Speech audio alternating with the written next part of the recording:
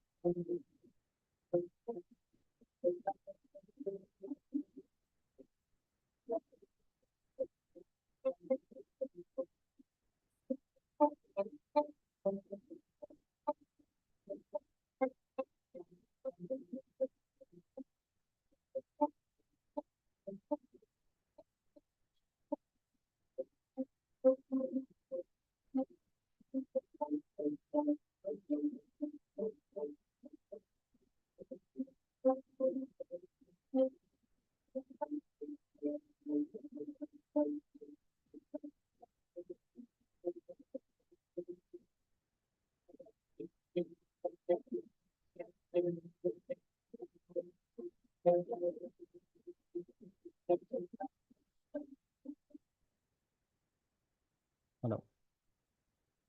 Ladies and gentlemen, a very warm welcome and also a very good morning to all of you. My name is Aditya Malik, and it's an honor and a pleasure to be your host for the inaugural edition of BW People Management, Leadership, and also the Strategy Summit. Today's summit, themed Innovating Leadership, Transforming Management in the Modern Era, will bring together thoughtful leaders, industry experts, and seasoned professionals in the field of executive education, management development, and also in specialized coaching with an intent to explore innovative approaches to leadership and also to development all across management functions, ensuring a unique and transformative learning experience. This event will also be followed by the BW People Exceptional Managers Awards ceremony with an aim to recognize and also honor the achievements of outstanding management professionals like you who have made significant contributions in this very field.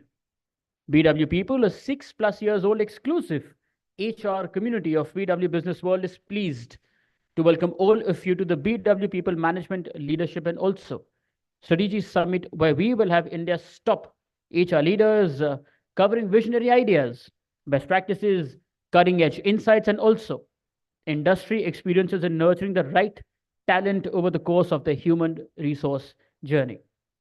BW People imparts the latest insights of erudite CEOs, corporate HRs, recruitment and staffing firms, HR tech providers, solution companies, government skilling organizations, and NGOs. This very community caters to freshers, job seekers, employers, employees, policymakers, service providers, and also each and every person related to the job market and the HR community. I please request our team to play the community AV to give us a sneak peek into the world of BW People.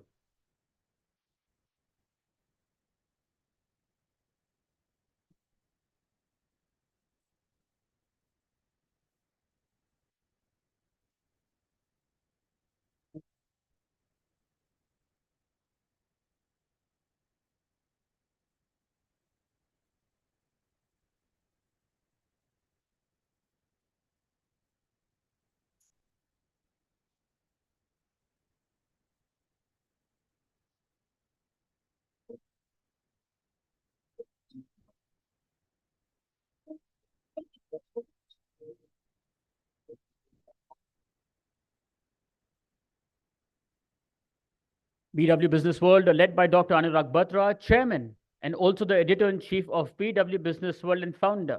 Exchange for Media Group is the fastest growing business media house in the country. With a network spanning across 24 niche business communities and 8 magazines, BW Businessworld is proud to be entrenched in various verticals in the domestic as well as global business ecosystem. And with changing times, BW now has a massive readership in the digital space as well. BW in its portfolio has 24 niche B2B communities that organize conferences and also forums to facilitate interactions between sectoral business leaders and also create a conducive environment for collaboration. To keep yourself updated of all the developments, please subscribe to the BW Business World Group magazines. I promise you, it will add to your professional quest for knowledge and also insight.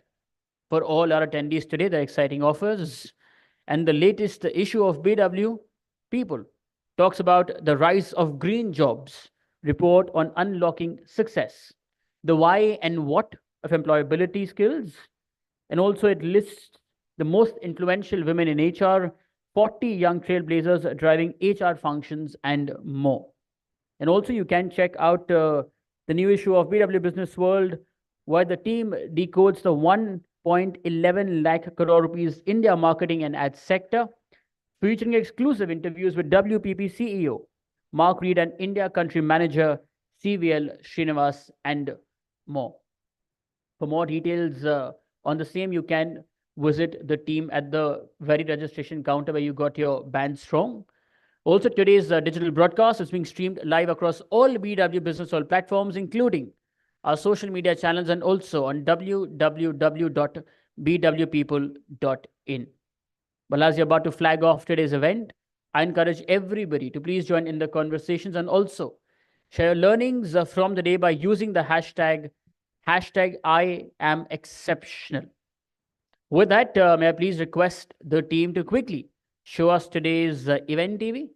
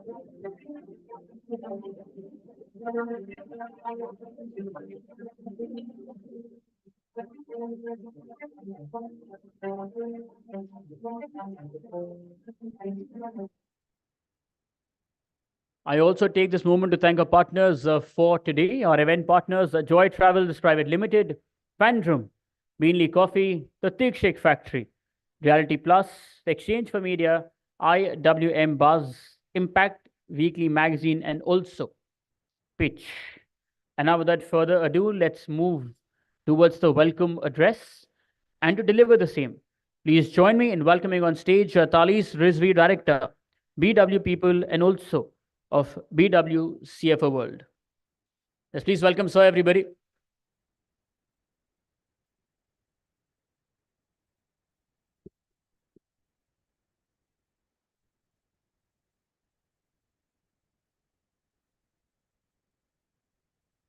Good morning, ladies and gentlemen. I think we have run a little short of time. We are supposed to start at 11:05, but in between, I have to intervene and talk a little about the event. So this concept came into existence sometime last year. We have been doing a lot of events which were around, felicitating the leadership, mainly the CHROs and people who are taking the leads in various functions. So we thought, why not come up with a concept where we are also looking at the people who are managing the grassroots for us. So that is where the birth of Exceptional Managers took place. And today we'll be felicitating them in the evening. And to build managers and the leadership in the organization, it is very important that we nurture the talent, we groom them well, and that is where executive education comes into existence. So Aditya already spoke about it. So today we'll be talking about innovative leadership, transforming management in the modern era. And we would like to hear from everyone through the day. We'll be having leaderships from top companies in the country who will share that how they have been nurturing the management at their spaces. So with this, I would request Aditya to come back and take over the stage and start with the panels, as we are running a little short on time. Thanks a lot. Be there with us through the day. Thank you, Aditya.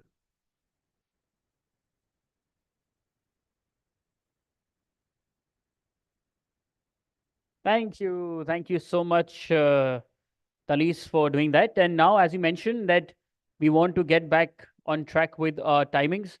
So let's move ahead with the first panel discussion for today. It's on redefining leadership for the 21st century. And while they're going to be setting up the stage, I shall introduce our panelist for this one. Ms. Rani S. Roy, CHRO, Signify India Subcontinent, Signify Innovations India. Mr. Prashant Khullar, CHRO, Ecom Express. Ms. Ritika Mathur, Partner, GT. Mr. Shalin Manik, CHRO, Franzian India, ITEL, Techno, and Infinix Mobiles. And this one will be chaired by Ms. Resham Sohail, Editorial Lead, BW Disrupt. And also, Resham, if you are here, she is not. I can't see her. Can you? Oh, there, of course. I'm very bad at spotting beautiful ladies in a Resham. Sorry with that. Just a humble request to all our moderators for the day. Please make sure that you keep a check on the time. A humble request. Otherwise, the organizing team holds me responsible. I don't really know what to do. All I can do is just stand here clueless, sending small slips, which our moderators very happily send back. So it's better to announce.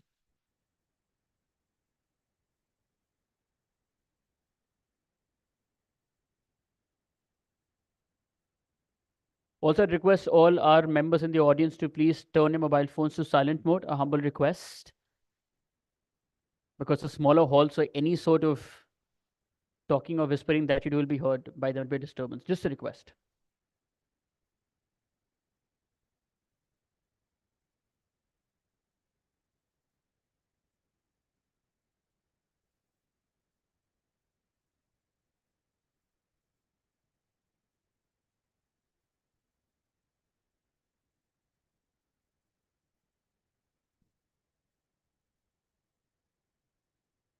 Okay, now with a collective round of applause, please welcome all our panelists and our moderator to the stage, please.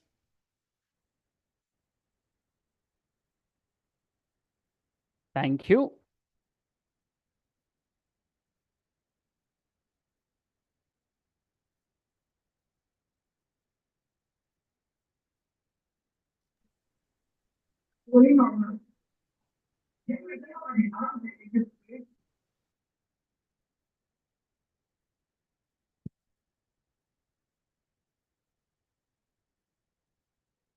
Hello.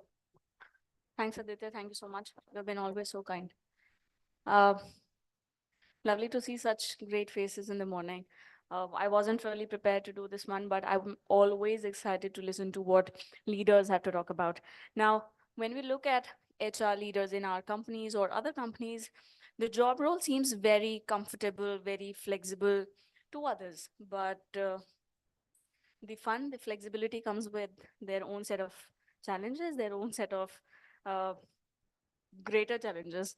Now, in your opening remarks, I would want to know, how has leadership changed over the years? Now, we are kind of born with the rules of the classic rules of leadership. We kind of used to read the rules coming from Jack Welch, leaders, the other leaders across the globe. Now, in these years, these many years, the rules across the domains, across the sectors, across the departments in the organizations have changed, have transitioned. How have they transitioned really? What part of the rules, and how are you redefining it? So over the years, how have the leadership rules changed in your opening remarks? Anybody who would like to start? Thank you so much. I think very interesting question. If you talk about rules, I'd say that, as has happened in a lot of our job roles, in leadership, rules have actually disappeared in a lot of ways, right? So we have now moved to more guidance-based roles rather than rules-based leadership. And that, I think, is kind of defining the way we are also looking at leadership and managing our teams across, right? Uh, I think one word that resonates with everybody across the domains, and therefore much more as leaders, is how we are creating ecosystems that allow flexibility and allow empowerment to teams, rather than really looking at, by the book kind of work.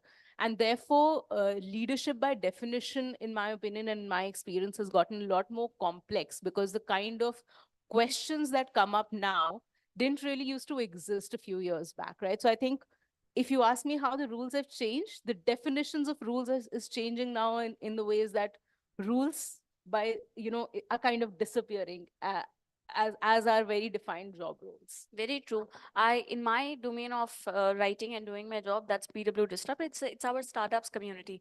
I get to talk to a lot of entrepreneurs, a lot of investors. In that culture, the culture of startups, the rules of organizations have really transformed, especially the culture, the skilling manner, the hiring processes. They have changed a lot.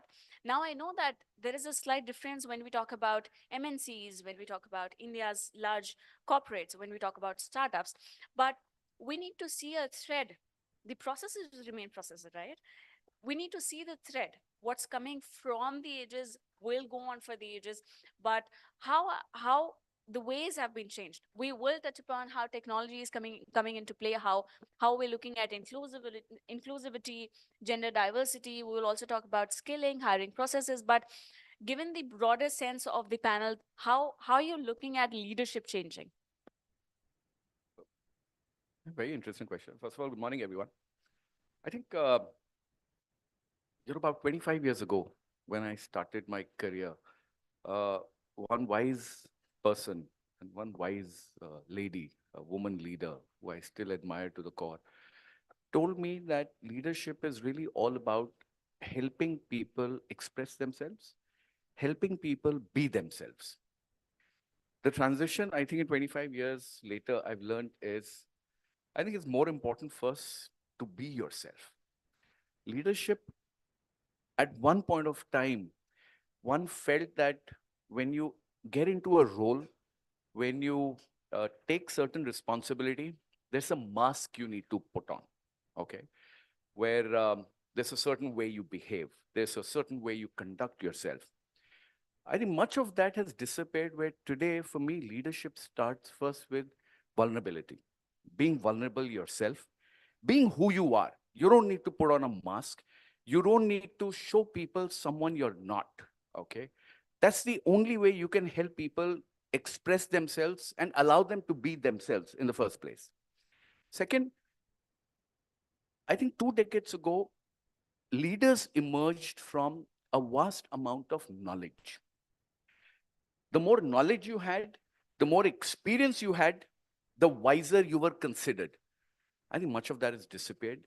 And what's more important today are leaders who are governed by a set of values, their behaviors, the way they approach not just people, but also situations, and how they are willing to take a step back and allow people to be in the forefront and let them take decisions with the assurance that I've got your back. Third, I think with change in technology, vulnerability, I personally, as a leader, feel that I remind myself every single day when I get up, I'm not half as good as the people who are working with me. They're far more knowledgeable. They have a much higher ability to take risks. At the same time, my job is to facilitate. My job is to allow them to express. My job is just to encourage, mentor, and more importantly than ever before, coach them. Good one. Good, Prashant. Thanks. Morning, everyone. Good to be here, and thank you for having me. I think I think the way leadership is changing is this whole definition of leadership, and that's what I quite openly talk about in organizations that I work for. Typical old school mentalities, leadership is with your number of years of experience and the roles that you've done. that define what you're doing. I think leadership is not dependent on the number of years of experience or the grade. It is about the characteristics and something that Prashant touched upon. I define leadership with three key metrics, and that's what I tell people. You could be a very young person, but you could still take the lead. So the colloquial term of leadership is, and hierarchy is not just the first thing that I always talk about is how are you taking decisions and how confident are you to be able to take decisions. And that's a very big word where you can't default it to anyone else. So empowerment comes with a lot of accountability. You have to be accountable for the decision that you have taken for yourself and the team. That I think is the first one. The second one, which I'm borrowing from Prashant and which I talk about always, is trust and authenticity. You know, how do you impart trust in and around yourself, and how are you authentically always having your team's back? And third, I think leadership is about being, being a, servant leadership is very common, but I think what I'm talking about is how can you be humble to accept the diversity of opinions without feeling challenged. So very important that you could be anywhere in the organization. The rules of top-down management, top-down, policies have changed to guidelines, to have changed to nudges. So, even the languages that organizations are using are getting different. So I think leadership in its colloquial term doesn't exist anymore. You could have a leader in a team here, the youngest person can take the lead because he or she is happy taking the decision, building trust, giving people the confidence to be themselves. So I think those would be very Very true. But two things between two of you. You mentioned about witnessing different set of opinions. You mentioned about vulnerability. Very difficult for a leader. Very difficult for a leader. Charlene, you would like to I add just to- wanted to add up one thing. Obviously, Prashant has said, and she's also mentioned. For me, leadership is leaders is not a role right now. It's basically a dynamic skills which evolves with times. So as and when organizations gone through unprecedented times, you will really require somebody who can really navigate you through that. And for that, it require effective leadership. So that's how the skills is required, and anybody who can perform and take the organization further. So it does not depend on that I am a leader, but I'm not able to do navigate the organization to the next level or maybe challenging times. You need somebody carrying that skill to really take you through. I think that's what the the new gen leadership is all about, that you found out that skill, somebody who can really take that through. So very, very important. Plus trust, all that is part. But today, somebody, a leader who can really understand the cultural intelligence is very, very important aspect of it. We talk about empathy, emotional intelligence, but the way the organizations are, the global organization, it is very, very important for the leaders to understand the cultural intelligence, because if you don't do that, many times you found out that you cannot become a global leader. So, and that could be clubbed with emotional intelligence, because obviously you need to understand people emotion, manage yourself well. You have to have your self-awareness and then understand others in order to provide solution, which is in the best possible way for the organization. So that part, I think there is a change in the leadership role, that cultural intelligence plays a significant role. In fact, in the organizations where we have a global presence, or maybe people with different cultural background. So that's my point on that. Before we kind of close with these softer metrics, soft skills, or emotional quotient, I want to go hardcore on strategies where we can touch upon technology, where we can touch upon how are you upskilling. We can talk about inclusivity and diversity. Anybody who would like to take upon how technology across these segments, across the departments, how are you looking? I would like Prashant to take this up.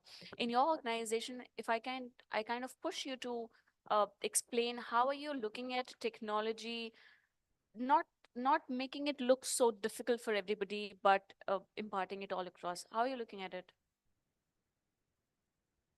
Thank you. I think today, technology is not a choice really left anymore. It's True. something which is either learn to live with it or you're gone. And the first thing that comes to my mind when I talk about technology is simplicity.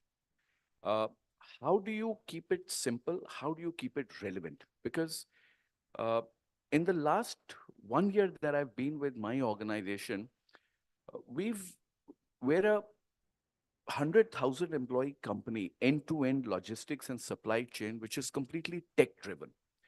Very recently, we launched a product called Bullseye, Bulls AI, where automatically correcting addresses. You'd be surprised that, you know, we deliver couriers, parcels to your house. And our motto is, Har parcel mein jaan basti hai. Okay. So whilst there's an emotional quotient to it, a lot of our frontline employees used to come to us and tell us that our productivity is sometimes not to our own expectations. Forget the organization's expectations, because it's just impossible to figure out where I need to go, where is the address. And there are addresses, trust me, some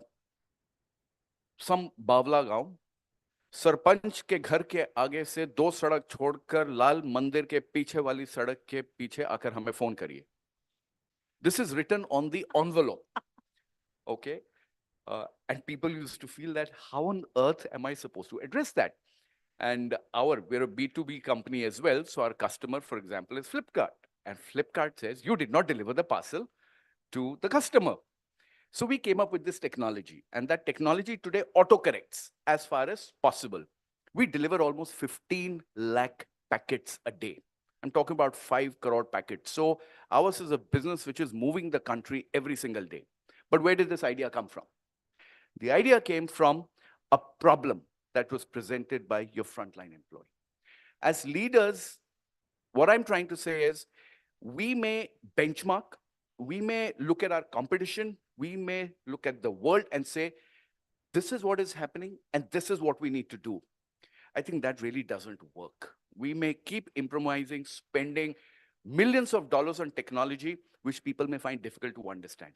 All it takes is spend time with your people, understand what are the problems. The biggest job of any leader, with or without a title, is helping people solve problems.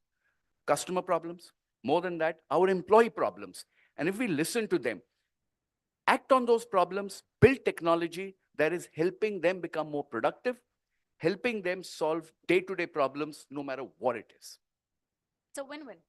Yeah, I agree. I think, look, in this era where it's dominated by technology advancement, any organization who is not using technology definitely does not have a competitive advantage. And I'm sure the way businesses are, everybody wants to be in the race altogether. And digital transformation, I'm sure at every level of the organization they are into. Maybe some are only digitizing it, some are into digital transformation. It depends on the level that they are. But it is a must for all the organizations to get into it and get into it now. Because if you see, the 30% of the workforce right now are Gen Zs, and it is going to go up. And these guys are born with the tech spoon only, right? If you don't give them that advantage, I'm sure they would not be very keen. And as far as the organizations are concerned, businesses concerned, if you sit in the boardroom, all the big leaders want to deliver more with less. And especially people who are in human resources, you have that responsibility to make sure that you have a blend of people and technology put together in order to deliver results. So without technology advancement and putting the tech in place, you will not be able to. But I completely resonate with what Prashant has said, that it needs to be very simple, because generally people put technology during the rat race, right? But they need to put people at the center. Is it simple? People will accept it. How well they're going to really maneuver it, manage it, and accept it and adopt it. And then only they will use it. So there we make mistakes. And plus, technology will give you an advantage to give data-driven results. That is very, very important. Today, we all are sitting with humongous data, but how well we are analyzing it, processing it, and giving right inputs to the leaders, which all the leaders would want, because that is as a sanctity to give. So tech has the power to deliver all that, and which is why organizations are more and more into it. But my caution to all the organization, especially HR also, don't be into rat race. See where your organization is leveled and then introduce tech. Then only it will give you advantage. Otherwise, it is going to fall flat. I know many people, and sorry if anybody is from the government side, if you go to any government organization and we have people, senior people who have been managing, they say that any new thing comes, they introduce it. But half of the time, even they don't use it also. They're just spending money. What is the point of not using technology when you are not going to use it?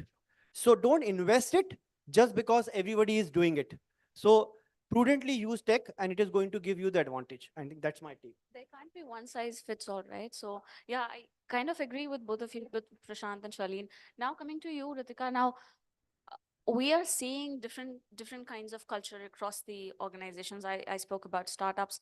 Now, uh, from the ages, over the period of time, we are seeing different set of skills, different set of challenges coming in for leaders, for employees all across. Now, this this era of globalized culture in organization, how are you gelling with it? How are you liaising with it?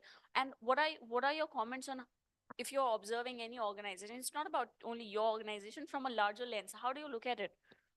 No, I think very interesting question.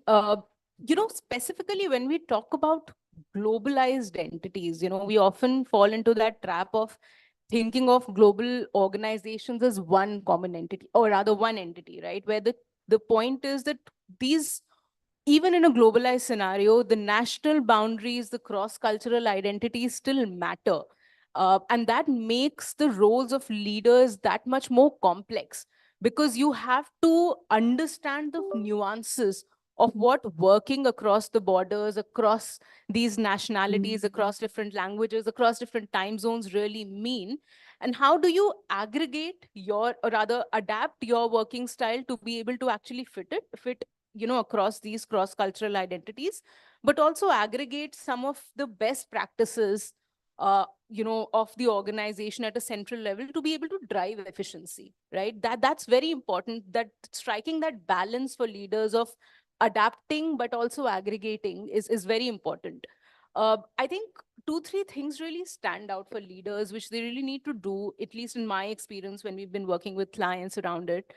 One is, how is it that you are defining, but also more importantly, communicating a shared vision and a common goal across these organizations, right? Because unless and until all the employees across borders talk a similar language of what is it that we are together trying to achieve, it's very difficult to actually rally around, right, together. So identifying and more importantly, communicating a shared vision becomes of paramount importance. Secondly, also, how is it that you're defining your organizational structures, right? Organizational structures particularly become a very important point in large multinational organizations, because you want to keep a management, or rather a strong governance, while still creating a management agility. You don't want bottlenecks to get created, particularly, well, for example, you're working across time zones, right? You don't want very strong bottlenecks to get created, but you still want governance to happen. So how is it that you're aligning your teams to stay agile, how you're creating clarity in what the roles and responsibilities are, what your escalation matrix are, what your authority levels are? That becomes very important. And the third piece is, how is it that your systems are aligned? And systems, I'll go beyond just the tech part. That is, I think, hygiene now, like both Prashant and Charlene mentioned, right? Your technology, how the systems interact with each other is very important in these organizations, but also your people architecture. Your systems around how you are recruiting, what is the kind of skill set that you're bringing in, which aligns with these global methodologies and global practices. How is it that your performance management, for example, is aligned? Are you using very old school metrics which don't really apply to a global organization, or you're really evolving, you're really adapting? Those kind of things become very important. And I think as leaders, as both Charlene and Prashant also mentioned, contextualizing some of these practices to fit organizations across these national boundaries becomes very important. And that's why I mentioned in the beginning, that's where the leaders' roles are becoming a lot more complex now, because like you very rightly said, it's no one size fit all, even in the same organization. True. Now, Irani, if you want to add to it before we jump on to the next one. Yeah, I think one of the nuance that I see myself grappling with is the geopolitical environment of the global, entities. What's okay and what's happening in Israel. How are you reacting? How are you responding? And there are, in a global organization, I think that sensitivity is also something that's left to human resources at times, because people react with emotions. And the reality of setting up a culture of what is okay and what is not okay, given the emotional context of a very diverse uh, workforce, is a new imperative that I have experienced in the last 4 or 5 years to grapple with. Otherwise we were very well cushioned within the boundaries of nationality and boundaries of what's okay. And I'll give you a small example of pay transparency. In the organization that I work for, Signify, which is as well Philips Lighting, US market has 100% pay transparency. Yeah, you declares compensation of every role, every individual. Bring it to India, and the first reaction is, lo and behold, how can you even do that? How can you think of that? So I'm giving you a very small tactical example of HR processes to how are we as an organization allowing our people to respond to something which is very close to their heart. So those nuances also in the cultural context become extremely important. Otherwise, we would just think system, process, people. And now there is this world that's opened up with all that's happening across the world. And very depressing, but that's the reality of how world responds and the political situation responds everywhere. Yeah. True to that sense, in India's context, currently, when we can see people's reaction when the elections are going on. Yeah. So it's highly relevant that we get to see different reactions across the set of people we work with. Now, she mentioned about recruiting. Now, I would like to come to that part. The processes have changed. The processes have taken new shape. We talk about hiring, recruiting. Now you get to deal with Gen Zs, now alphas. So how are you looking at it? What has really changed? What have been your observations and experience like?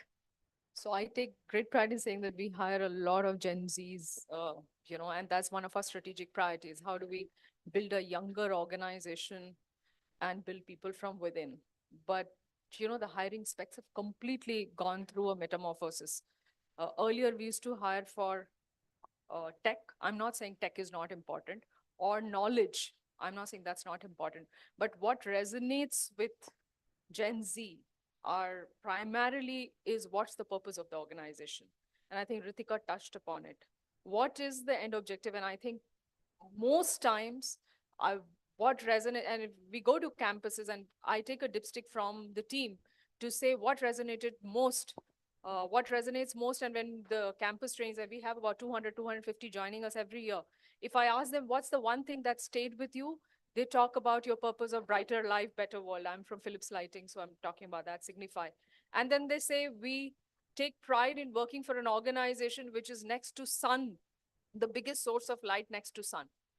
That's got nothing to do with our B2B or B2C business at all. But what these kids, I would like to call them kids, remember is that the purpose of the organization is brighter lives, better world. And we are working for an organization that's creating a sustainable planet. I think that resonates with them. The second thing that I think very important is, and Prashant talked about it, is the real sense of empowerment. I think how are you empowering them to take risks through projects? I'm not saying unstructured, but structurally give them experiences so that they feel empowered to be adding value to the organization. So connecting the purpose to their individual contribution is very important. Otherwise, you give them their KRAs and then they'll say, I don't know how it leads to brighter lives, better world. So, I need to contribute to that. And that was very important to join the dots to say your role here and this project will lead to this, which will lead to the purpose of the organization. Third thing, I think Gen Z is very, very high on continuous learning. I think our generation was very happy with a milestone. Oh, I have done an MBA. Oh, I am an engineer. Oh, I am this, I am that, I am a lawyer. I think this generation is never satiated with a degree. I think their idea is, how is an organization investing in me to be able to learn continuously? And I think that's important. I think it's just, a theory of evolution that these kids are thinking this way because that's where the world is moving. All of us need to evolve every day. So these three nuances, I think, are extremely important. And I know I just met a lady in the audience, sorry, I forget your name, but the other reality, which is a mindset shift for the colloquial leadership, is issues of well-being. You know, the issues of well-being are of much more prominence. Earlier, you know, we used to make policies around physical health. And they are passe. You know, mental health is real. So how are we creating, and we can stereotype a lot as leaders. Oh, you know, if she is not feeling well, she has mental health issues. God only knows what's this mental health. Work-life balance. I don't know how these kids don't work long hours. So our stereotyping is so high that we really need to understand where, you know, this generation is coming from. And I think one of the things that this generation is coming from is shared access to information. We never had that. So they have access to information. I think the stress that they go through is much higher than when we were capsuled. So very important that as you nurture these people, because we have an imperative to at least make sure that 80 to 85% of them stay with us and build careers with us, is to give them this ecosystem. So I know I went a little broad, but this is very close to my heart. And when I see them successful, it really gives me joy. So. Good one. Now, the bit you mentioned about your vision, now children responded to that one. In my personal understanding, I really hold this part of leadership very critical, where you see the new joinees kind of not only knowing your vision, knowing your organization purpose, but breathing it, living it. And that's the core purpose of what you are bringing in the organization. Now, I'm coming to you, Shaleen. When we talk about organization and leadership in that, across the roles, across the departments, in your sense, in your understanding, what can be the 3 potential challenges for a leader to witness that is pretty tough to answer, to pretty tough to solve, but you get to confront those? What can be 3 potential challenges for you as a leader? So as a leader, the first challenge, since the business becomes so dynamic, what is true today may not be true tomorrow. So how you are making your organization people the future ready is one of the biggest challenge for me as a people function leader, which means that how people are embracing learning, reskilling, upskilling on a regular basis. She talked about learning. That is the biggest aspect. There are people, because obviously you have a team mix in each functions, and you have people who've been in the system for 15 years, experience of 25. Their learning agility would not be that as much high as the Gen Zs.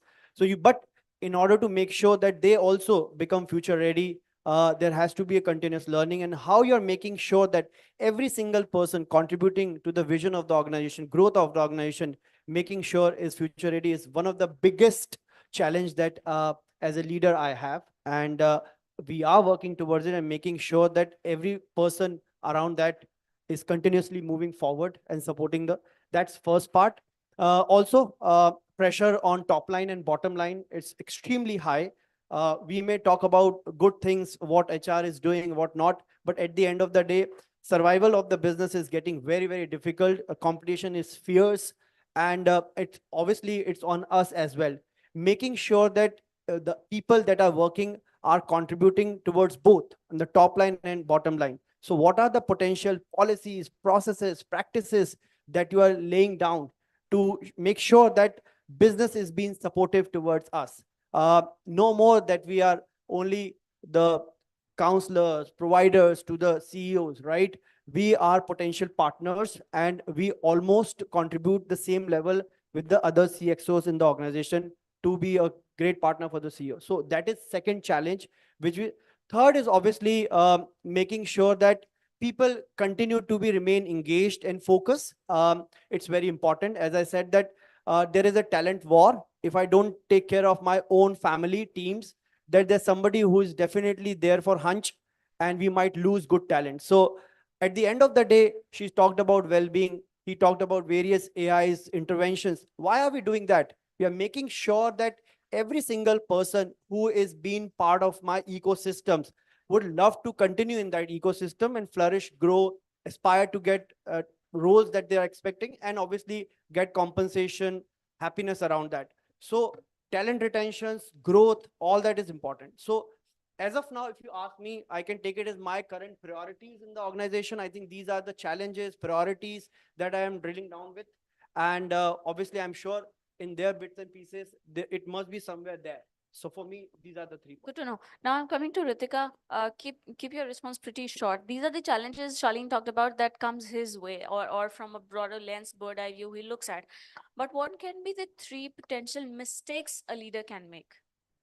I think one big piece that we spoke about earlier itself, right? So particularly for the younger population that comes in, the Gen Z population that we talk about, one big issue that happens is when they don't get really the big picture on what they are really expected to do, right? So when we keep metrics, particularly at entry level, very transactional, they only get to understand only a part of what they're doing, but not really the contribution that they're making in the bigger picture.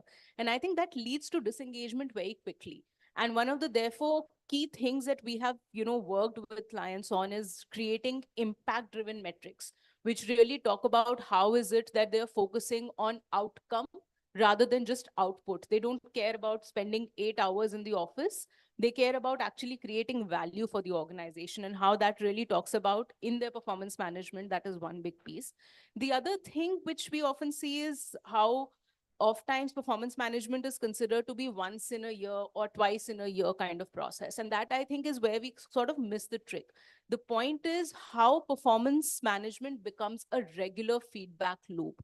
When is it that somebody is actually showcasing the interest in giving feedback and also taking feedback back with them on saying how is it that a career growth can be created for people here? It's not just about coming and doing their work and going back home. How is it that you're creating an ecosystem of growth for for the employees? That is what really helps in long-term retention. Once in a year or twice in a year performance feedback really does not work. And I think the third piece, which is a new age factor, but we have seen a lot of success in some of our clients, is talking about personalization of rewards. It's like you very rightly said in the beginning, one size fit all doesn't really work, and that is very applicable in across the rewards and recognition scenario as well. We have to understand at this point of time there are 3 different generations working in our workforce, right? And therefore the requirements and the motivation for each of these 3 generations is very different. How is it that you are actually able to generate value for somebody in your rewards and recognition program and able to personalize it at least to an extent where you're talking to these different demographics? That becomes very important, whether it is through long-term incentives for, let's say, the younger generation, which is coming in through rewards like ESOPs, etc., or bringing in value through profit sharing mechanisms. So there are different mechanisms available to us at this point of time. The success lies in understanding how do you contextualize it, and by breaking down your demographics to understand where it would fit in well. Prashant mentioned an anecdote about a lady he admires. I admire a leader who doesn't really need an introduction, Shiv Shivakumar. And I really closely follow his post, his briefings and all. Recently, he mentioned about how CEO's role is being kind of dynamicize, or what should I use a word like that? So he mentioned about CEO is not about being a chief executive officer. He's also chief empathy officer. He's also chief energizing officer. He's also chief engaging officer. So a lot of responsibilities coming over. Now, Prashant, I want to in a simplified manner, want to understand you as a leader doing your 100%, right? Across the domains, across the challenges, across your own KRAs, doing the upskilling trainings, recruiting, you're always overseeing all the job roles. But what can be the metrics for a leader to kind of measuring your success as a leader? Thank you. Difficult one, huh? I think it's a very interesting one because one thing which we all say is constant is change, and the way the world is changing. You would have heard how we've moved from a VUCA to a bunny world. Different topic for different discussion another day. But what it does mean is that, number one, I'll break this question into 2 parts, where one is the softer side metrics of how you're able to still inspire people. Okay, so I would look at more than engagement, experience of people. That how am I as a leader still relevant to a Gen Alpha, where the difference in experience is about 25 to 26 years. And what am I giving them as a reason to look up to me? Very impressive. Okay, Very that's impressive. number one, a metric that I would look at. Number two is how much of my knowledge. When I say knowledge, I purely mean wisdom learned through experiences. Otherwise, today, I see these young ladies and gentlemen sitting, they know far more because your access to technology, your ability to use technology and hunt down what you need is much faster than some of us, including starting with me. So my thing is, how do I, over the last 2 decades of experience, share that knowledge is another soft metric. At a harder metric, number one that I've implemented recently in my organization is I make sure that any of our CXOs, okay, including me, none of my KRAs flow down to my team. Shocking, isn't it? Usually, if attrition or retention or whatever engagement, and I send a message to my team, including the youngest person, that I am as responsible for contributing to the purpose of this company as you. And your collective work is not going to help me get a score at the end of the day. And I've made sure that every level of leadership, no KRAs are replicated in my company. Leaders must have their own individual. We go by the 3+1 rule, only 3 KRAs and 1 project. That defines 100%. And the 3 of my KRAs none of my team members are contributing to that. So that's a metric that I'm looking at in terms of that we treat each other as equals and that each of us is responsible for it. The second hard metric I'm looking at is how am I able to, we don't focus on attrition. I am only focusing on how am I able to retain the top talent in the company. Okay. And from where we're coming with an approach is really whatever it takes, excluding compensation. Okay, as simple as that. That money can't be the only lever for me to retain someone. Have I created the right culture? Have I created the right listening channels? More importantly, have I created the right opportunities, which means today, are my roles meteor? Are my roles something that inspire people to want to wake up in the morning and rush to work to get things done? These are things that, I'm Wonderful. We are left with 1 minute. In 1 minute, 4 of you, I'm coming to you one by one. If I were to push you to give one leadership, what should I say, a lesson in addition to the classic rules of leadership, what would it be? One classic leadership rule you would like to add into the huge list of classic rules? Who would like to start? As a leader, don't do things when you don't believe in. I think very, very important. You should only action upon when your heart goes out. I think that's what my philosophy, irrespective of what people say. As a leader, once I convince myself that this is the way it should be, then my entire approach, action goes into that. So I believe in this theory, Good and one. till now it's working out well for me. Good one, Irani. Be authentic and walk the talk. Interesting. You all are on the same page, huh? I think I'd say self-awareness is very important for a leader, because oftentimes when we reach a higher level, we forget what our, key challenges and what our strength areas are. So therefore, you need to be able to be self-aware to be able to bring out the best in yourself. Only then will you be able to actually bring out the best in your team. So self-awareness for me is paramount. I think for me is take decisions, even if it's the wrong one. Not taking a decision is a sin. Very interesting. I have a huge list of takeaways from this panel. I loved this one. I must thank each of you for making time for this one. Thank you so much for joining us. Back to you, Aditya. In time.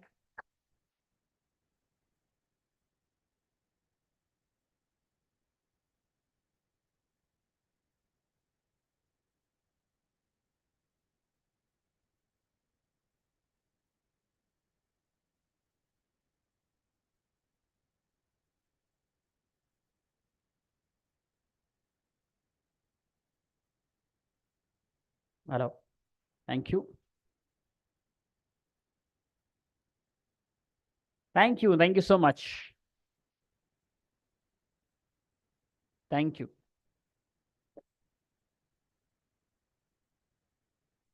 With that, we move ahead with our next panel discussion on the future of executive education and learning.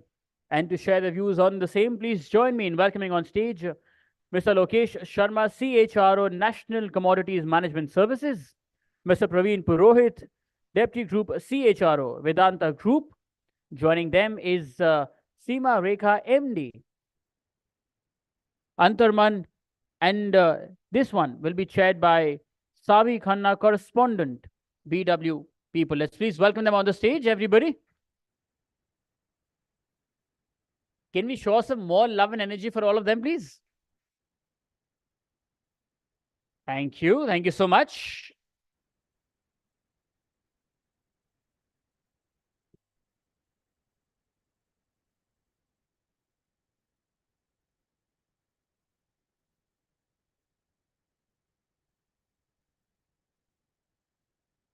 Well, good afternoon, everybody. Thank you for joining us today. I would like to welcome all the panelists. Thank you for taking out your time and being here with us. Before we start the discussion, we can have a quick round of introductions about what you do, what your organization does, because we also have a lot of students here, so they can learn a bit more about you and your organizations. We'll start from Mr. Praveen. Hello, I'm Praveen Purohit. I am the Deputy Group CHRO for Vedanta Group, which is into natural resources company. And we are producer of zinc, aluminum, copper, silver, all those commodity which generally you hear about, all those not so sexy kind of products. That's the something which we built for the country. And very glad that, we as an organization, 100,000 people, we work towards building nation agenda. We contribute about 1.5% to the GDP of the country, so on and so forth. But I think giving back to society is something which is very close and core to our heart. And that's what all the 100,000 people who are spread across 50, 70 locations, I think they enjoy the most. And we will talk more about it. The topic is very, very exciting. So looking forward to interact, learn from the panel and share some of the experience with all of you. Thanks. Thank you, sir. Mr. Sharma. Hi, my name is Lokesh Sharma, and I represent here as a CHR for National Commodities Management Services Limited. We are among the largest service provider into the commodity management or post-harvest services management domain. We provide services, the warehousing, the silos, the testing and certifications across pan-India. We have a wing for agricultural consulting as well. So how NCML is basically helping the bone of the country, which we say the farmers, the industry, which is into the commodity managements, and that's about NCML. Thank you. Thank you. Hi, Hi, good morning. Thanks, Avi, for having us here. I am Seema Rekha. I represent Antarman Consulting. We are a very unique kind of wellness solution organization. We provide end-to-end wellness solutions to larger organizations, primarily starting with designing wellness strategy, which includes even infrastructure and processes, and of course, wellness intervention. But we don't stop there. From the data we derive from wellness, we use that data for designing HR policy, specifically in learning and development and organizational change management. Thank you so much, Ms. Seema. Now, coming back to the topic for this discussion is the future of executive education and learning. This is an era of constant disruption where we're seeing huge waves of digitization, globalization, the market dynamics, they're shifting every day. So there is a huge need for executives, for leaders to reskill themselves, to expand their knowledge base, and to also adapt to the emerging trends in the industry, right? Now, talking about trends, we'll keep the first question open to all the panelists. We'll start from you, Ms. Seema. What are some of the emerging trends according to you in executive education and learning?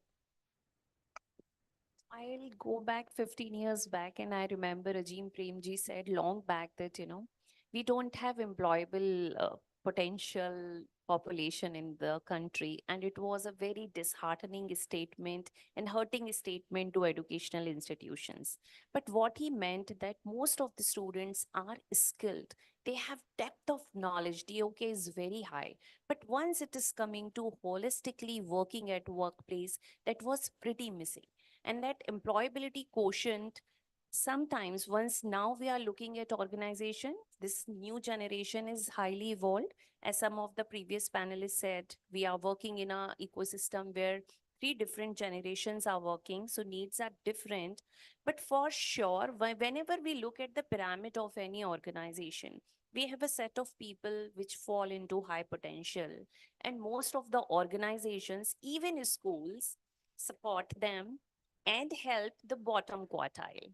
But there is in between, there is a hard choice, a large amount of employees which have skill, but they are not able to navigate through the right direction. And again, you further down, make another pyramid within this hard choices. You can again see that how you can upskill them and you can take them ahead. So this all jumbling of perception about the workplace, which is changing the narratives for so many new coming, generations. And this has been a consistent narrative that, corporate culture is not good and you are going to stuck in that. But trust me, organizations, we just heard, they are putting lot of effort. So this thought is, I think that is the key to break and entering in a workforce to contribute with a purpose and aligned with that purpose. Very rightly said, Ms. Seema.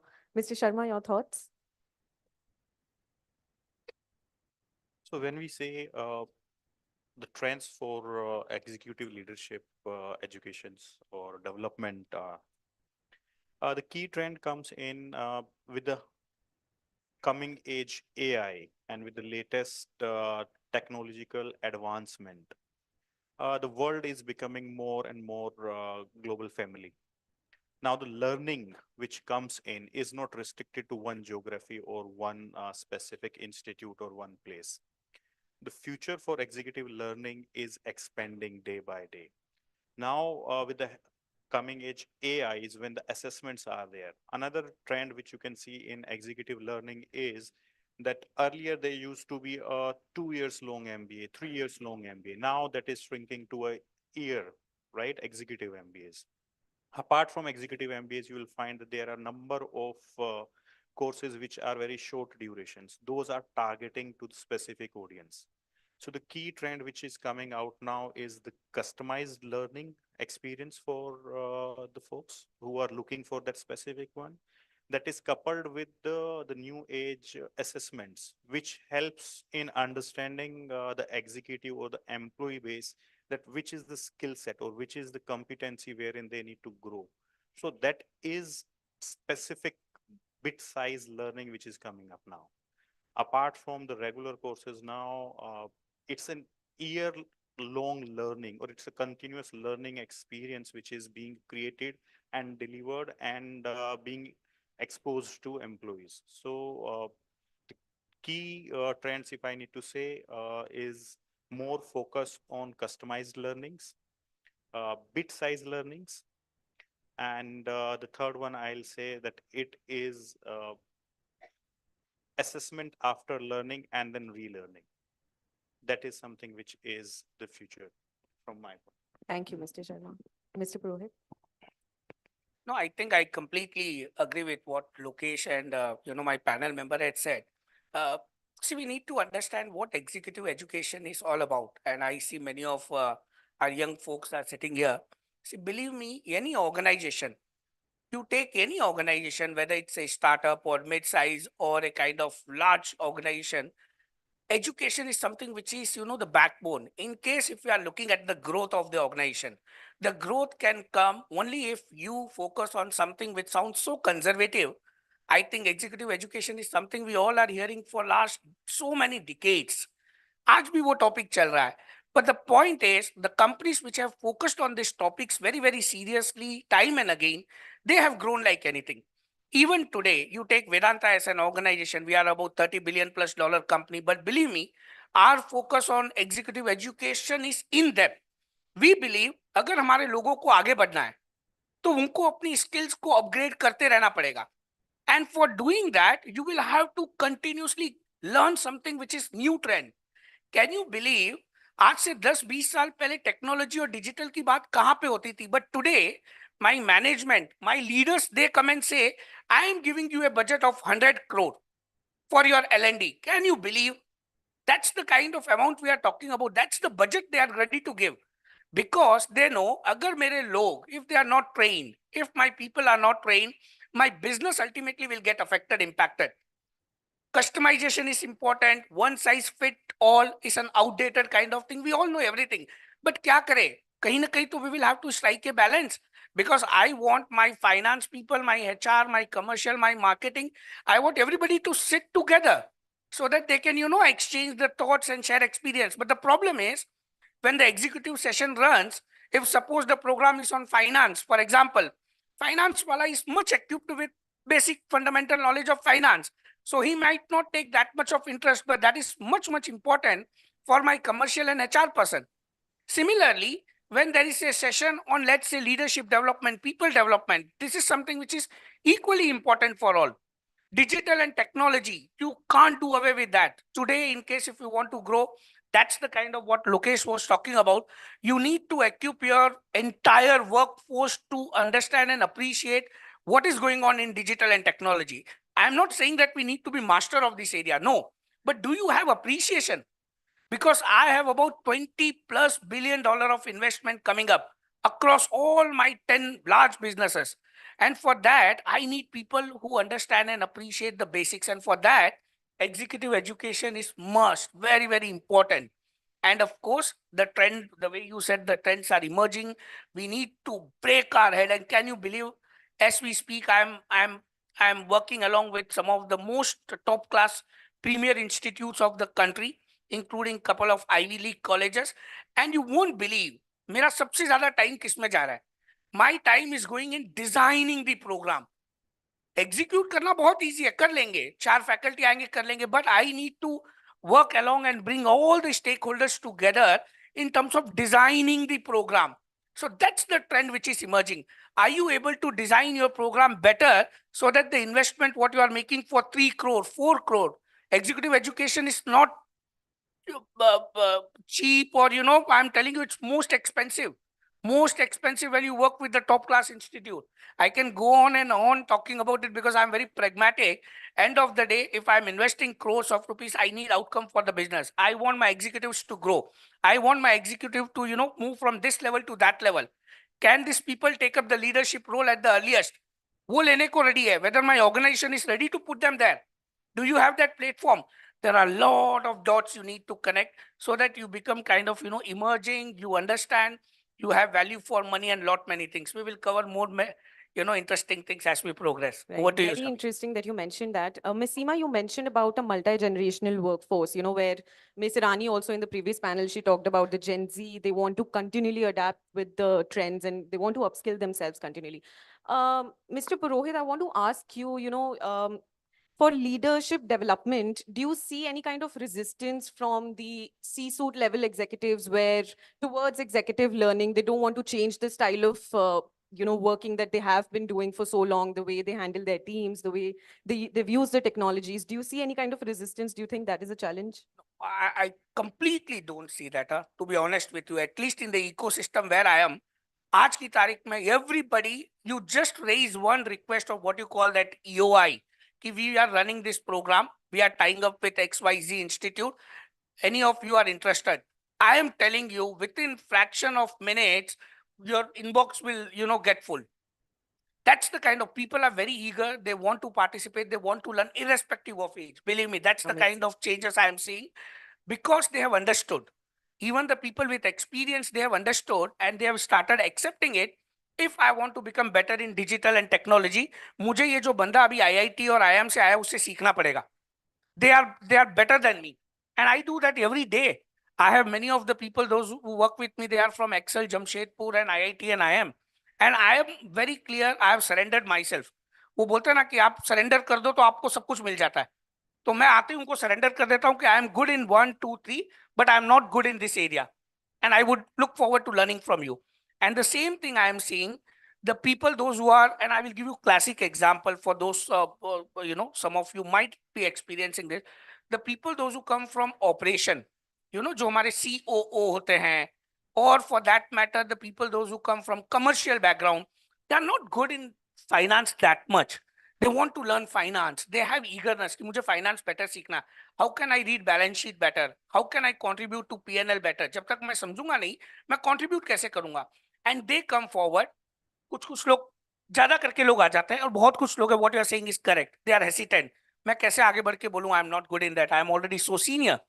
But the point is, if you don't tell, when you participate in any competitive program for your elevation, the coach, the panel, they will put something in the report that the person is excellent, बहुत बढ़िया बंदा है, सब कुछ है, इसको थोड़ा P&L और फाइनेंस थोड़ा बेटर सीखना पड़ेगा. ऑपरेशन में he is excellent, but he is not good in marketing, commercial and people skill. You will get those kind of feedback, and those feedback becomes a kind of input for you when you run the program for executive education. But all in all, if you ask me, people are very excited. Everybody has understood that learning is something which can take them to the next level, and they want to be part of those learning things. Great to know that. Mr. Sharma, you touched upon the aspect of technology transforming the management learning today. With generative AI, Meta coming into the space, so many new technologies are coming, even for people who are working remotely. What kind of technologies are you using at your organization? How do you think technology is transforming the learning process? See, in today's working environment, or I say that organizational environment, learning is not something which is for a time being requirement. It's a continuous exercise and approach. So how it works out is basically that you need to run continuous assessments. You need to provide the learning opportunities. You need to provide the bit-sized learning to the workforce. Now, in my kind of organization, when we have presence over Pan India and our team size is very limited, which is at our different geographic locations. These are warehouses, so a maximum 2 or 3 team members who are available there. So to provide the learning opportunities to them, it's very difficult if you can arrange a face-to-face kind of sessions for them. And it's not practically feasible as well. So how we come out, or what is the best way to deal in this kind of situation is that you provide an online assessment for them and provide them a host of library of learning experiences, exposures, wherein they can equip themselves. And then again, these technologies are equipped themselves to assess them again after the learning, say after a week, after 10 days, after a month or 3 months. And if they feel that, okay, there is a evaluation which says that, okay, learning, again, we need to do the relearning for them, it's again available. More importantly, when I look into from a leadership point of view for these learning experiences, these learning interventions are linked with their quarterly assessments. As rightly said by my co-panelist, saying that when my leadership team, when their evaluation happens, right, their evaluations might be happening once in a year on a paper pen kind of situation.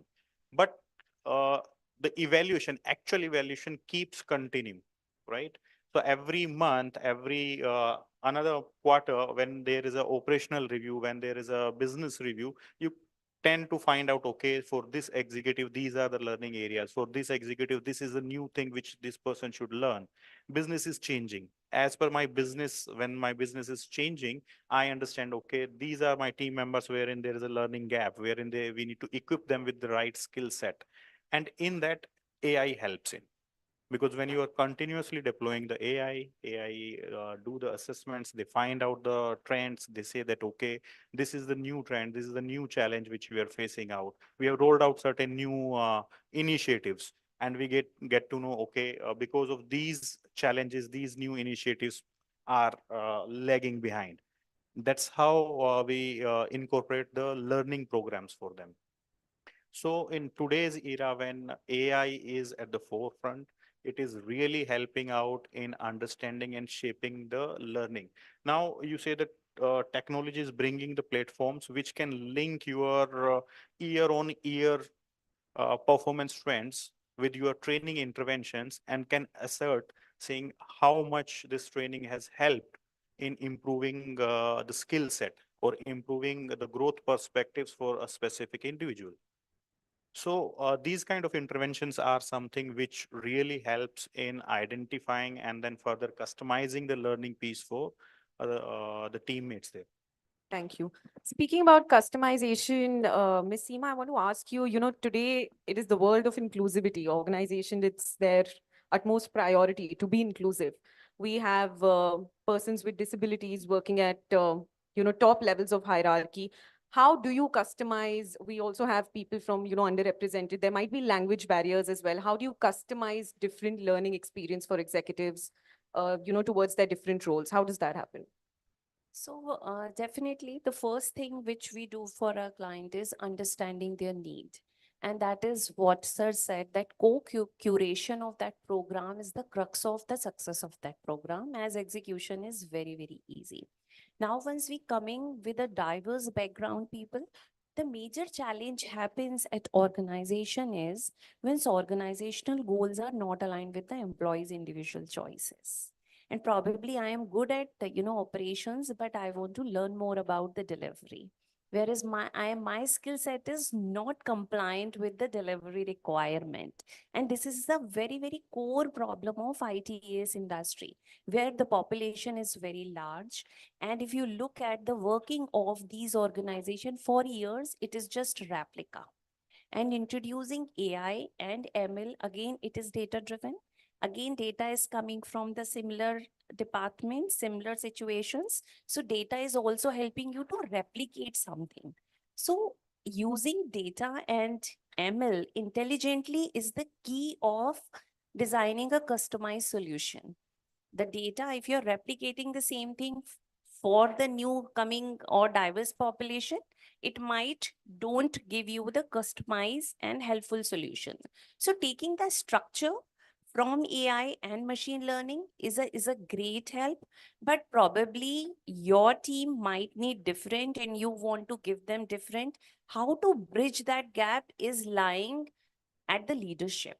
How they will make us a solution or a program for their team member where their both needs are getting resolved, their personal needs also and their professional needs also. For example, I am into maybe software designing, but I want to learn about customer experience, which might not be the requirement of my employer right now.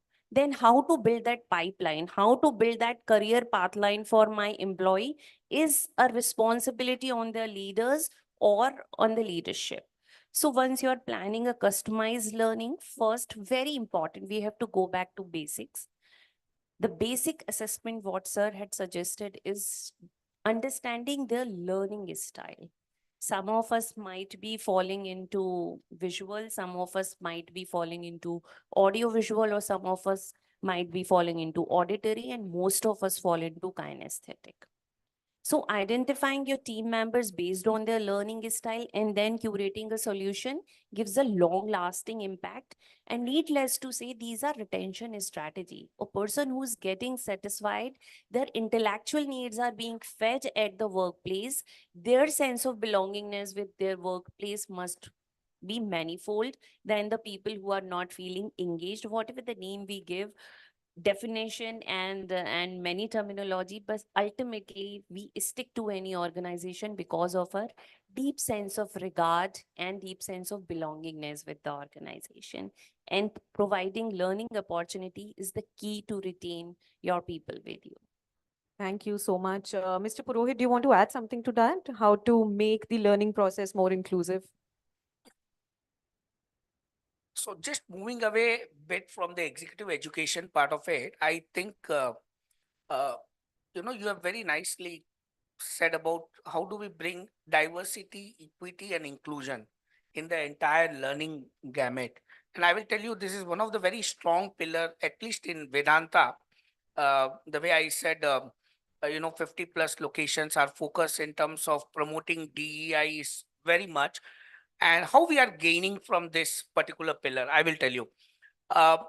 I hired 2,000 people from campus year on year. And I think I would be one of the largest recruiter in the manufacturing space when it comes to hiring people from IITs, IIMs and NITs and so on and so forth. I hire about hundreds of chartered accountants, hundreds of MBAs and engineers. So that's one part of it. And I will connect all the dots. Number two, as an organization, I have about 70 expats specialists working with me. When I say 70 expat and specialists, they come from 30 different nationalities. Can you believe 30 different nationalities working together in one geography, India, how much benefit they can give? And when I say that I have 2,000 people from campus, you won't believe they come from Kashmir to Kanyakumari. They come from the extreme northeast of the India to some of the minority colleges of the India. And then, of course, there are various other segments which make this particular. I have about 70 to 80 of transgenders who are working in shop floor, who are working in a kind of, some of the finest impactful role of the business. Transgenders, which we have never thought. Can you believe few years back, हम इस बारे में बात भी करते थे? And Shavi, when you include all these 2,000 people from that kind of geographies, 30 nationalities working together, when you have this strata of people, ये जब सब मिलते हैं, I am telling you, the learning what it generates for the organization is so impactful and so tremendous. I think that's the benefit we as an organization take and enjoy. And that's the reason our focus on innovation. Each of the location, each of the businesses, we tell how can we bring all these people together, create a cross-functional team and ask them to work on some specific project which can give them, of course, a lot of learning, but that can have a huge impact on my business, on my P&L. And I am telling you, those who come from IITs and IIMs and those new colleges, plus this 30, 40 year of experience specialist expats working along with them. And when you have a full blessings of management, that becomes a kind of magic what happens in the organization. That creates learning. But do you have, आपको platform देते हो क्या? Do you encourage that? Do you empower that in the organization? That's the crux. वो बहुत जरूरी है, because Shavi, the main point is, it's very easier said than done. ये करने में बहुत मेहनत लगती है. मैंने जो बोला है बोलने में बहुत easy लगता है, but when you want to make that happen on ground, when you have such a huge geography and ecosystem and hundreds and thousands of people, how do you make it happen? उसके लिए open-mindedness, positivity, blessings of leadership, everybody coming together, that plays very, very big role. And that is for me, is customization of program. Rather than, directly get into the content part of it. पहले वो ready करे, फिर content भी ready हो जाएगा मेरे लिए.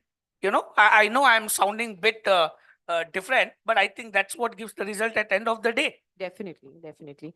Thank you for sharing that. Vedanta is doing great in this space. Mr. Sharma, my next question to you is about collaborations. What role does collaborations with academia or let's say industry associations play in leadership development?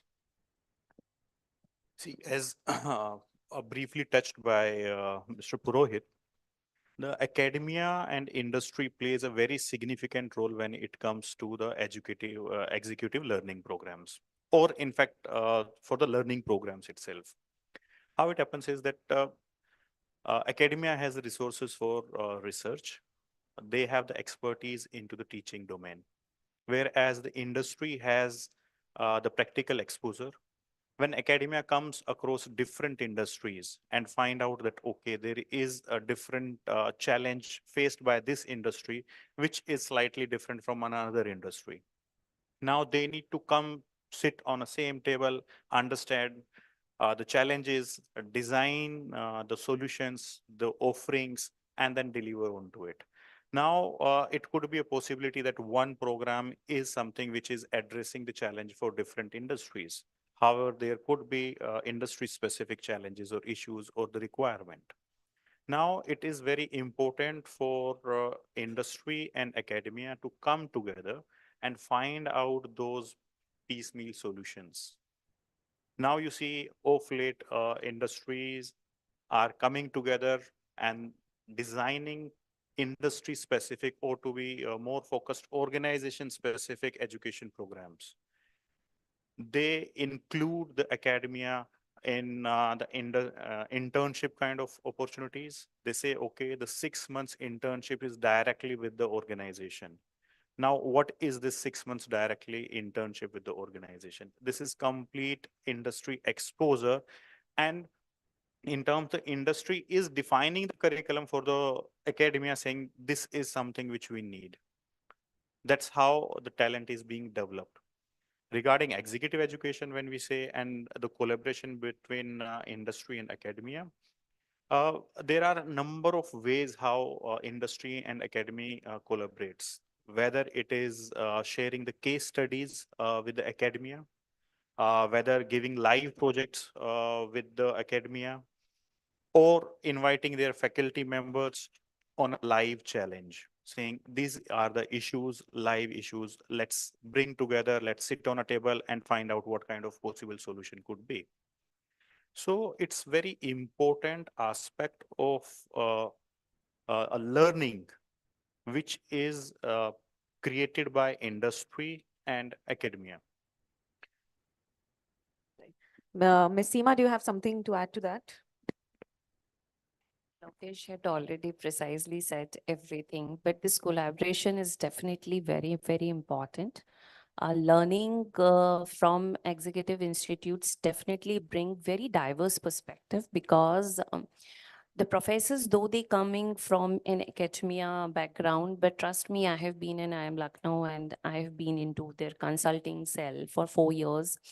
And we have done several projects, one with international, labor organization, another could be with passport office, third could be with, simple, some large organization. So learning and then designing programs for our clients really has been very, very um, very, very nurturing for our clients. Because at times, again, I might be repeating the same thing. In the same industry, best practices are being learned by us. We are sitting in these conferences and learning. I will give a very small example of my own organization. We support a very niche industry called trust and safety industry, which is for content moderation. So whatever the videos you watch in YouTube, TikTok, LinkedIn, or whatever the social media organization, there are moderators, many moderators who are moderating this content. This content might have adult content, child safety related content, of terrorism, too much of violence, disturbing, rapes, and whatnot. These kind of content impact these youngsters a lot. These are plain graduate people coming from moderate economic background and demographies, coming maybe the remote areas of the borderline villages of India. In that case, design, nobody knew this business 10 years back. It was a very new niche kind of requirement for particular industry, and evolving with the learning and providing a solution for them. It took us so many years. 5 years, we were just juggling with what should be there. Wellness intervention, okay, let's do the Zumba. They'll feel relaxed. But are we able to address their trauma, which they are getting through every day? Over the period of time, with research, we could design something called Wellness and Resiliency Studio, which is now again a best practice. For I feel very proud that we were the first one in the world who designed that, and now it is taken as globally, it is used as a best practices for content moderation. But again, is it sufficient? I really don't think so, because we are seeing content moderation again as a replica of any business process outsourcing. Probably the mindset, their operational requirement is very different from any chat process or call center process or something. So that, bringing that understanding through research and academia helps us to have that research. That really gives us, it saves the time, cost and efforts. And when two specialties come together as a corporate and academia, it really do wonders. And again, I'm repeating myself, once you put your employees in this learning journey, they remain with you, and they respect you for doing this part of, creating that learning space for them. So it is really a win-win situation for industry and for student, and needless to say, academia also. Amazing. Thank you, Ms. Seema. Mr. Purohit, coming back to you, I want to ask you, just creating these learning experiences is not enough. Evaluating the progress of these initiatives is very important. So what could be some metrics or let's say indicators that help you evaluate the progress of these initiatives? So I think again, this is a very classic question of ROI on whatever training you provide to people. And I think all L&D experts, they know much better than me. But I think the world has evolved. You do that ALP, what you call, action learning project, which I keep hearing from many of the consulting partners जिनके साथ मैं काम करता हूँ, we will run ALP program and that will help people to work on some business specific challenges and for them to come out with the results. And probably I think that's one of the finest thing which is working probably very well in the market and in the business. And yes, I keep seeing many of my cross functional team leaders, they work on ALP along with the cross team, and they deliver on some of the very impactful things. So I believe that is something which is very good. Apart from that, I think my way of looking at it is a bit different. What I would be doing is, and I generally do in my organization, once the people they undergo the program, whatever high impactful L&D program or the executive education you send them, uske baad mein put them into elevated role. Just give them higher role. Aap unko, put them into 1 notch, 2 notch, 3 notch better role. And ask, make the deliverable and KRIs very, very concrete and ask them to work on that. That gives them motivation, that gives them kind of energy, and that's what as an organization you want to see. If I have invested in you and if I see you as a kind of potential person, that's the reason you have gone into that kind of high impactful program. Now I want to put you into elevated and significantly higher role. मैं आपको वो opportunity देता हूँ, and believe me, in Vedanta I have seen 90% of the time, जिसको भी आपने elevated role में डाला है, after they undergo this kind of program, they have come out with a flying colors, invariably. So that's the kind of trust you need to show rather than only making them to work on a project. No, you need to elevate them. Grade change करो, promotion दो उनको, उनकी salary बढ़ाओ, उनकी incentive बढ़ाओ. You will have to tell them that, if you do this, your variable pay will increase. I think that's the kind of EOI or ROI you need to look for. That will give you different results altogether, rather than only whole thing ki pehle pre-test, post-test, this kick-practice model. All are good. All are good. Nothing is wrong. But you will have to come out with a very innovative thing, which end of the day impact your business. जो भी हम कर रहे हैं, we are doing it for 2 things. One, ultimately your business should grow. That's the reason you are investing in your people. Number 2, most important, your people should grow. ये दोनों चीजें होनी है. There is nothing called third thing. अगर ये आप कर रहे हो, I think you should feel very happy about what you are doing. That's my brief on it. Thank you. Mr. Sharma, do you want to add something to that? So when the point comes on evaluation or understanding the ROI on the learnings or executive programs, the key point comes that when the organizations are sponsoring any of executive education, or when they are creating an atmosphere or creating an work environment wherein these interventions are encouraged, right? The prime reason for it is the organizations want to see themselves as a premium organizations or growth-oriented organizations. And organizations' growth lies on their employees' growth. So once you're giving them a chance for an executive learning, it's very eminent for, or it's very necessary for an organization to give them that challenge to prove the learning out of it. And immediately after getting the education, if you're giving them that exposure, if you're giving them those responsibility to prove themselves, as Mr. Purohit says, 95 or I'll say 99% of the team mates will come out with flying colors, because it's the motivation behind the executive education, the new tricks which they are learning, the new skill set which they are learning through the executive education. They want to deploy it. They want to test it. And if you're not giving them that opportunity, you will not be able to evaluate the true potential.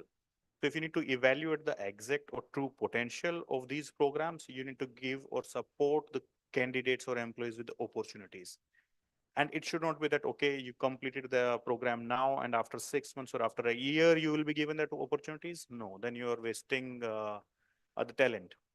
You should be given instant, and that's how you will be able to develop and map their productivity. You have all the tools available with you. You know their performances. You're doing quarterly, annual evaluations of the performances. You know how the business is running, what kind of responsibilities they were managing in the past. And believe me, give you them a chance, and then they will prove that what kind of ROI they can produce on these interventions. Moreover, nowadays, as the learning is very bit-sized or micro learning, which is available, so it's executive education is no longer which we say that, okay, 6 months or a year-long programs. Now it's very short span programs as well. And measuring their ROI is instant. You enroll them for a program and then instantly you give them a project and you see the impact. That's how you will be able to evaluate the ROI onto those learning programs or executive learnings, which we say. Thank you, sir. Before closing the discussion, we have a lot of students sitting here. Do you have any questions for the leadership? You know, it's a great opportunity to ask questions. Anybody? No. All right, I'll take the closing remarks. You know, we have students here. We have the upcoming talent as well. What would be your last piece of advice for freshers today, you know, in terms of learning and upskilling? मुझे एक दो पंक्तियां याद आ रही है. I think Vikas Divyakirti, I follow him a lot, and in fact podcast could be a good medium. I think not only going to colleges or some program. Google is, the way our chairman Anil Agarwal says, laptop is a window to the world for you for learning. वो उसमें जाओ तो बहुत learning है. And he says क्यों डरे, जिंदगी में क्या होगा, कुछ नहीं होगा तो तजुर्बा होगा. So this is for student, कुछ ना कुछ तो करते रहो. Even if you miss something, you will end up learning. So that's the beauty of L&D. I think that's what, makes you better day by day. And I would encourage all of you, please invest in yourself, which is the most important. I think many of the executives I have seen over a period of time, things are changing, but बहुत कुछ देते हैं, अपने लिए कुछ नहीं करते हैं. So it's very important. End of the day, it's very important you self-architect yourself. Self-learning is very important. I am also part of the CLO Club, Chief Learning Officer of World Economic Forum, and we keep meeting all the global learning leaders, those who come from across the world from best of the companies. और वो उस meeting में बता रहे थे, they were talking about the top 10 skills which will become very priority skills in 2027 and time to come. And out of that 10, one of the skill was self-awareness. Can you believe we never thought that self-awareness can become one of the so priority and important skills in time to come? So I think that's a kind of introspection point for all of us to think कि हमको कहाँ पे invest करना है. Thank you, Mr. Purohit. Our time's up, but Ms. Seema, what would your last piece of advice would be for the students? So for all new generation, I keep hearing from you people, हम सिर्फ 40 तक काम करेंगे और उसके बाद we'll take retirement. My love to you all. I know, then doing this, you will be hopping from one job to other to have, that salary hike and all. But don't get yourself retired after 40. The world need more intelligent people. So staying in mainstream is biggest challenge now these days. इस दुनिया में सबसे बड़ा hero common man होता है. And similarly, people who are surviving in organizations are no lesser than heroes. So we idealized with, somebody has done this, somebody has done that. But trust me, as you grow, you will you will not get impressed with these smaller stories, which are, very, very small part of their life. So stay in workforce, keep adding value. And last thing, whenever you feel safe and you think what decision I should take, always think whatever I am doing today, will it help my country to grow? And you will find your answers. There will be no, guidance from ethics or anything would be required. Keep your country ahead of you. Your decisions will be right for you too. Thank you, Ms. Seema. Mr. Sharma, your closing remarks. So as rightly put by Mr. Purohit, see, learning is something which is a lifelong journey. right? And one should not be dependent on the current organization or the opportunities provided by someone else. Your career is in your own hands, right? Today's the world is agile, right? Everything which you want to learn is available. It's just your wish or your motivation which should be there. If you're motivated to learn something new, if you are finding something challenging, please look up to your laptops or your digital screens. You'll find a solution, right? So that should be the motto. That should be the aim now, saying that okay, your career is in your hands. Please look forward, find out bit-sized learnings, find out the programs which are available, and it's something which is available at without cost as well. It's just your motivation which needs to be available, and that's it. Thank you. Thank you to all the panelists. Thank you so much. Aditya will kill me. I've gone way over time. Hello. Thank you. Thank you so much. A picture, please. And thank you so much, Savi, for doing that.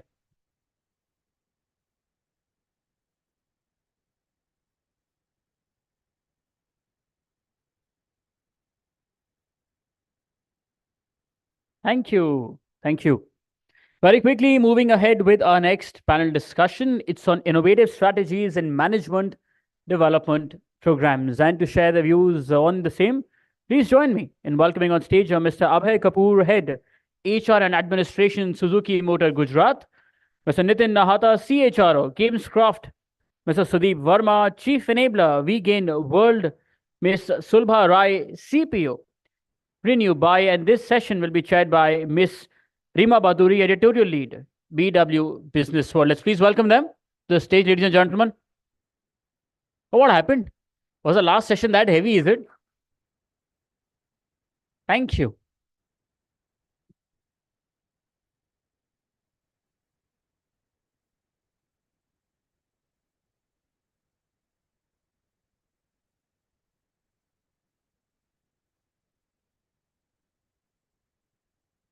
Hello, everyone. A very good afternoon.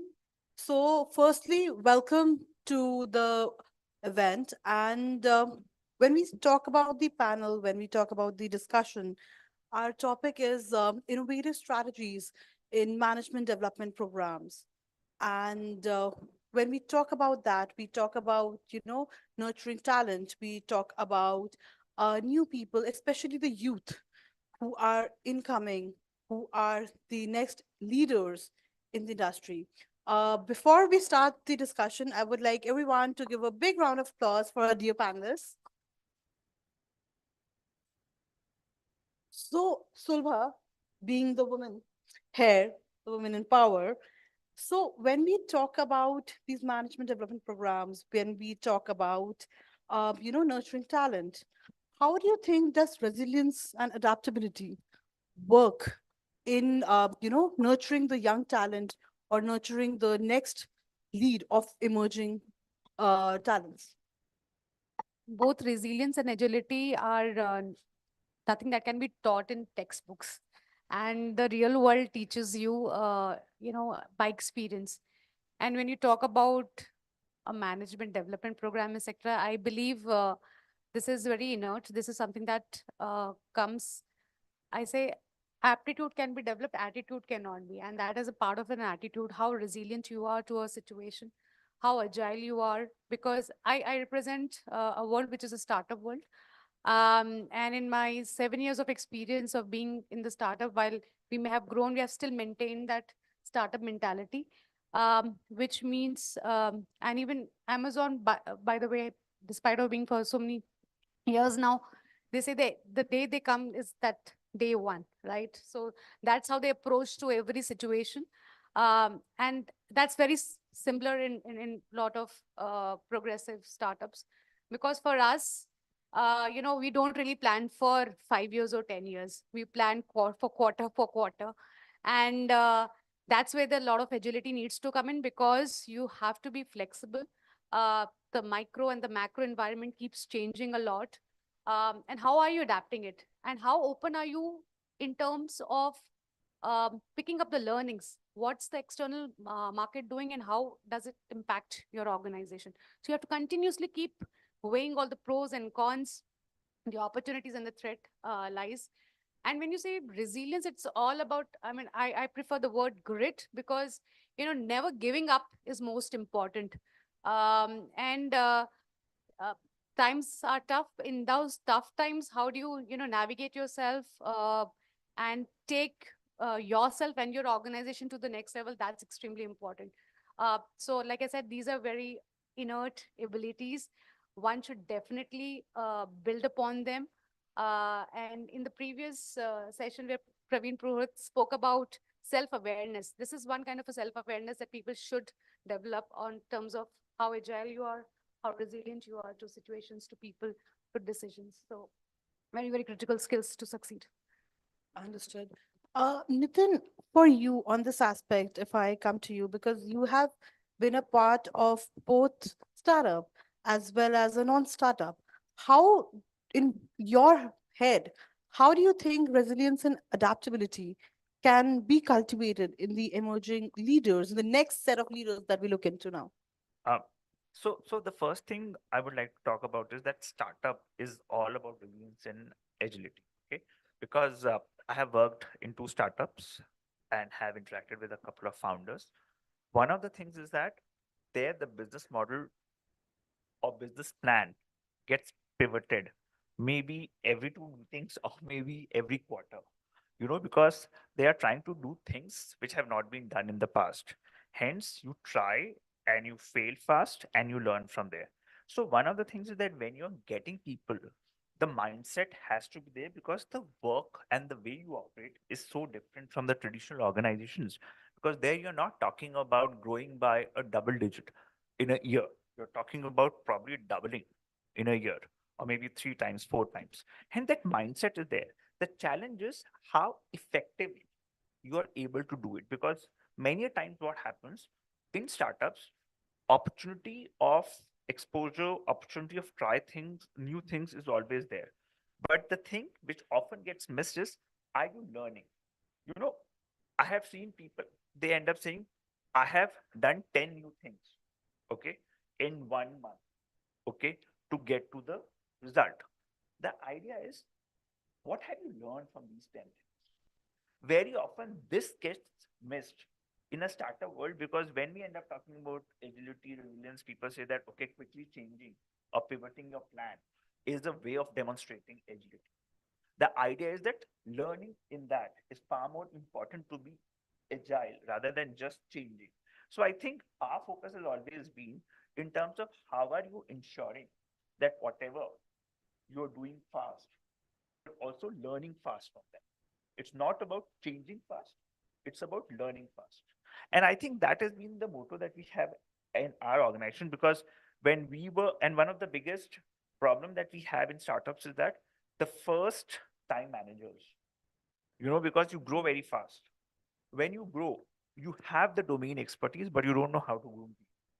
And for that, you have to cultivate that. And that's one thing where we have invested in ensuring, that grooming young leader requires a mindset which is very different, giving them time to think. And in some of the places, we have actually gone to the extent in terms of saying that, okay, after a quarter, the things that you have done and you have failed, what was that one learning that you've done and how you've implemented? I think the focus towards that becomes very important because I think today, as someone was also talking in the earlier panel, uh, laptop is your window to the world. Yes. But when you have too much of knowledge, it always confuses you and you don't know what. The problem is not that knowledge is not available. The problem is you don't know what to implement when, the context and the depth of it. I think that's one thing from agility and resilience we need to understand. How are we imparting that depth to the people, emerging leaders, because that's very important. I mean, when I started my career, for me, okay, once you've joined an organization, you thought about, okay, I have to stay there for 3 years, 5 years, and then make a career out of it. But today, loyalty has also changed this dimension. I'm effective in the role, I will change the role every year. Organization has to keep me motivated. So I think these elements become very important when we start talking about agility and resilience from my stand. Understood. So, very insightful actually. So we touched upon, resilience, we touched upon agility, adaptability. Sudeep, if I come to you on this, like there are so many aspects. Like when I speak to the leaders of the industry, the one thing that everyone keeps on saying is nurturing young talent. This is apparently my favorite word too. That how, when you speak to the new people, how do you innovate new strategies? Our, panel discussion is also about, innovating new strategies. What is your standpoint? Can you share an instance where you have seen an example of how innovation has, been a plant in the learning of nurturing talent? Thanks, Rima. So, Rima, I'll take the liberty of using an analogy to kind of answer the question. Uh, so, be it professional life or personal life, many times you're presented with different roads, right? We are racing and there are different roads ahead of us. Goal is to get to the end of the road, but we are not able to decide which road to take because each road has its own pros and cons. And traditionally, many times we are all spending time innovating or trying to figure out which is the best road to take. But I have seen, and I'll use the word empowerment, be it in your own life or in professional life. We spend a lot of time trying to decide which road to take. And in the course, we spend a lot of time trying to prepare the car which we are going to drive. So you're adjusting the seat, painting the car, clearing the visor, and you feel that you're driving towards your goal. But be it professional life or personal life, a moving car is much easier to steer than the car which is not moving.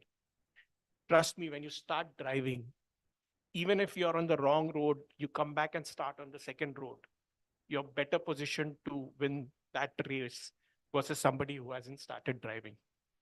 So, Rima, to the question of what drives, I think it's just about start driving. Because in life, most of the time, what happens is when you start driving, it's not about whether you're on the right road or not. You are still better positioned to win if you are on the wrong road. But many times in life, what happens is you discover new routes. So innovation is not just about finding new ways of doing things. It's also about discovering.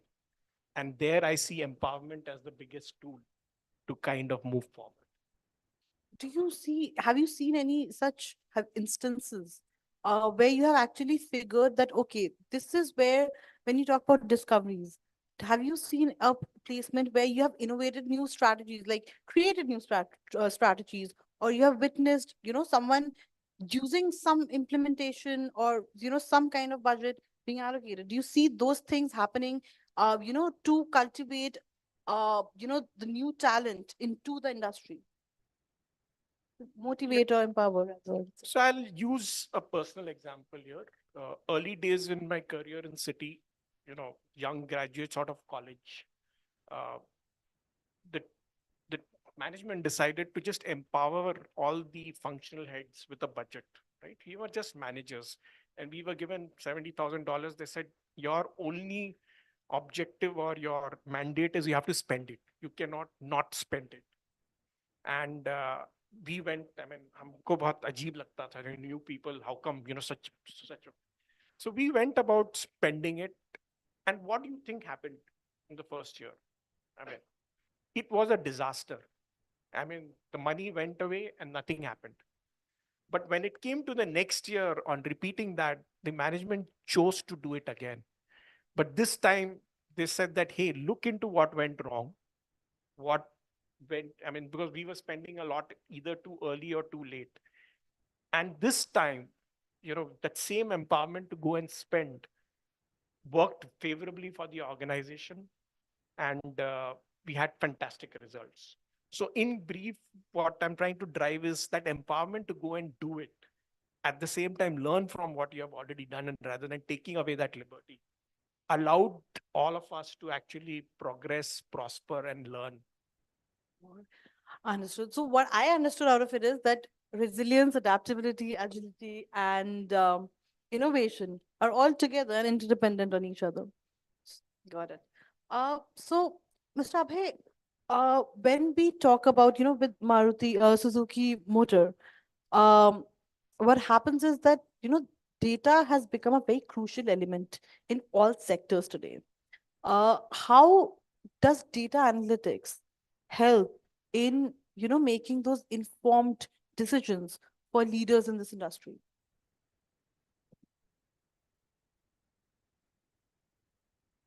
So when we particularly talk about the management development or learning and development function, I think that is something where you are responsible to drive the developmental energy in the organization. Okay, and where is the gap? What kind of gaps need to be filled up? What are the competency, skill, attitude, behavioral gaps you have in your organization? I think in analysis of entire ecosystem of learning and development in any organization, data helps a lot. So data as a process, but also as a competency, the developing the data analytics in your employees, so that how to interpret the data, how to analyze the data, how to take the informed decisions with the based on the data analytics. I think that is something which every organization needs, whether it's a startup or whether it's a mature organization. You need to develop that kind of competency in all your employees. So data definitely not only helps in taking the informed decision, but it also helps in identifying the way forward of your organization, aligning your strategic mission, your company objectives with the employees' objectives and their career goals, their succession planning, their performance and potential evaluation. So everywhere data is playing the key role. In addition to this, if we talk about use of data analytics in management development, I think how do we ensure that your core values of the organization, the strategic values and your core values are becoming part of the DNA of the organization. I think that is something which is very important. She touched upon the day one culture of Amazon.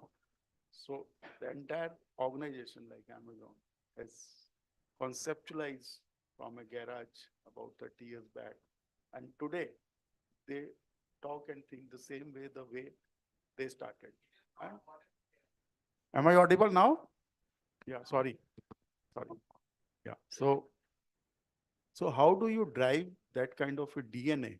I think your leadership principles, your core values plays a very vital role in that. And how do you analyze that your DNA is percolating across the organization, across the geographies, in each and every individual is performing and behaving on day-to-day basis on the basis of the aligned to the leadership principles and core values. I think that is something which drives the organization, which keeps the organization sustainable. So these are my inputs. Thank you. Yes. I mean, everybody understands the importance of data analytics, and as Abhay just mentioned, it's a core competency required for an organization. One should look at data not only in terms of the numbers, but what story they tell. Lot lies behind those numbers, and how are you looking at them objectively? Certain set of numbers will show a rosy picture where your top line or some matrix looks good, but when you really evaluate on the bottom line, are you really faring as good? So, and while of late I see data analytics has just become one key buzzword, and there's a different department that's being created. I totally believe not just looking at the numbers, but the analysis is very important in all the functions, be HR, be product, be operations, be sales, finance itself. I think everybody should be very savvy and have that analytical bend of mind, because ultimately being in the business and being whichever department one chooses to be, taking the right decisions, and it's no more about just your gut feeling. It's all about taking data-driven decisions, because lots is at stake. So everybody should develop that understanding. And just to contextualize in terms of in the development, management development programs, I think It is a very important core technical subject that everyone should understand. It's not important that you're very great in creating the spreadsheets, but having that understanding, having the eye for the detail, and picking up the right information is extremely important. True, true. Nitin, your aspect on this, when we again talk about, in an era where data is massively exploded in today's date, how do you see? Because earlier people used to have data, but it wasn't of that importance that it is being given today.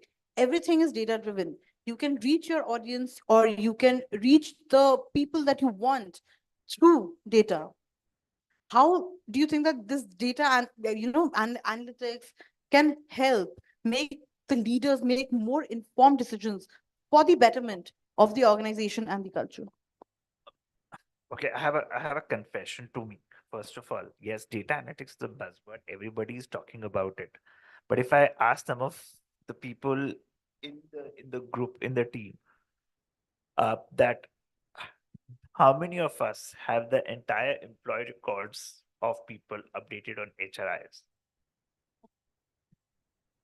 I think I have. I was saying in the audience that any of them would have that. I'm doubtful, highly doubtful. You know, the reality is I have worked in Tata Group, I have worked in Standard Chartered, HSBC, and startups. The problem continues to remain the same. Okay. Second point, you do a lot of data analytics, but what is the result coming out of it? You know, sometimes it also becomes a fact that we end up doing data analytics has to be done, because if I have made, as you were talking about spreadsheets, I have 20 data points. Too much of data analysis leads to paralysis. Okay. My simple point is, let's understand one thing. What are 2 or 3 important factors that impact your decision, and have data around that? Because when you have too many spreadsheets, too many data. So in data analytics, what's more important is to understand what are the factors which are very critical and go in depth of that. I have 20 data points. Okay. They're not leading to any outcome because many of the data points are conflicting in nature. If these 20 data points are something that have, say, from a impact perspective, the lowest impact on the outcome, and you have those 2 data points which you have not actually factored in, but have more than 50% impact on the outcome. Now, if you have not done that, what will be the outcome? So important here is that how are you keeping yourself focused on being effective and going into the depth? I think one of the problem in startups that we have is that you have too much data. I think as you were rightly talking, you have actual teams which are only working. A lot of people from IITs, Bits Pilani and everyone are being hired who end up doing Python, SQL, SQSS to take data decisions. Data science teams are there. But the real element is, one, are you focusing on the right metrics?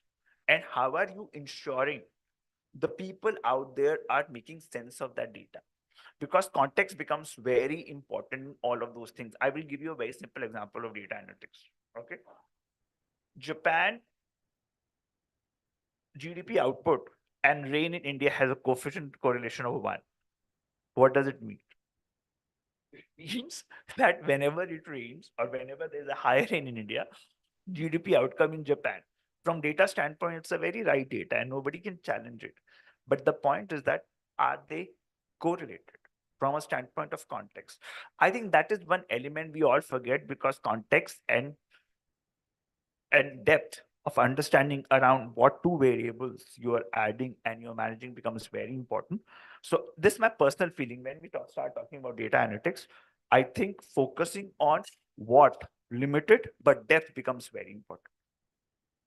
I actually, that line of yours is stuck in my head, that with data analytics, too much data can lead to paralysis. So, understood. Your point's fully taken.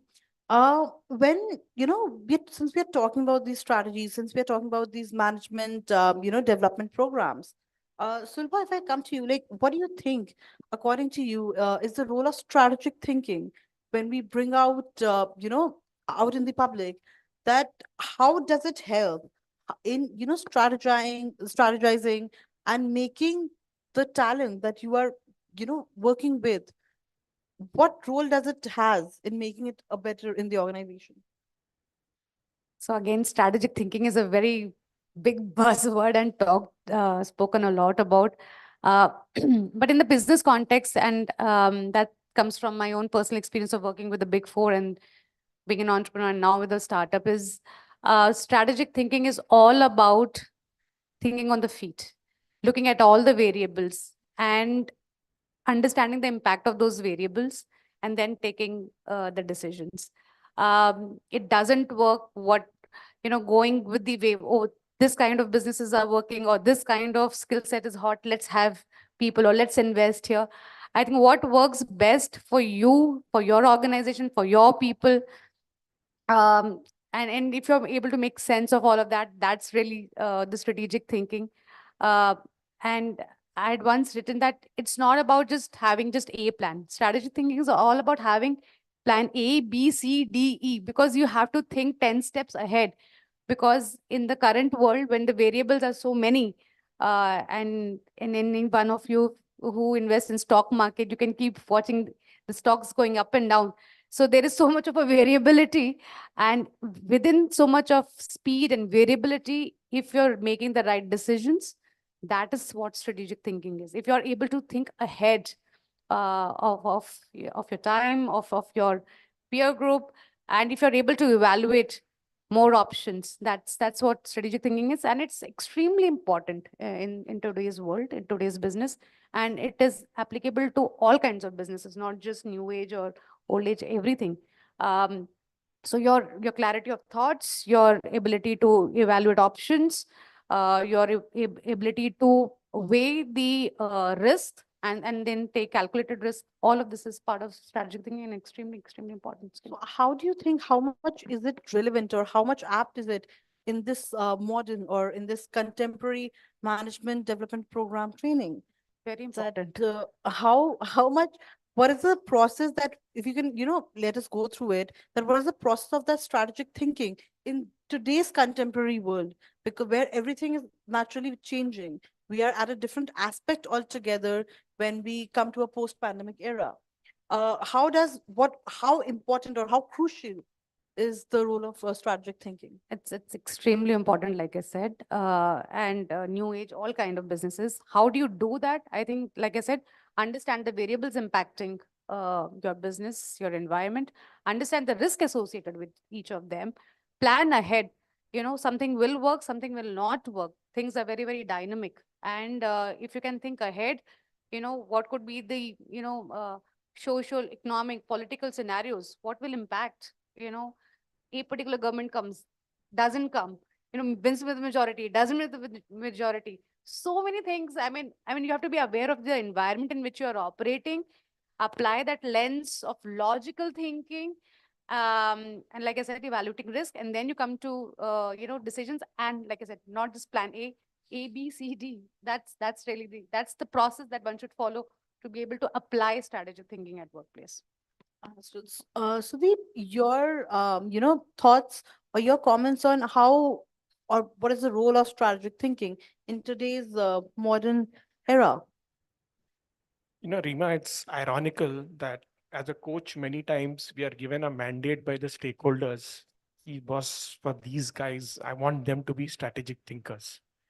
And trust me, I have no clue how to get somebody to start thinking strategically.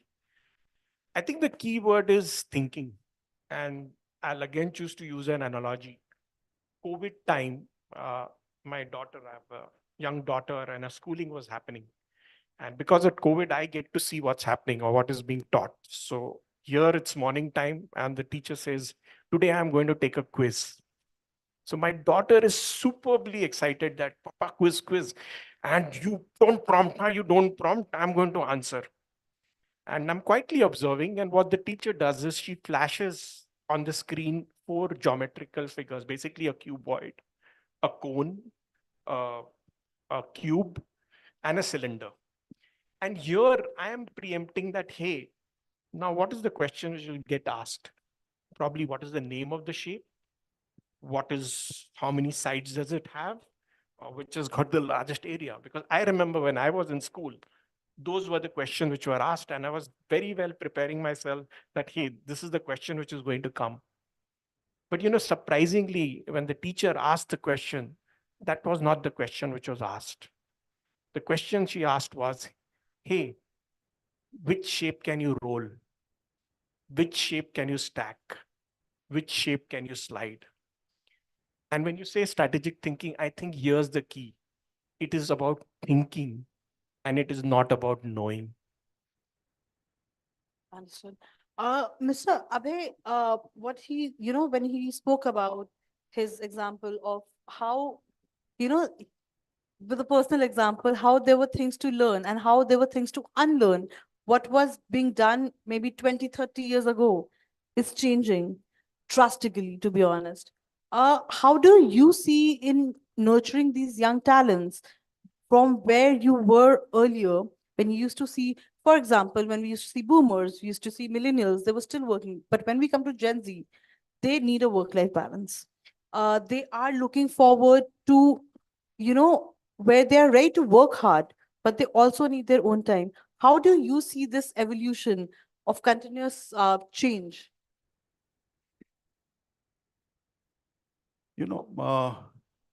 Change we can imagine, but frankly speaking, if I take my example, when I was doing MBA in my college about 30 years back, and whatever we thought, maybe at our very wild thinking that things will change like this will happen. But in reality, believe me, things have happened much more faster, much more advanced, and beyond imagination. So sitting here, if I talk about how things will change in next 20 years, 30 years, how the millennials will look like and what will be the challenges for the millennial when they enter into the middle age.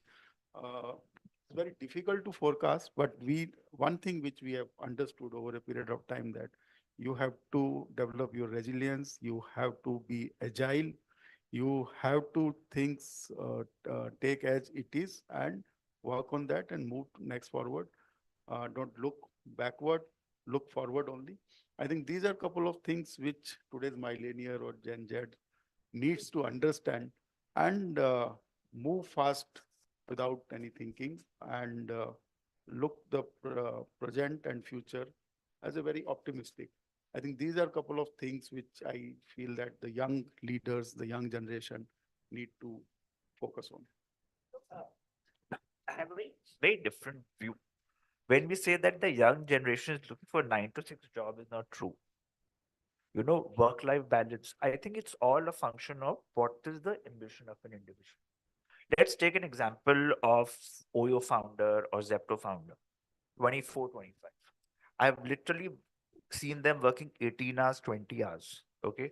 There are examples from the past. So more than making it a generational issue, I think it becomes very important for us to help an individual realize that you have a choice to work 9 to 6. You have a choice to work 18 hours, whatever you want to do, because everything has an outcome. I can't be thinking that, okay, I want to be a founder, or someone was saying that I want to retire at the age of 40, but I only want to work 9 to 5 job and I want lots of money and lots of, wealth. It is not possible. I mean, be realistic about the outcomes that you want. If you are okay to only invest that much, let's understand it's a competitive world. Okay. If you are not there, someone else is trying to do your job.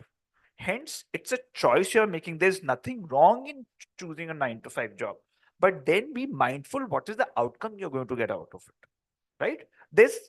Because competition always, I remember when I was I passed out and 89% you could get admissions in SRCC. Today, 89% won't get you admission in any of the decent colleges in Delhi. Competition has gone up. So people have to be realistic about it. And I think when COVID ended, right, 2022, we are a product and a SaaS company, tech company. We were the first ones to ask people to come to office. And that was the time when some of the big companies like Meesho and Swiggy and all that, work from home is the new reality. You don't need to come to office. We'll meet once a quarter at Goa, we'll party.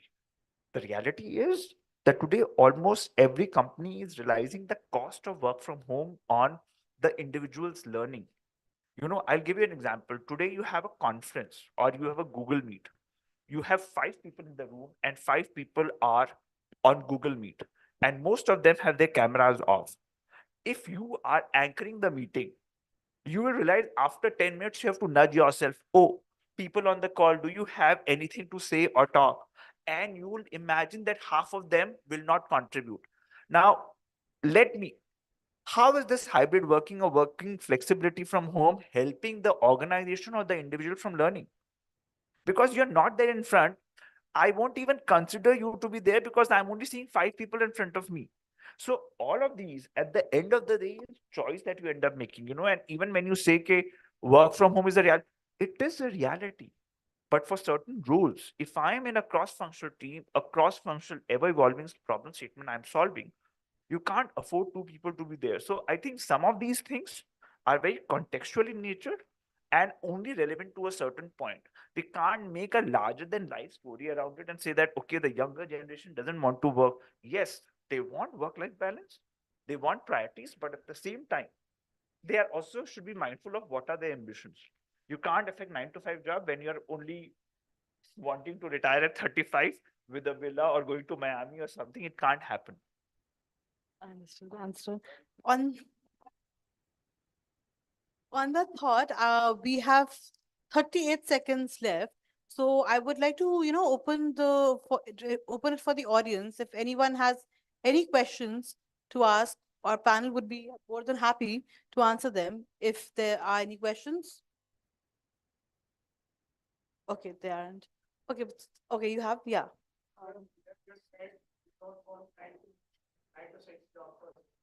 If you are efficient enough to do the job, we can do in an hour also. We can do our work in hour also, or we can do in 9 to 6 job also, or 18 hours. So it depends totally on how efficient we are. And we can earn lots of money in age of 35 also. Absolutely, you can. But you have to understand that when you work in a team and when you work in an organization, you often work in a team or where your inputs and collaboration and problem solving is required. I may want to work 1 hour, yes. If you are an algo trader, if you're office trader, yes, you can work for 1 hour and make tons and tons of money. But I think the point here is very simple. If you want to make a career and you want to do it, yes, the choice is that 9 to 6 job is effective. Whatever you get out of it, yes, because it's a very, very competitive world. If you're not, someone else is doing, and an organization, I'm not saying that it becomes a criteria for you that if you're working 9 to 6, you will not grow, you will grow. But if there are better talent, if they are better contributors, they will get. It cannot become a yardstick that 9 to 6 is a criteria for not selecting you. But I'm saying outcome is. But when you work in a team, it becomes very important for you to understand that the 1 hour that you are available, maybe others are not available. You're right. Driving becomes very important. Thank you. Thank you all our dear panelists. Our time is up. And thank you so much for the lovely audience to hear us out. Hope you had an insightful session. Thank you.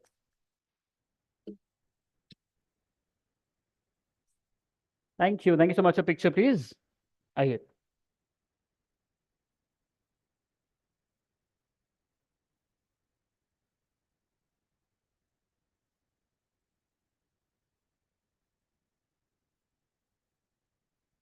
That's her in-house PAPS.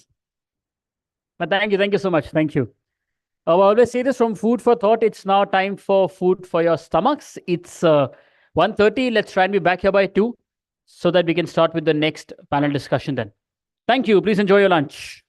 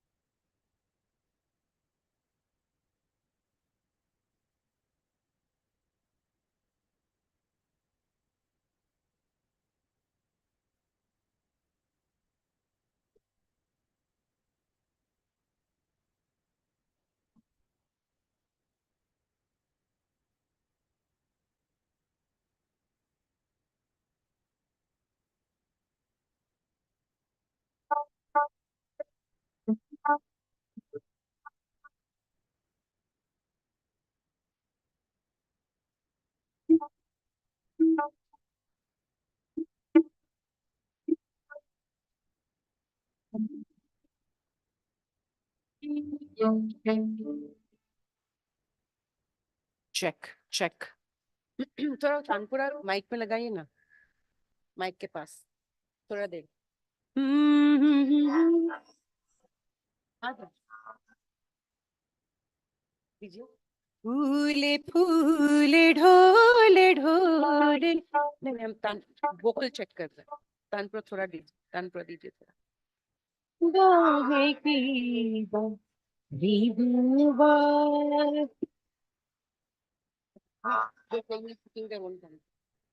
টুটিনি হিলোলো তুলে কল্লোলে চলিয়া যায় পিকো কি বা কুঞ্জে কুঞ্জে কুহু কুহু কুহু গায় কি জানি কিসের লাগে প্রাণ করে हाय हाय। तबला वॉल्यूम बढ़ाइए। फूले फूले ढोले ढोले बोहे की मृदुबाई। वोकल्स में थोड़ा रिवर्ब दीजिए।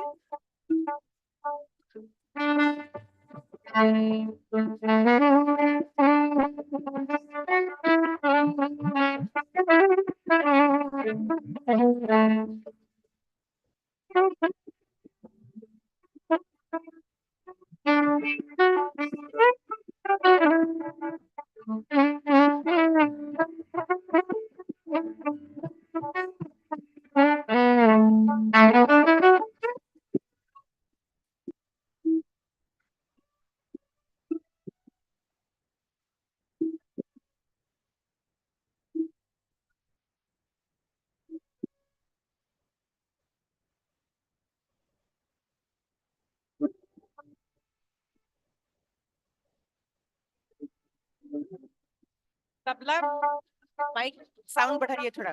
तबला का साउंड मॉनिटर में बढ़ाइए। तबला का साउंड मॉनिटर में बढ़ाइए। बाहर तो ठीक है, मॉनिटर बाहर नहीं, मॉनिटर में। तो फिर वॉल्यूम बढ़ाइए तबले का। तबला का वॉल्यूम बढ़ाइए। आप हमसे इंस्ट्रक्शन लीजिए अबाउट साउंड प्लीज।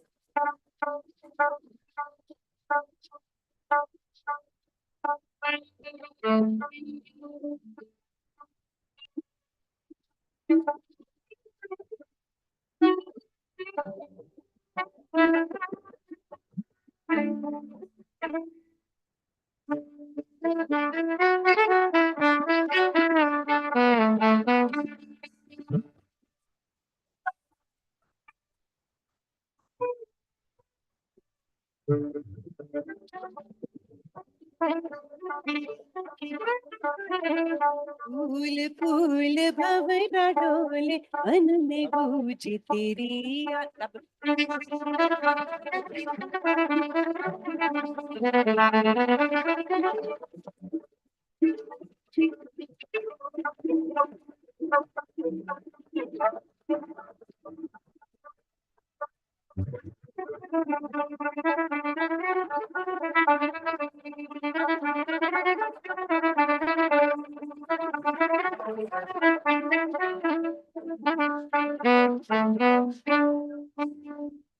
वायलिन में रिवर्ब वगैरह दिया है?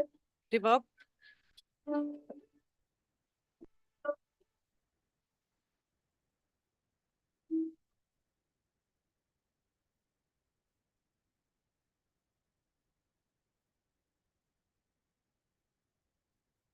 check check.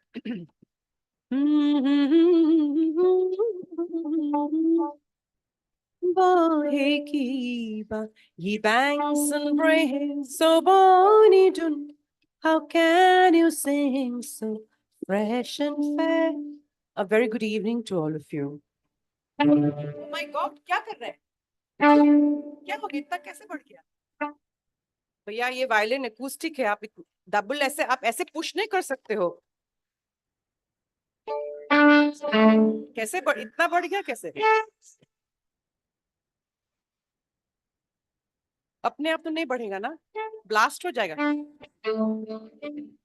एक एक लेवल और बढ़ाइए, वन लेवल और, वन बस। नहीं नहीं, आप फिर हाफ कर दिया। जो हमने साउंड चेक पे फिक्स किया आप उसको चेंज मत करो, अभी दोबारा करना पड़ेगा। Put on the violin again, tabla again.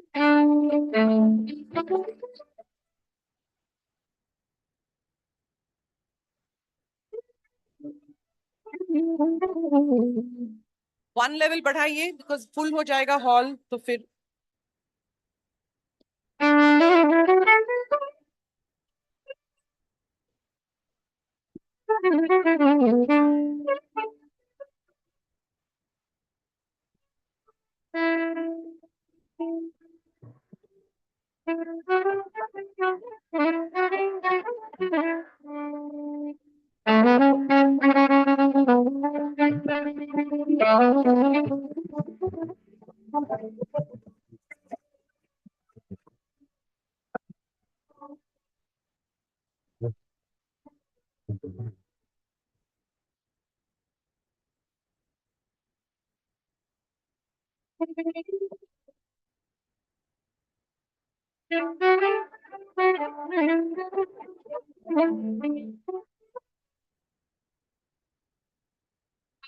कीजिए, कानपुरा बहुत लाउड है, एक लेवल कम कीजिए। हाँ यस, नहीं नहीं इतना नहीं। हाँ दिस इज फाइन, फाइन। वक्रतुंड महाकाया सूर्यकोटि समप्रभ कुर्मे देवा सर्वकार्येषु सर्वदा।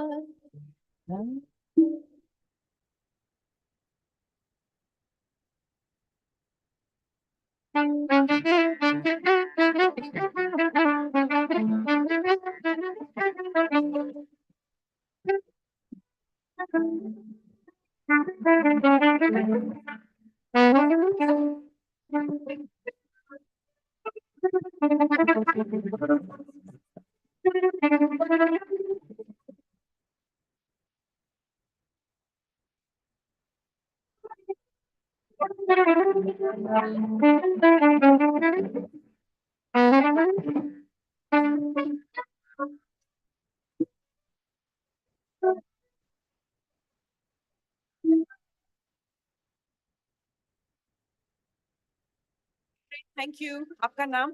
साउंड में जो साउंड मेन हैंडल करेंगे, आपका नाम?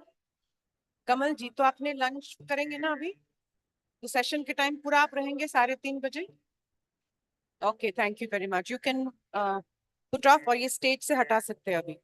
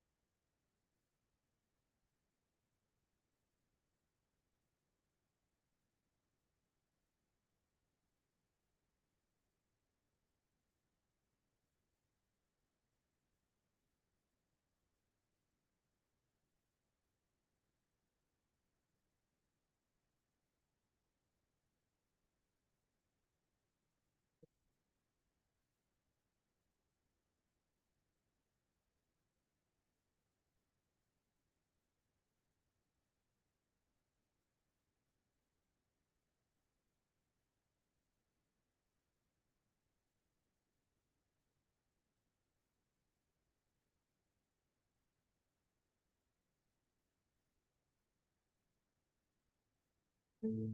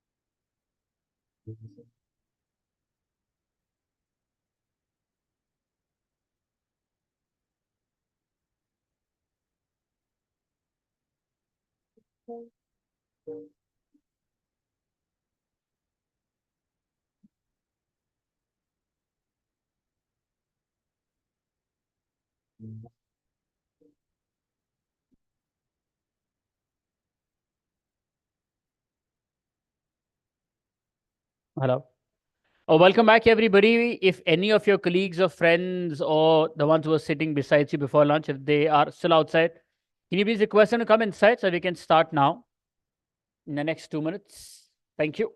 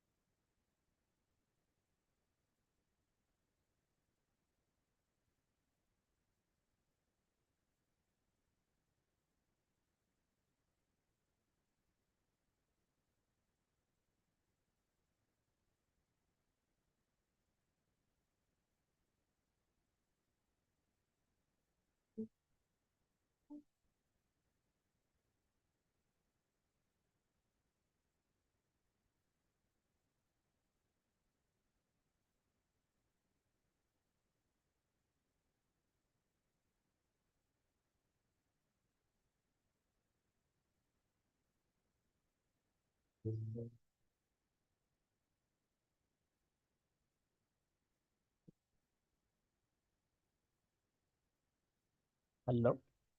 May I please request everybody to settle down so we can start now?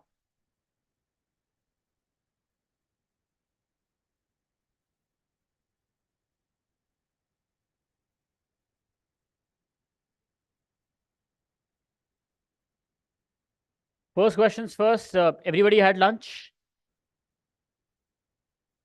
Yes? No? Yes? By a show of hands. Right hand if you've had lunch. For all the ones waving, I think you've had just kuch zyada hi meetha. You're super happy, huh? But okay. Now that you've all had lunch, sort of regained your energy, I believe you'll welcome our next set of panelists with a much more rounder and a warmer applause. Our next panel is on specialized coaching, personalizing leadership development. And to share the views on the same, please join me in welcoming on stage Mr. Deo Kumar Pandey, Country People Director, Head of HR North India, Ms. Soumya Sandalia, Head of People Business Partner, Ericsson, Mr. Srinivas Reddy, P, SVP, and Head of Human Resources, Pristine Care. And this session will be chaired by Mr. Ved Shukla, Founder and CEO of Milomart and also advisor to BW Retail World. Please, let's welcome them.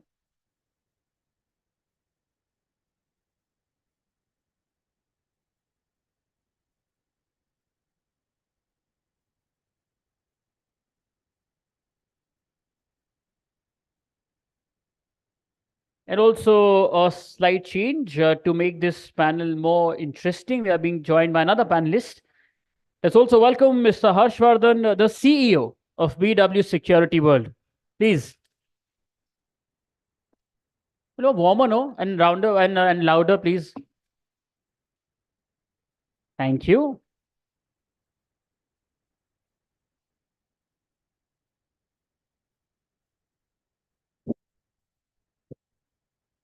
Good afternoon, everyone. I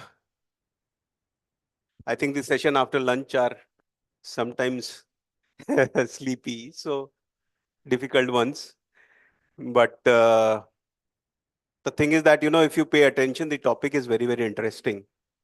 And I have my privilege to have very established leaders with me on the panel. Mr. Harsh was the CEO for Group 4 Securitas, and I was just talking to him. When he was the CEO, there were 120,000 employees in G4S. Soumya is a very accomplished leader with Ericsson, and I'll not tell her designation right now. That's there, but I'll tell you. And Dev is again HR director, but now the nomenclatures have changed. I've got to know, right? So earlier there was an HR department. Today also there is an HR department. So we were just chatting outside and we realized that HR department doesn't exist anymore because humans are not considered resources anymore. And I was sharing with Harshji that, earlier,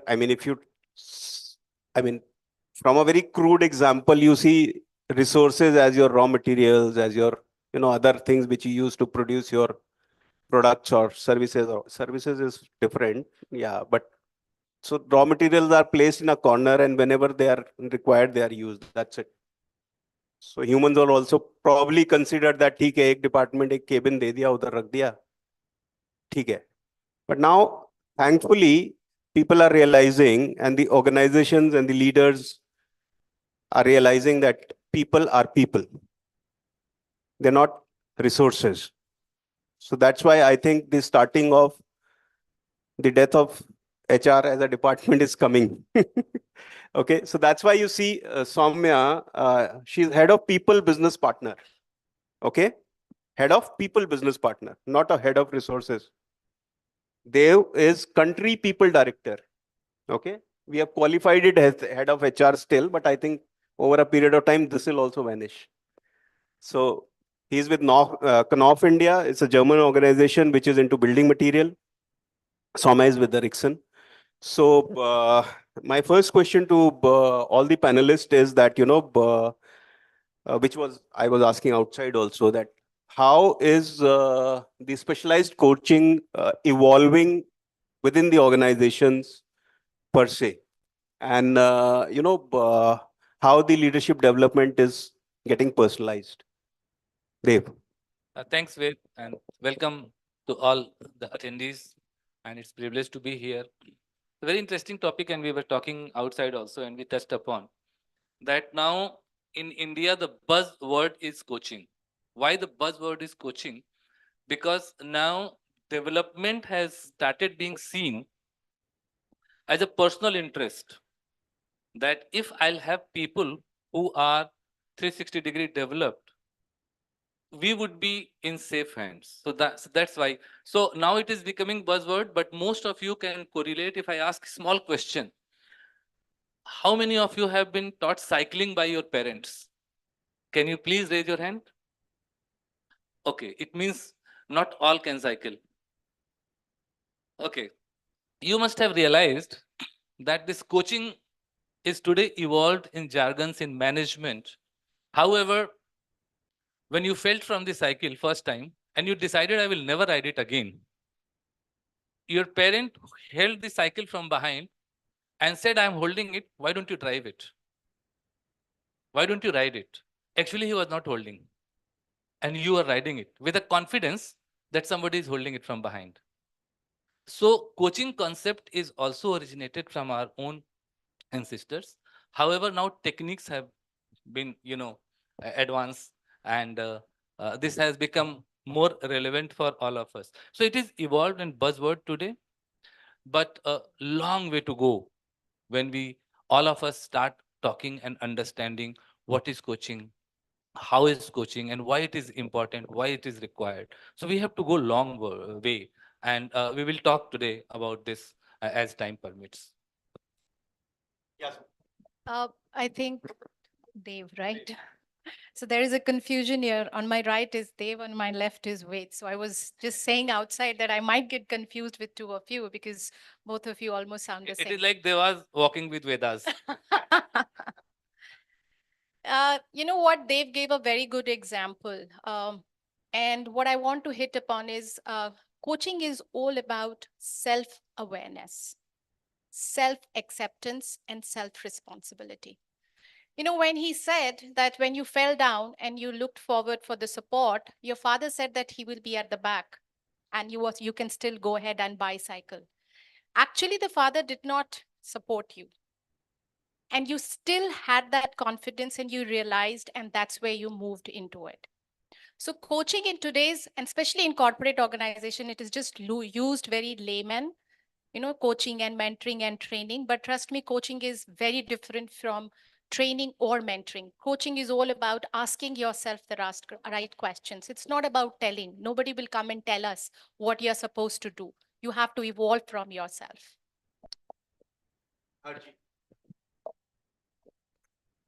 Thanks very much. I will not be able to comment upon mentoring, coaching, and whatever others. Let me explain to you that I have been 30 years as CEO in my company where 130,000 people were there.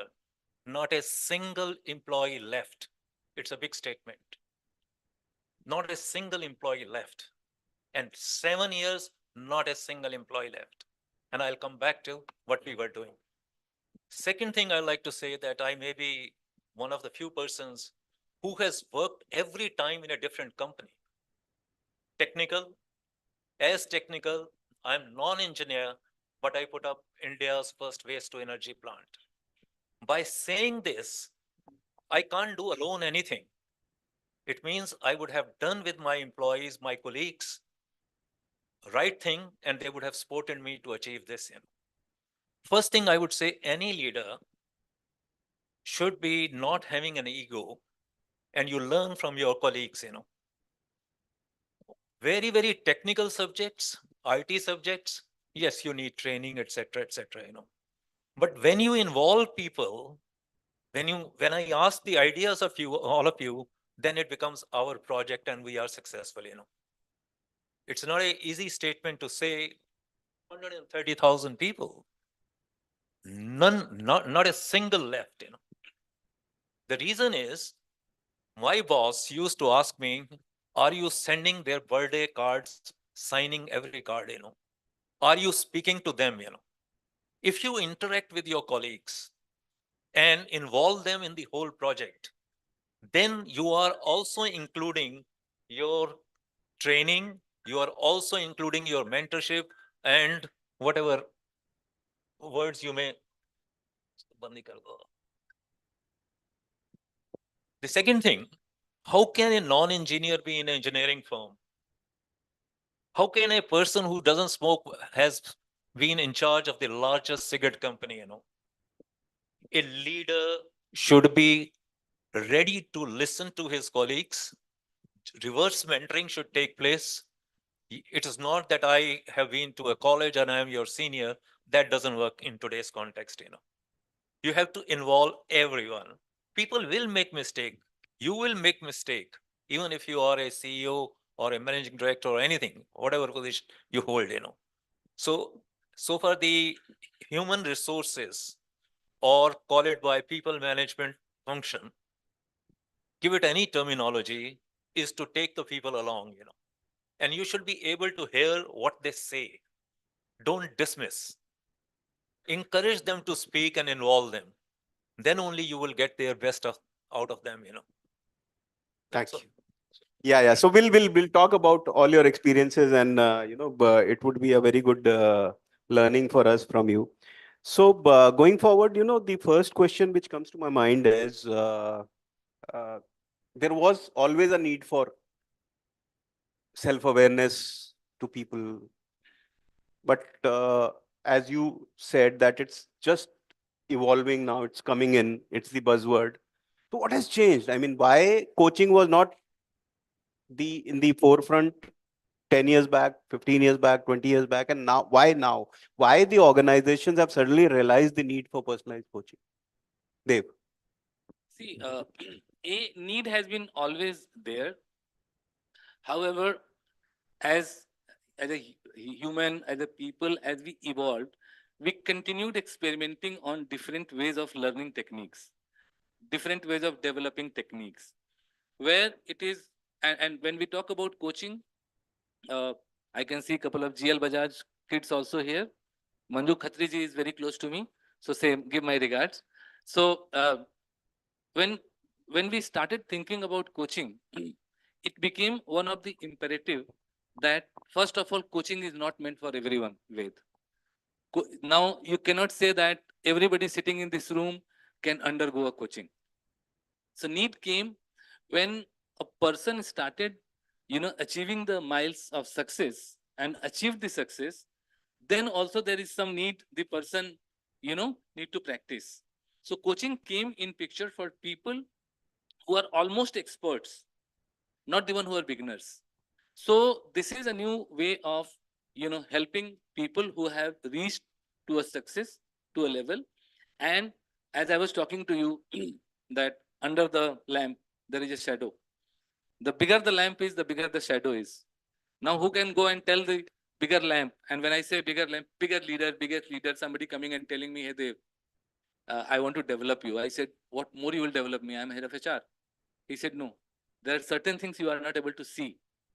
So I will accept that I have not been able to see. And then this need has been evolving. Thank you so much, Soumya. Okay, I think I'll just add on to what Ved said. Dev, sorry. Go ahead, it's okay. I, yeah, once you say it, it actually happens. So I think there are three reasons why coaching has evolved. First of all, we have moved from a traditional ways of working. Leadership style is now not limited to giving instructions. Gen Z, they will not accept it. So it's about co-creating and learning. It's a disruptive world. It's a VUCA world. It's a digital age that we are going. So how does coaching help the leaders to come and transition in the changing environment and unleash the fresh energy, the commitment, and the innovation. That's number one. Number two, as you move up the ladder, and it's a known fact, it's a lonely affair. The CXOs of the world, they have a complete different set of challenges. It's not about communication. It's not about decision making. It's about power dynamics that happens. It's about organizational dynamics that is they are struggling with. It's about aligning the team to the values of the organization. It's about how do I grow my company? Where do I make the profit? Where do I put my bet? It's a complete different set of challenges that they have. So having a deeper understanding of their self-awareness, the coach actually helps in the transition. It just helps in the transition to take those decisions and be able to cope with it. So that's number two. And number three, and this is my view, effective leadership comes with specialized coaching, which is more through self-awareness. So if you are self-aware, you will be able to take self-informed decisions. When you take self-informed decisions, you will also be able to lead with authenticity. So for me, these are the three major reasons why coaching is now. And we have a very good example, or rather I'll take it up later. Go ahead. Yeah, please. Thank you. Thank you, Soumya. Thank you. Harji, you've seen the organizations evolve, you've seen decades of corporate culture. So First of all, answering your question, any leader, I would say that if he is not confident himself, he will not hire, not encourage his juniors. Anytime, any organization, if leader is confident, he will bring the best talent. He will encourage them. He will refer them to the various programs. He will involve their larger projects. So therefore, it is very, very important that the leader should be very confident. Let me give you my own example. And that is where I'm sitting. My friend and a senior, Anurag Batraji, sent me somewhere for a job. It was a job in the highly engineering field. And when I went for and met the chairman started firing his HR. Why have you brought him? He doesn't know anything. I was to stand up. I was to go out. I thought I'll be able to get that kind of a job. I came back. I said, can you give me 3 months? And I will start your first boiler. Either he thought I am a bad fellow, doesn't know engineering, doesn't know whatever the calorific values of these waste, etc. And he's talking big. In 3 months, I got the job in how many minutes? 15 minutes. It took that much of time to give the appointment letter. If I was confident, I could not. Therefore, I encourage others and involve them. So my recommendation would be any leader, all of us have to have a confidence in ourselves. Otherwise, if you feel threatened by your number 2, number 3, things can't move further. So that was one thing I wanted to say. Second thing, again, very important because it refers to my earlier communication to you. In G4S, what happens is that we have been looking after the embassies, and I'm referring to the American embassy. During Christmas time, before the Christmas time, they used to have a party with the guards which are deployed there. So I went there. And I was waiting for my chairman to come and receive him. Charge d'affaires was there, ambassador was to come, and my HR head came. He came and straight away he went to the bar. He was having a glass of whiskey. My boss comes and he says, "You are fired." He tells me I'm fired.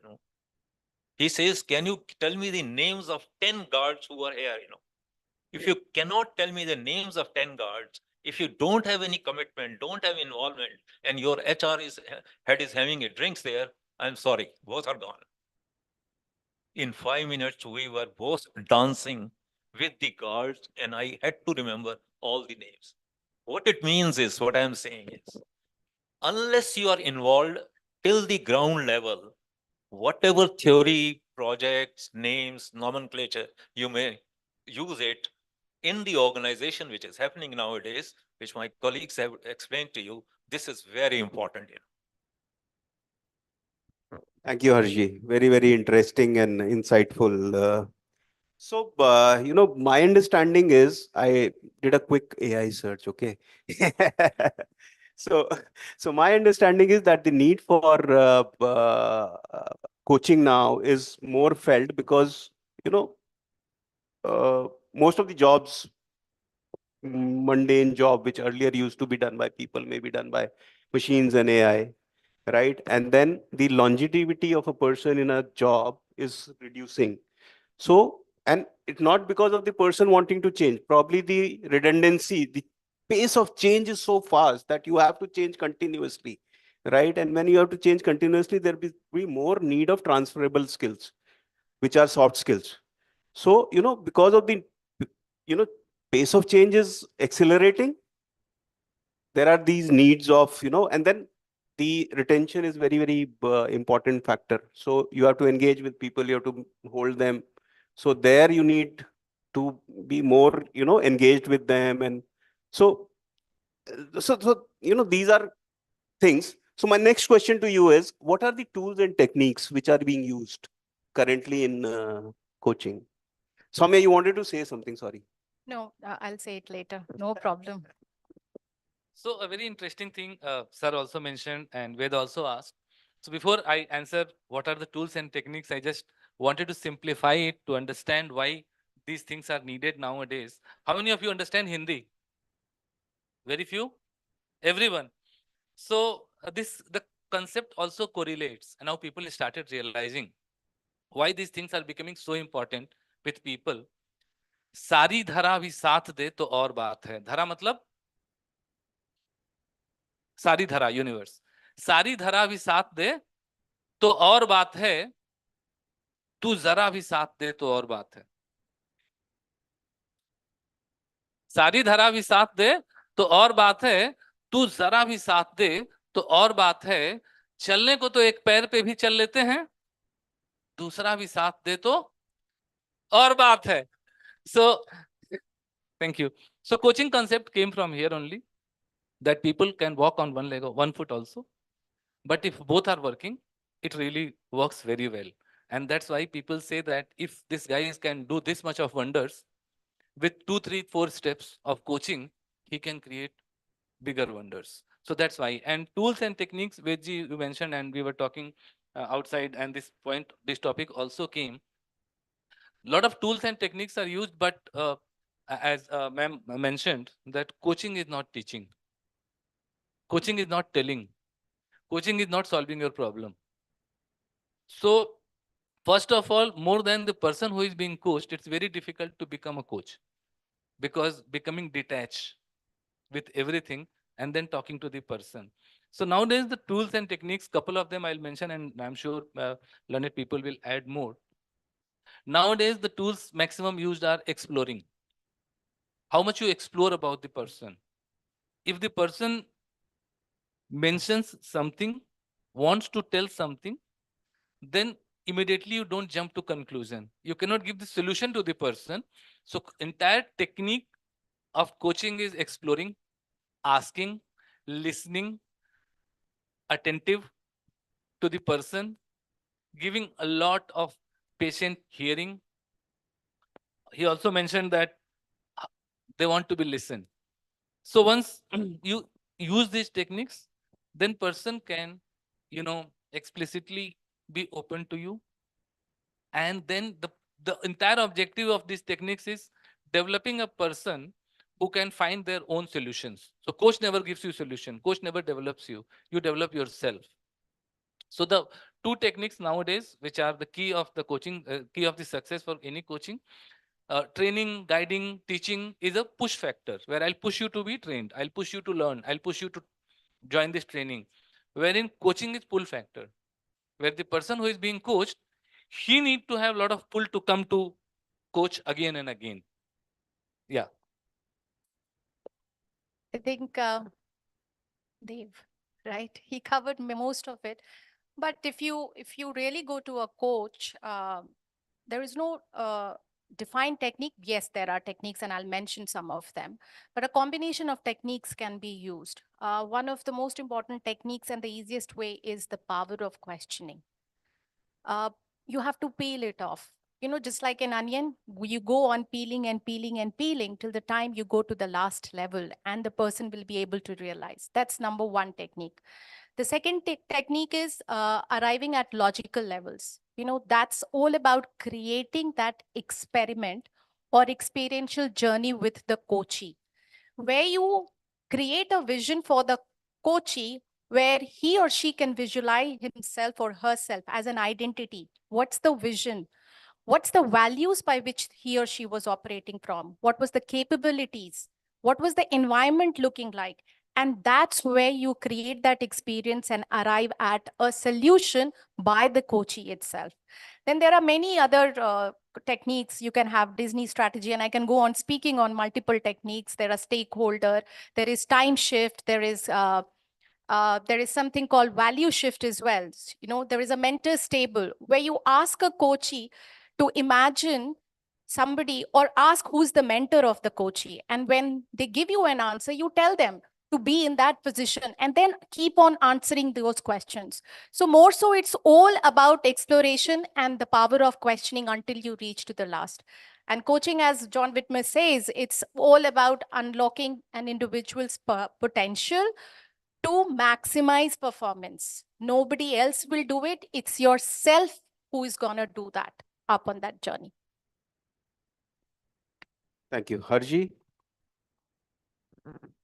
Yes, I would say that the environment in the company should be as such that people are able to speak, you know. I come and take the coaching, I take training, but my bosses doesn't like when I want to speak something of my mind, saying something different, you know. That kind of environment shouldn't be there. You know. You should accept what your colleagues are saying. Maybe there is a merit. There is may not be that much of merit. Yes, companies are making their own programs, department are creating their own programs, giving training in technical areas more, and other departments as well. It is bringing their, refreshing their knowledge, etc., which should be a continuous process as the competition in the market is very large. But at the same time, openness to listening to your colleagues is very much needed, you know. Thank you, Harji. So we are running towards the end of the session, so there are a lot of questions. But I would like to, pick one thing, that any example, live example, you may not name the person or whatever, but where coaching really impacted the leadership, of a person. Just, I mean, for Okay, in a coaching, the most important thing is confidentiality and integrity. Nothing can be shared beyond that. But I'll not give an example from my organization, but we all know Elon Musk, right? Yes, no. I think he went through ESS, which is called emotional stress syndrome. And that's the time that he took up coaching. We have a lot of articles on that and we can read it. He being the CEO of such a huge big organization, CEO, he also required that. And the same goes for Steve Jobs as well. So there are multiple examples where you can go and look into it, how coaching has helped people to create that self-awareness and own it themselves. So I definitely don't want to give an example from our organization. But yes, there have been instances where, imagine a scenario where all millennials are there and a baby boomer is the manager or the leader of the company. Imagine the level of stress, imagine the level of complexities that leader has faced. And we have witnessed this in the organization. But with the coaching, the person was able to evolve, understand what is required from himself or herself for that matter. Do you want to add, Dave? No, absolutely. So coaching is something, it doesn't stop your success, but it can stop your effectiveness. So there has been, and as Soumya mentioned, it's one of the key requirement of a coach is to keep the trust of the coachee, because coachee, when he or she opens up, they share everything. You guys are, very young generation, so you guys must have been too familiar with Netflix, Amazon Prime, and must be following multiple series. So here we are calling it coaching. Mostly in abroad, it's called therapy, where people take their own responsibility and they go to where he charges per minute. Very effective one. So we go and sit and we open up everything. So and here the person comes and opens up everything, then it becomes a responsibility of a coach. It's a moral responsibility. It's an unwritten agreement between coach and coachee. Whatever is discussed here remains here. But yes, there are multiple examples where coaching has helped. And in fact, I personally, in my life journey, I know 3 of my colleagues who became CEOs and are doing wonderful. So that's a very important thing. When you said that, young leaders managing older guys and, fast, hard task managers certainly face this problem. So I think, in a different context, what was coming to my mind is that, Steve Jobs came and went to Baba Neem Karori, right? So probably Baba Neem Karori was the coach. And then he asked Mark Zuckerberg to go, and because one coach, one mentee, or person who's coached refers the best coach to the other person. I'll tell you one very interesting thing, and better interest in time, I'll just finish in 10 seconds. So in coaching, we use, an entire world use a very popular term called instigators, right? So maybe Steve Jobs' instigator was with Baba Neem Karoli, so he got coached there. So instigator is something which is the very important thing in coaching that works. Yeah, so I think why Baba came to my mind is because you said self-awareness, right? So that's probably. That's what lacks currently, self-awareness. And as you grow up, that's where it becomes more and more important. So do we have some more time, Aditya? Riti? Somebody is speaking from behind. 5 minutes. 5 minutes? Okay, so we'll sum up with the last question where, we want to understand and probably tell the audience, or, how the objectives of organizational objectives can be matched while, the person is coached, the leader is coached. So is there any, format or a framework for that? With we always get little confused with organizational objectives. Nowadays, a new term, when coaching is a buzzword, the new term is organization's value. So organizations are operating through a value system. So they see at a larger level that this value system is, if adapted by the leaders, they might create wonders, and I will be achieving, because when we talk about objective, then we are talking about success. And coaching is not about success. Coaching is about effectiveness. So once they have identified values and they try to develop the leaders, as per the organizational values. That's where the organizational goals are aligned during coaching. Thank you for that. Soumya? No, I think they've they've covered it very well. Understanding oneself and then being more effective ultimately will add to the organization's commitment and the values that you would have. You will align it yourself. So the effectiveness increases as and when you go through the coaching sessions, and obviously it has to be an impactful one where the coachee has to open up. Then only it can create results and it gets aligned. Harji, any comments, closing comments on? Yes, when we are talking about coaching, there has to be individuals' objective should match with the corporate objective as well, in the entire process, It shouldn't happen that I've got a training, I've got a coaching, I've got a mentoring, everything. Organization grows and does not recognize, or whatever reason, they do not match, So all these things in terms of should result for the growth of the, I would say, employees, sources, whatever.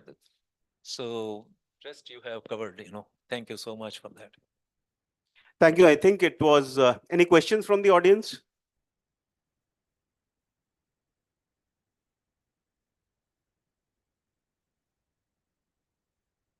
Good afternoon to the panel members. I had a question for Dev sir. So could you please elaborate your statement that coaching is not for everyone? Uh, I need a little more clarification on that. So when I said coaching is not for everyone, so I'll just take example from you only. When you started riding a cycle, you wanted someone to tell you how to cycle, or you wanted someone to just stand up and say you can do it, you can do it. No, I So wanted someone to tell me. you wanted someone to tell you. So you were beginner, you wanted direction, but the day you became a perfect a cyclist, and then you wanted to participate in Olympic, then someone may coach you that, hey, have you seen your breathing pattern when you are at this pace? So that becomes need of coaching, but you are learning cycling, and if I'll coach you and not teach you, then you might not learn properly. So coaching is not for beginners. Coaching is for people who have tried to make some progress or have made some progress. Okay. So when you were comparing it with therapy, so how can we compare it? Because therapy to is like, if I have a problem, then I'll go and talk about it. So she'll get me through everything, the therapist. यहाँ coaching में तो specific चीजें आ रही है ना कि specific problem पे काम कर रहे हैं therapy When you start coaching, there is a very different level of trust. So you don't limit yourself on a topic. Okay. Because if there is no trust between coach and coachee, the objective of coaching will not be fulfilled. So it is not something that we are coaching someone on maybe how to treat or respect or value others. It doesn't mean if you come and say, I have a problem at home, maybe your leadership is being impacted from the home problem.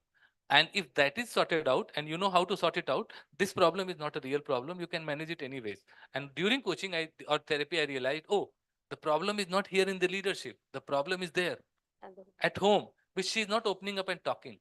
So you trusted your coach and said, and then we started talking about that topic. That got managed, and suddenly all of stakeholders started saying, hey, we saw a very sea of change in her. And the problem we were facing is resolved. So that's why the trust is important, and it's not limited to topic when you coaching someone. I just want to add, there is one slight difference between therapy and coaching. Therapy is always related to the past, and coaching is always futuristic. You evolve, right? Thank you so Wonderful, much. wonderful. Do we have time for more questions, Preeti? Okay, fine. Next time, yeah. So, okay. So thank you so much, my panelists. It was a wonderful session. Lot of learning, lot of insights. Thank you so much. Thanks. Wait. Thank you. Thank you so much. I think usually after lunch sessions don't go that well, but I think this one went pretty well. What do you think? Yes or no? You're saying yes like this. Are you sure it's a yes or a no? I only hear two of you say yes. Sir आपका सवाल रह गया था ना इसलिए.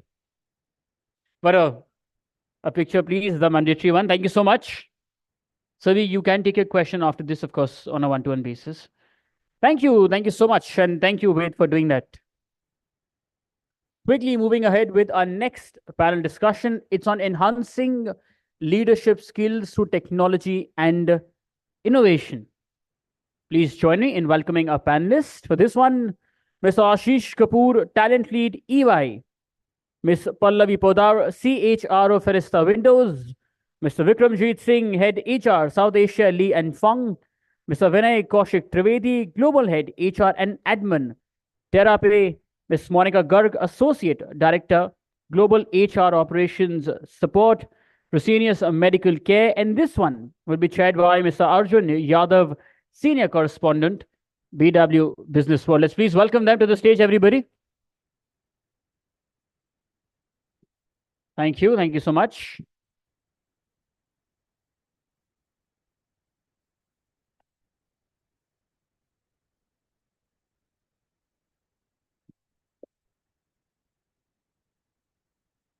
Thank you, Aditya. Good afternoon, everybody. You know, last night I was preparing for this topic and I came across a reel on Instagram where one of the retired and known civil servant was in a conversation in a podcast, and he said something quite interesting, that the higher you go up in your organization, in the hierarchy at your workplace, you don't need any expertise. You need only one expertise, and that is of managing men and women. काम निकलवाना लोगों से. And I suddenly recalled people that I know at such positions, and I said, यार बात तो सही कह रहे हैं. So, panelists, when we're talking about this leadership, which he said, managing people, mentoring people, taking people together when people are at positions of such leadership, uh, how do you see technology coming into all of this? In the last 1.5 years, a lot of discussion, debate on use cases of these technologies. But I think this particular topic, at least what I understood, has more qualitative aspects than quantitative. And you may correct me on this. But in your opening remarks, Ashish, if you would like to start, that what is that shift that we see when we are talking about leadership in this digital age with technology and innovation? Thanks, Arjun. And I think Vikram, you got your take. He's starting from me. That's what you're talking about. But good afternoon, everyone, and thank you, BW, for having us here. I think, like you rightly put in, Arjun, I think there is a new trade that's added in now. It's not just managing men and women, but I think also the art of continuing to learn, and especially when we talk about new technologies, to be a leader and not be ready to learn and sort of get into this deep dive world of be it AI, machine learning, is not going to do you good, because something or the other will surpass you very soon.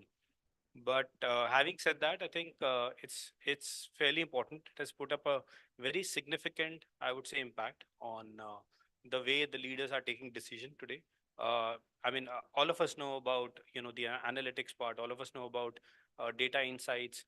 We are also able to get a lot of personalization at scale. So I mean, I remember a case from my own organization, and I want to cite it. There are three leaders who were very important and had to take a decision. Now, each of them had a very different need for data to reach or arrive at that decision. One wanted only sales data, somebody wanted sales and the team that is working there. Somebody also wanted which time of the year, what happened in the past. So, we are able to personalize at a large scale with this new technologies, and the leaders are able to reach their decisions much more faster. And I think just beyond that, apart from the regular stuff, I also feel that a lot of the personalization biases, our risk issues are getting covered, because you can build in a lot of these checks and make sure your personal biases, your personal issues don't really come through when the data is analyzing something. So I feel, yes, a lot of significant impact and changes, Arjun, in the way the leadership is starting to think and take decisions. You've touched quite a points, I think, and you'll be able to explain them further in our further questions. Monica, if your opening comments on this. Yeah, so when we talk about technology, and I'm glad that you did not start with the AI because we are yet far away from there. So I believe that right now, most of the organizations are still working on to transform themselves, right? And adapting the technology as part of their day in, day out working, right? So it's very important for the leadership first to understand what's their need that this technology can fulfill. They should understand their need, and then accordingly they should see how they can utilize this. It can be, as you touched upon, that they need to bring the change and be the change first. First, adapting the technology is very, very important. Change management is something which most of the time missing in most of the technological implementations. And if that is being managed well, I think technology can help us not only to coach people, train people, give a good set of, data analytics, predictive analysis, and they can touch upon also managing people across, not only within your geography, but across the geography. So that's something which for me important is change. If you are able to understand the change, understand your needs, I think it can be really helpful for anyone.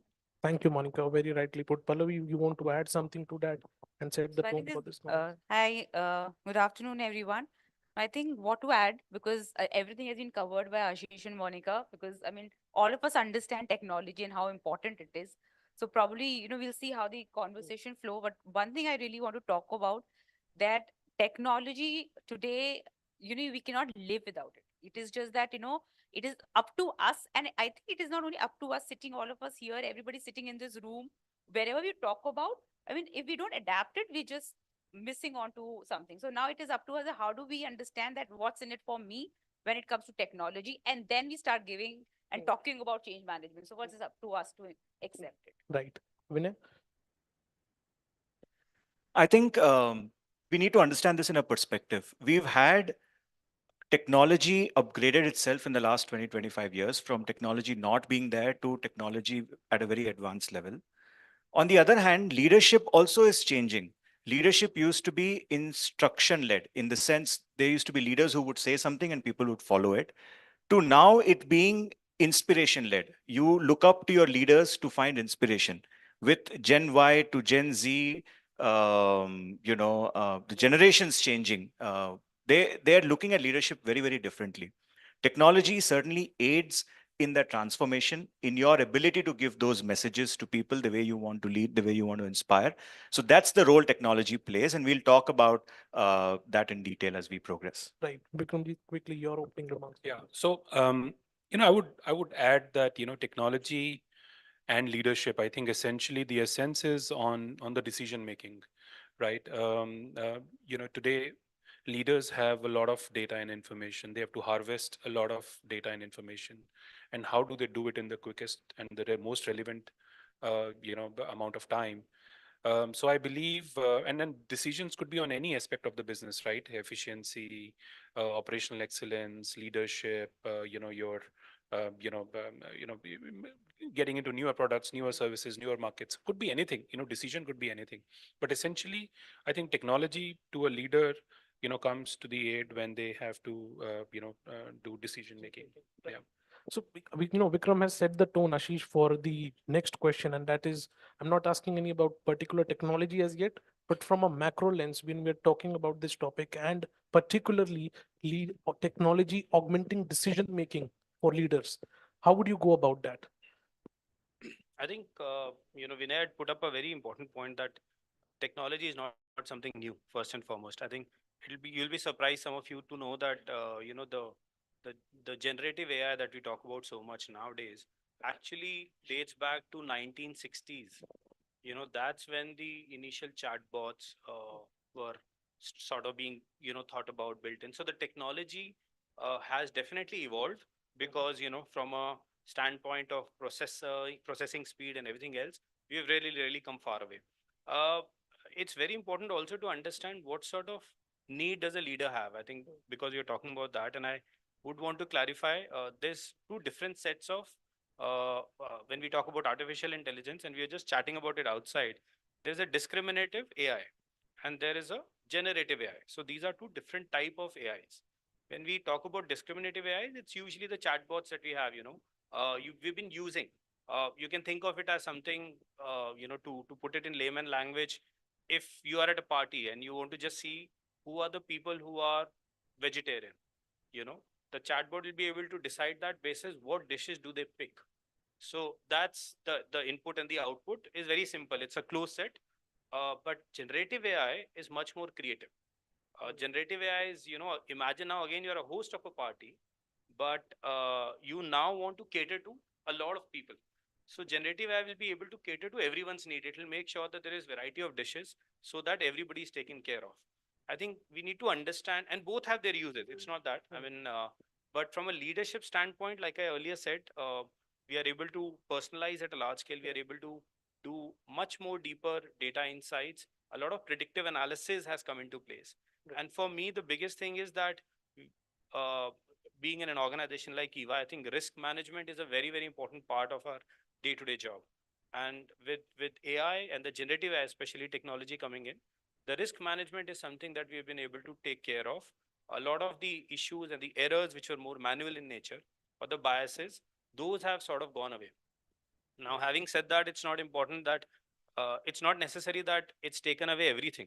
They tried doing this an example is they tried doing it in US, and they said, fed a system saying, okay, based on the picture of the person who's being evaluated in the court, can you identify if the person has committed the crime or not? Now, a lot of the people of color sort of got highlighted.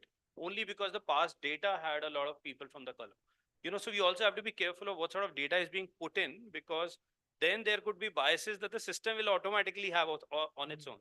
So I think it's very important, a lot of significant changes, but we have to be cautious while we are at it. Thank you, Ashish. Monica, how would you quantify the realm of technology when it comes to augmenting decision making for leaders? Yeah, so I'll again come back to my point that awareness is important, right?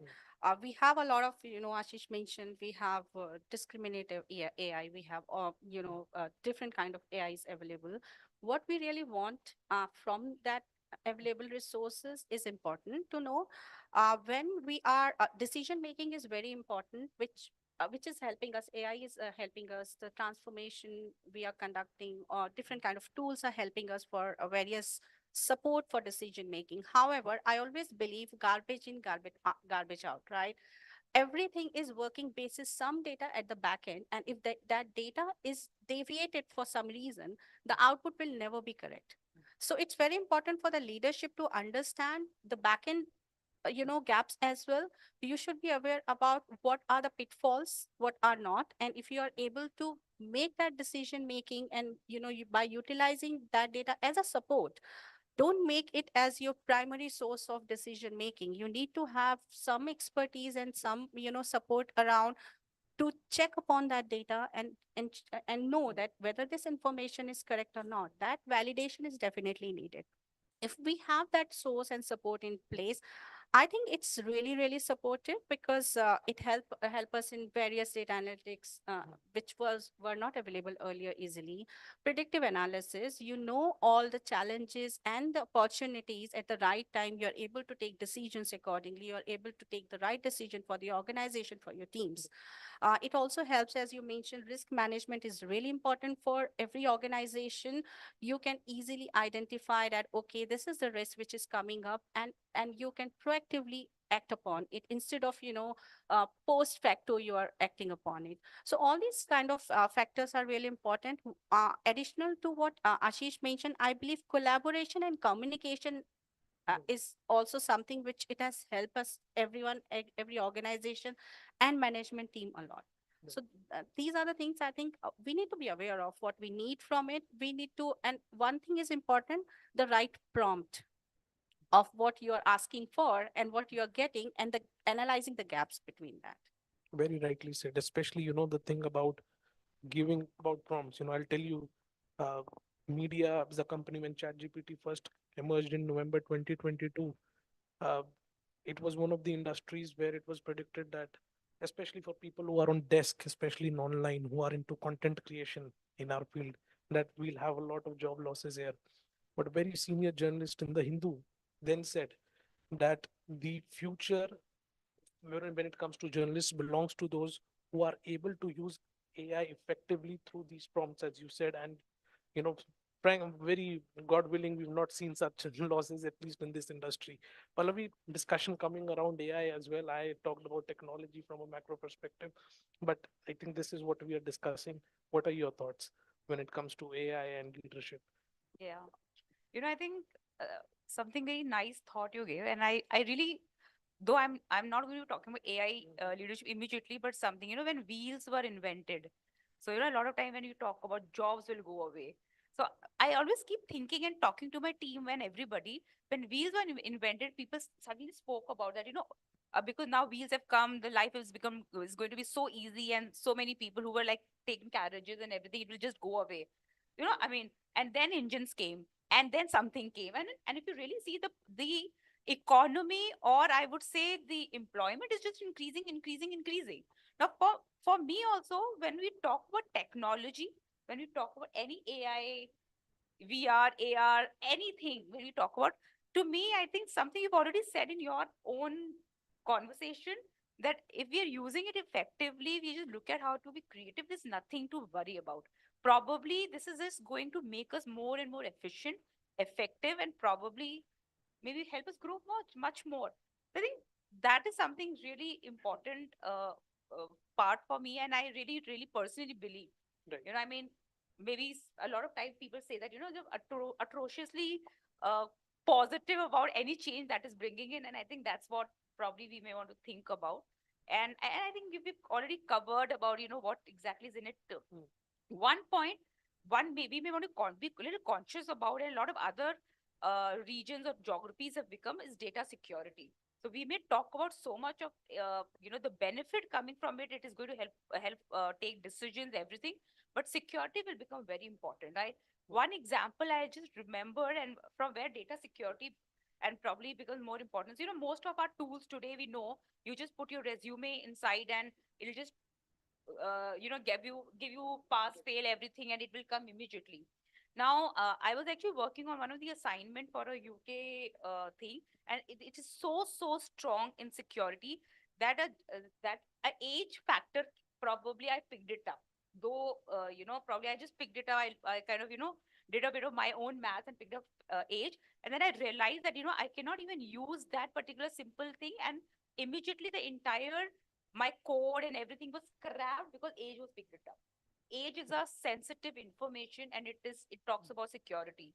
Now I can create a biasness, what you just spoke about. The color was picked it up. So I think data security, for us to also understand that how in this environment we should work on the security, garbage in, garbage out, what we are feeding in. So for us to be mature enough to understand and receive an input, that is going to be another hell of a work and hell of a learning for us. Very rightly put, and we'll come into that question about ethical considerations and having that human machine synergy as well. But Vinay, you would like to add something to it? I think the rise in artificial intelligence should not give rise to natural stupidity. We have a brain of our own and we have to use that. What happens with analysis paralysis, we get a lot of data, we get very excited, but we forget to interpret data, which is a very basic skill of a leader, of how he or she is interpreting what data is being presented to the leader. What's important is today you have a lot of tools that aids in giving you information in a very fancy way. It gives you data cuts, it gives you ability to look at data very colorfully. But that does not mean that it should take away your ability to a natural sense of judgment as a leader, to see what I want to look at and what I don't want to look at. Most leaders fail here when they get excited with these data sets and they are not able to really interpret data. And that's a caution that all of us need to understand if you're looking at how leaders can look at data. That's my 2 cents. Thank you. Vikramji?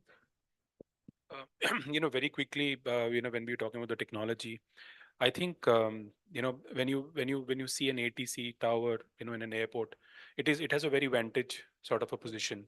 It knows what exactly is happening, in the vicinity, which aircraft is coming in, which is going, which is in the taxiway, right?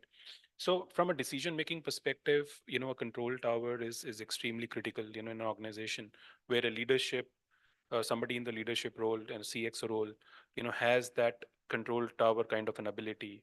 It could be an AI, it could be, the organization has, it could be a legacy system as well, which aids in the decision-making process. I mean, AI, of course, is a buzzword. We all talk about it. AI, VR, AR, Meta, right? So I think, other than the fancy terms, I mean, we now, at least in the AI space, we've started seeing some test cases, and we know that, it is already, beginning to enter our lives, professional lives and personal lives. Along with it, it also creates, the you are able to harvest more data, you are able to consume more data, you're consuming more data than you need, right? So from a leadership perspective, in an organizational setup, the ability to filter out what you don't need, and to retain what exactly do you need. So which depends on what models you are choosing. So refusing to use AI in a certain context is also a decision, right? So and when we talk of job losses, or get people getting anxious about AI taking away their jobs and all that, I think if you look at the history of evolution, even if you don't go too far into the history, just 20-30 years, when, let's say, computers came, or when Excel, probably, MS Office came, or when, let's say, iPhone came, and the world knew something like an app store, right? It did not take away any jobs. So with every technological evolution, it also creates more jobs, right? So when let's say this app store came, a new job family got created, app developers. Today there's that job is so hot right now. So with the AI, it's an evolution tipping point. It will move into our work lives, and it will. I have a positive view about that. It'll create more jobs than what we should worry. Thank you, Vikramjit. Ashish, bringing to what Pallavi was mentioning around ethical considerations and what would be a right path for developing that human machine synergy in this context.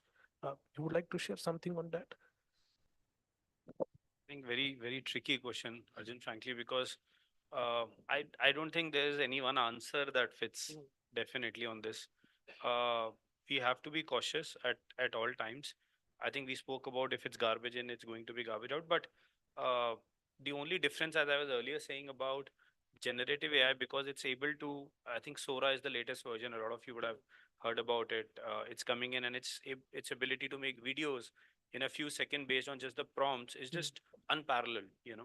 And with so much so happening in the creative field of music, writing, imagery, videos, uh, we just need to make sure that our, you know, is there checks and balances at the other side of it or not?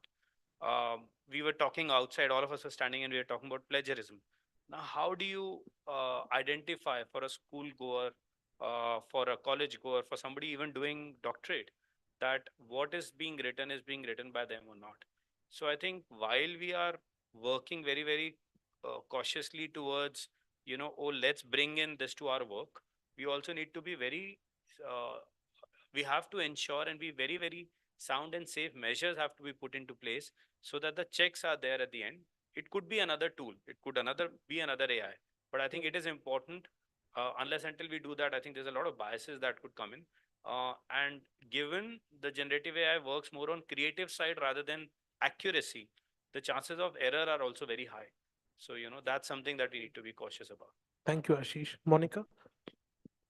That's my favorite topic, by the way. So, uh, everyone, how many of you are using Chat GPT nowadays? I see many hands, right? And if we talk about Chat GPT, everyone is using it. But I'm not sure if they are aware about that. Chat GPT basically pick up the information from wherever it is available, compile it, and share it with you based on the prompt you set up. And that information, whether it's authentic or not, that's a big question, right? If there's some information incorrect, you'll pick up the incorrect information and you will pass it on. So I have started last year onwards, I've started my PhD and I was working on one of my assignments, scientific misconduct. And that's where the plagiarism question came in. So those who don't know what plagiarism is, if you are copying somebody else's work without citing them, that is what it's kind of, stealing somebody's work, right? So most of the AI, if you are using ChatGPT or any other similar tool, is that only, and you don't know where ChatGPT is picking up that information. You cannot even cite that. And during that, assignment, I also found out, I searched some articles and I found out that one of the well-known university, they copied somebody else's strategic plan and they picked it up through this kind of tool only. There was a president of some country, obviously I cannot take names here, who has to resign because his research papers were found, copied from somewhere because he used AI tool to pick up that information. A lot of research paper get rejected because of the language is picked up from the Chat GPT. So that's where we are getting paralyzed, I feel. While we are using it, how to use it and how to follow the ethics in using such kind of tools is really important. As you were talking about losing the jobs. Nowadays, because it's very nascent stage, nobody understands the repercussions of it, and that's why people are losing the job. But it will also create job, as one of my fellow colleague said, because you need somebody to validate the authenticity and the correctness of that information. You cannot just pick up and utilize it.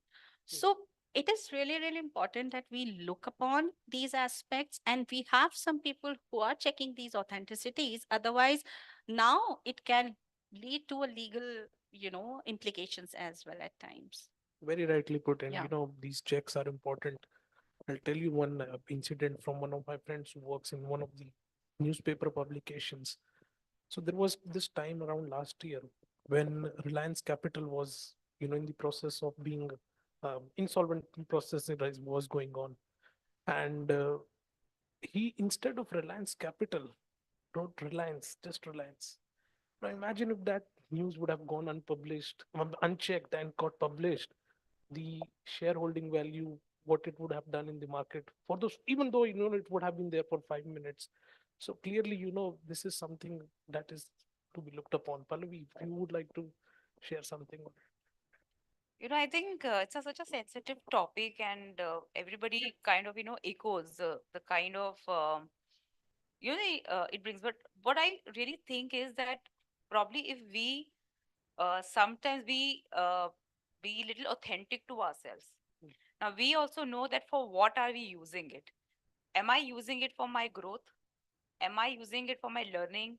Am I using it for influencing person? What is that exactly? So now here the little softer values which probably nowhere we can see, none of the chat gpts or technology, and that is where the personal connect will talk about is how, I mean, will the person trust me also or not?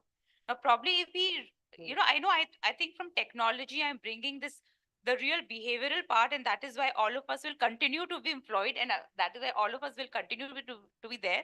So we all know there's so much of information coming, but then where am I using it, and am I authentic to use it in a right way? So probably the way, I think something what Monica touched upon was awareness part of it. So if the right awareness is done to everybody, that yeah, there's no harm in using it. Obviously, we'll use it. We'll need that information which is very fast, but how am I presenting it? Where am I good? Am I using it for my school studies? Am I, will I have that guilt within myself or not? So that guilt automatically there ultimately have cheated it. So this will be there. So maybe that's what I can really talk over and above what my fellow colleagues have just spoken about. Right. Thank you, Pallavi.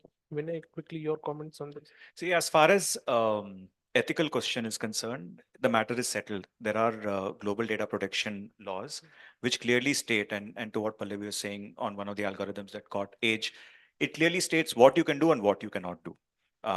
So there you'd be to what Monica was saying, awareness. You need to be aware. Not knowing the law doesn't mean you get the license to kill somebody. It's as simple as that. So you should know what it is, and you should know how to use it. As far as the usage of somebody else's information or using these tools to pass it off as something that you have created, I think even a first standard child will tell if it is right or wrong. You have a moral compass. You really don't need somebody to come and preach you at your working age what is right, how to establish what is right, what is wrong. And to a very well made point on authenticity, you I mean, nobody's going to come and teach you how to be authentic, right? Today there is a fad of everybody being on social media, writing articles showing off as their own, which is not even half the time their own. And thank God to LinkedIn now changing their algorithms. We see a lot better content on what we see.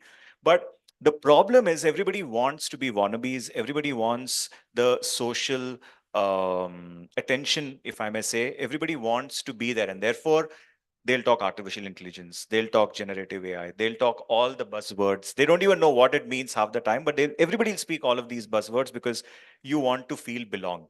So I think that is an area which is a gray area, which definitely needs to be introspected upon by individuals. But as far as ethics is concerned, it's very clear and settled. Thank you. Vikram, how do you see leadership being approaches inculcating these ethical considerations and having that human machine synergy in decision making?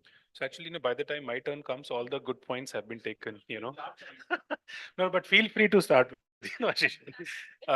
See, what we were discussing, I think it's not a new dilemma. The moral compass of right or wrong, just because we are starting using AI, is not a new challenge that you face. I see so many students here, if you get an assignment of writing, let's say on Maslow's theory, or let's say Newton's laws, or any established theory, you call it Newton's law, you call it Maslow's theory, right? You don't say, hey, I've paraphrased it, it's my theory now, right? You don't do that. So even with the AI is just a tool that you have, because it allows you to do more and less, right? It builds efficiency in what you do. And through efficiency you have more time, so you can do more with less. And this is where the world is heading. Even in the corporate setting, you're required to do more with less, because you have more tools at your place. When computers came, you could do more with less, right? When let's say you were you started using HRIS tools, you could do more with less, right? So from that standpoint, just because AI has come into our lives today, work or personal lives, it does not pose any immediate. It does not pose a new question. You always used to say, this is somebody's work, this is somebody's theory, right? And you know in a corporate setting, some of the examples that you gave, of course, and awareness is the key, that when people are using it, are you using it carelessly or recklessly? We had that example, I don't know the exact thing, but I think Samsung's colleague employees used Right. ChatGPT to do some research, and those answers, ChatGPT learned that, and then Right. some of the sensitive Information is- project that they were doing, it Right. came out in the in the open, in the public, right? So some of those things. Second is AI,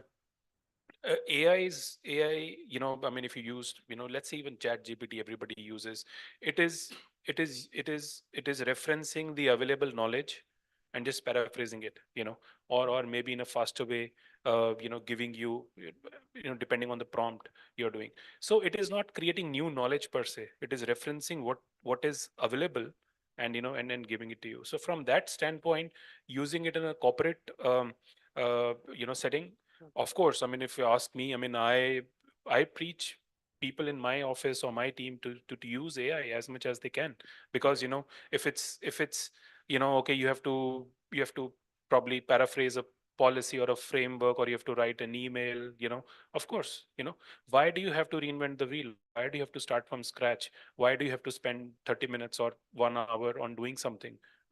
So the redundancies are coming in those, in the approach, in how you think, in how you approach your work, right? So yeah, I think I can close on that.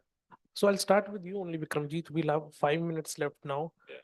All of you, in 1 minute, you're pinpointing a trend that would define the next set of leaders, that would mold the next set of leadership in the arm of technology. One trend, if you want, through technology, yes, when you're talking about enhancing leadership through technology and innovation, what would be that one thing in your understanding, in your assessment? So, it is kind of cliched now that when we say leaders have to, have to understand data, right? It is a given. They have to understand data. They need that data to make, the decision making as a process. But but that is still the biggest challenge that I see in leadership using data, is predicting. So when we talk of, when in the B schools, you look at case studies. Case study is something which has happened in the past. You're just doing a postmortem of what that person could have done, what decision went wrong, right? But you have to take a decision. Maybe 6 months down the line, there'll be a case study, really doing a postmortem of the decision you're taking today, right? So the ability of a leader to really look at all the information that is available to them, leveraging technology as a tool, because they can do more with less, and and having that conviction. So in a good time, you take a decision, it goes good or bad, doesn't matter. But if there's a crisis, even if you are able to take a decision which gives you a 10% or 20% edge, and you are spot on, looking at that insight, that is the game changer. Right. So technology and decision making, is something that I root for. Thank you, Vikramjit. Vinay, your quick take on this. I won't take 1 minute. I'll just make one statement. I think the more we have technology coming into our lives, the more emphasis in the next decade or so is going to be on human relations. It's going to be on people-to-people contact. It's going to be on your ability to connect with your colleagues and your teams. That's going to be the buzzword, and the next decade or so, it's going to be more so. Thank you, Vinay. Pallavi? I think I have a little different point here. With leadership, as a leadership, I think the trend for me is going to be accept that I don't know more.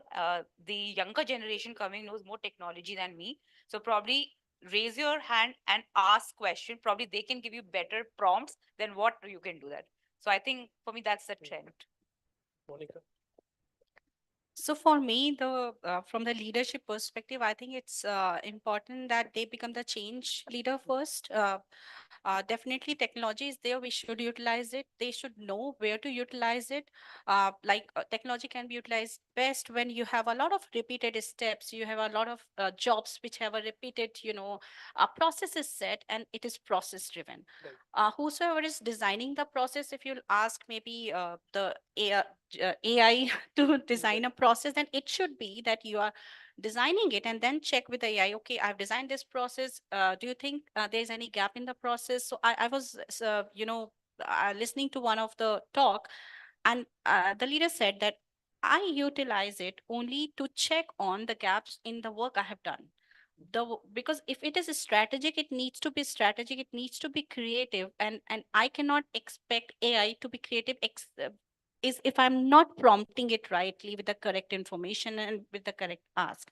And that's where it needs a connection and collaboration between both. So leaders should define what is, what can, for what we can use the technology, for what we cannot. That should be clearly there. And definitely communication is something which is really nowadays a lot of leaders are utilizing to communicate across the boundaries. I think that's the thing which is really helping everyone. Thank And you. leaders should look forward for that. Thank you, Monica. Ashish, how would you sum this up? I think, Arjun, with the advent of technology, one big change that is definitely coming through is leadership. In terms of leadership style is what I'm talking about. It's going to be much more authentic than it was before. With social media, and you just can't faff around anymore, as they say. You need to be very authentic. Also, you need to be very direct. A lot of intermediaries in between have gone away. The channel of communication is open up. The leaders are interacting directly with the larger population of either of employees, customer base. So not only do they have to gloat about successes, they also have to accept about failures.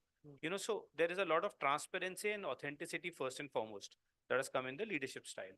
The other is obviously it's become more direct, like I said, because it's one-to-one now. You don't need a lot of people to reach out to the last level. And I think because of all this, it will be very genuine. A lot of the conversations or the messaging would be more personalized, more genuine, and more authentic. I think that's the change I see in the leadership. Thank you, panelists, so much. We have 2 minutes left. Do we have any questions from the audience? Mike, did you?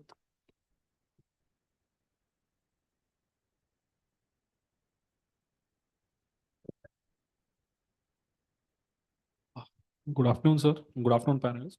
My question is that how AI can replace humans in future? Because we are listening that AI will replace humans, and how much this particular statement is true, and whether it is true or not. I want I want your opinion, and yeah. I think all of the panelists did cover that this is not going to happen, but if anybody wants to take and give a more in-depth answer to that. So I think I did mention that probably nobody can replace human. So obviously everybody has their views, but I gave it that this one example also when things came in, computers. I think very recent example when I gave that computers came in and we said, okay, now everything is so fast and suddenly everything will go away, jobs will go away, people will just the clerks will move out. The jobs got refined. Rather, I would say a lot of value got added to everybody's job. So I'm sure nobody sitting here will hear anymore clerical jobs and are left in the in the entire system anymore. I mean, the jobs have become much more refined, much more better, much more purpose driven. So I think probably I would, in my opinion, with AI coming, with whatever technology tools coming, more and more jobs will become purpose driven, and probably more motivating and satisfying. Right. Maybe I want to add on to this. So AI can replace human only if humans are not upgrading them. It's really important to unlearn and relearn continuously now in this phase, in this era. It's really important that you're continuously upgrading yourself with the new technology coming in and the new need for the organization that is coming in. Somebody who is not changing themselves, who is not unlearning and relearning, and continuous upgradation is not there, that human definitely will get replaced by AI. So Right. that's the Thank- message. Thank you. You had that question? Yeah. Udar bhi dijiye.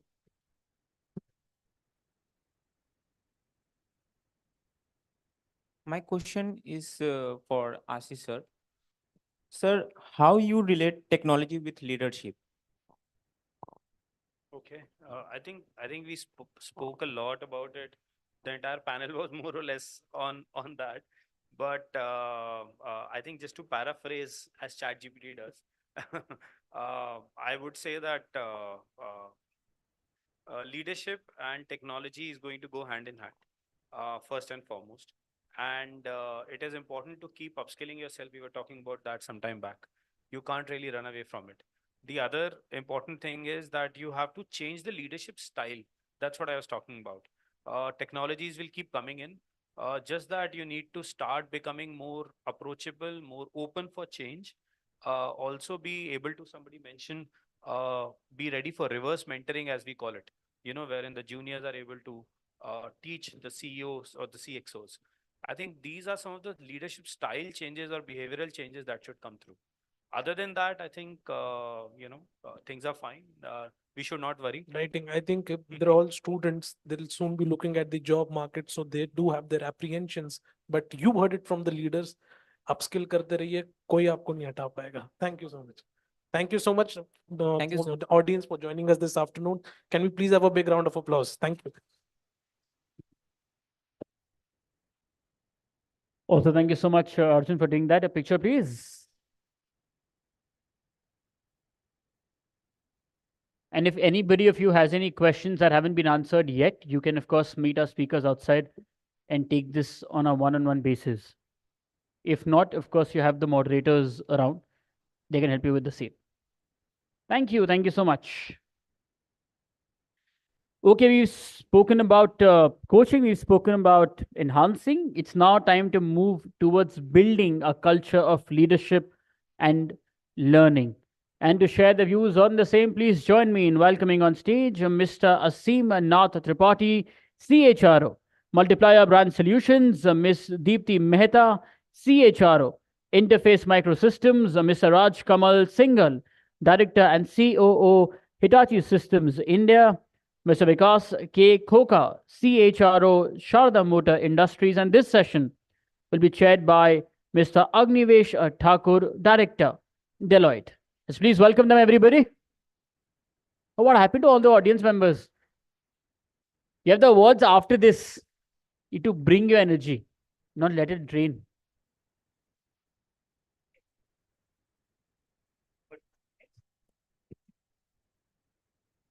Good afternoon. Good afternoon. Still not loud. Good afternoon. Okay, some bit of it. So this happens when post-lunch sessions are, and then also you get some interesting conversation happening. So I'll try to make sure that we'll try to make it so crisp, contextual, and very relevant, right? We'll try to see people can speak from their heart, and you get some lot of good actionable takeaways for your, in your learning journey. The topic was on building leadership, building a culture of leadership and learning. So, how many of you have read 7 Highly Effective People? Okay. So what what the author says? He says that leadership starts with yourself. It's like how efficient you are. Okay, how efficient you are, how effective you are, how passionate you are, will already depicting in your behavior, which will be part of the leadership. So the essential part of the leadership, he talked about that if you are trying to build a culture, the first thing starts with yourself itself, right? And then you look at do that. So what I intend to do, because since I'm a speaker, since I'm a moderator, I'll try to speak in moderation. I'll let my fellow panelists speak volumes. What we'll do, we'll just open this session for each panelist to speak about their initial view, that how in their own space they have seen in their experience how this particular leadership and culture has shaped up in their organization, and any takeaways or any insightful or any insightful thing that you want to share across. So I'll start with you, Asim. Thank you so much.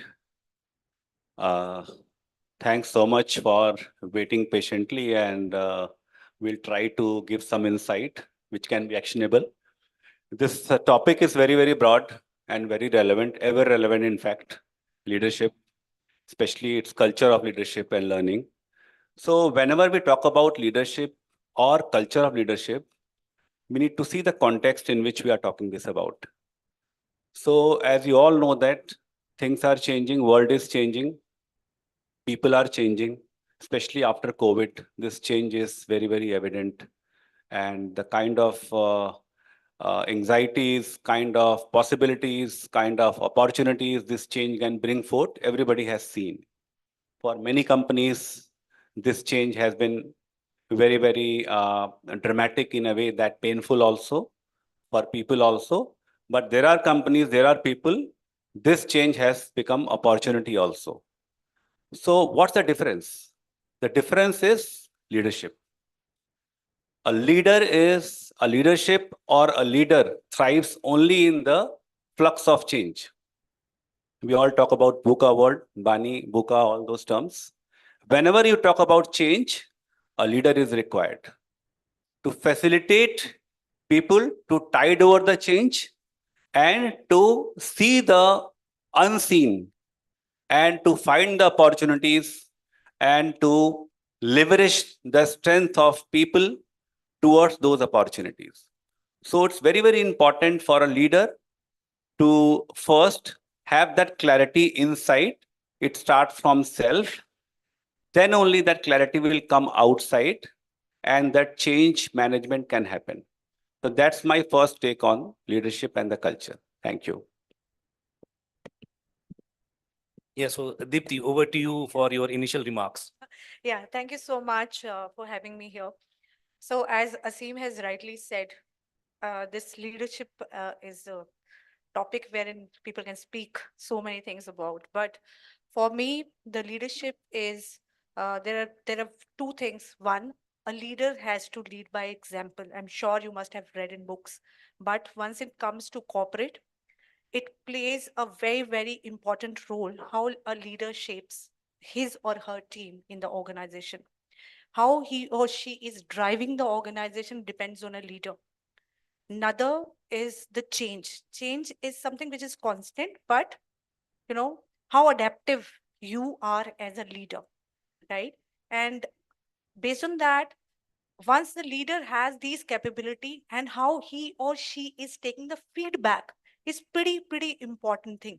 I being a leader should not think like, this is what I have decided, this is what we have to go. How he or she is taking the team along, how he or she is taking the feedback is pretty important for us to drive this particular culture in the organization. That is how once you lead by example, once you look at lot of if my junior suggests any changes, am I taking it in a positive way or not? And then you drive the high performance culture in the organization is something a leadership which I initially, the thoughts of this way I can just tell about. Yeah. Yeah, so this is brilliant thought. So again, since I love reading books, so I'll again come back to you and on talking about which we were just discussing, that on leadership and culture, there are n number of books we have seen, right? Because Harvard has their library filled with all the books on leadership itself. But having said that, I'll recommend a couple of things like, if you have not read, go and read Leaders Eat Last by Simon Sinek, right? And rightly you say that how you are looking at, with just Asim also talk about that, you look at that building trust and also how you are collaborating with the different mindset, different, skill set in the organization itself, because this will help you in unleashing the true potential. At times it happens that you may not be doing the right thing at this point of time. Maybe you are not able to find out your right mojo, but if you go deep, drill in and probably put your helping hand together and try to build unleashing the potential to these guys, and they can do wonders. So over to you, Aseem, again, to have the same topic on how you think that from how leadership and culture building is important to you and your organization itself. Sure. So this is Vikas. I see leadership from two different angles. One is that bases my experience across 3 or 4 different industries. Uh, I think what works for you as a leader is your subject, right? It's your subject matter. But what works is your alignment with other leaders is very important. And alignment means that you co-create, you try to co-create solutions.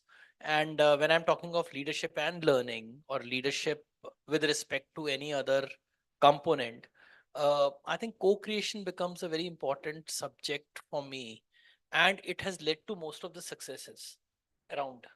When I see the successful projects versus not so successful, what was different was how much effort I put in creating a co-platform, right, in alignment of others. Now that can't happen if you don't know the need. So I am also jumping to the other side and knowing in today's world you can't have one intervention which is catering to everyone. You need to have capsule based needs identified and worked upon it. Either you use technology or you use your own site in terms of how you would be able to cater different kinds of requirements of different sorts of people. And how you can create that change is something that can really make a different kind of mark. For everyone, nothing works today.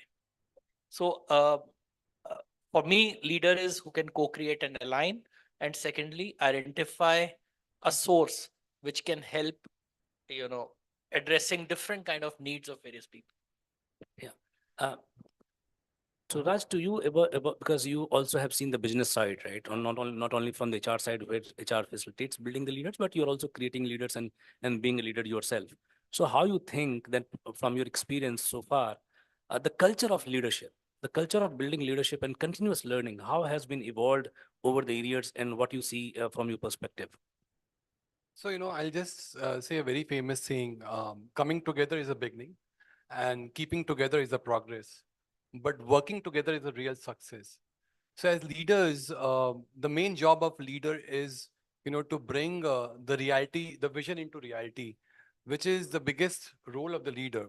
Now, as far as the culture goes, culture is something, even if nobody's watching and the work is done in a similar manner, that's a real culture which any organization demonstrates. And changing the culture is a big one, it changing the DNA is really big, a big shift. So for us as Hitachi, we have been really transforming the leadership to the next level where we want leaders to demonstrate the learning culture because it's a continuous process. If leaders don't take that lead, in adapting to the new changes, we all know the way AI is coming up, Gen AI. So all of you would have read, where is the NVIDIA valuation gone? Any guess? Where is NVIDIA valuation gone? It's almost $2.3 trillion. And the share has gone to $903 in last 6 months. It's jumped by almost 100%. So the reason being the world is changing.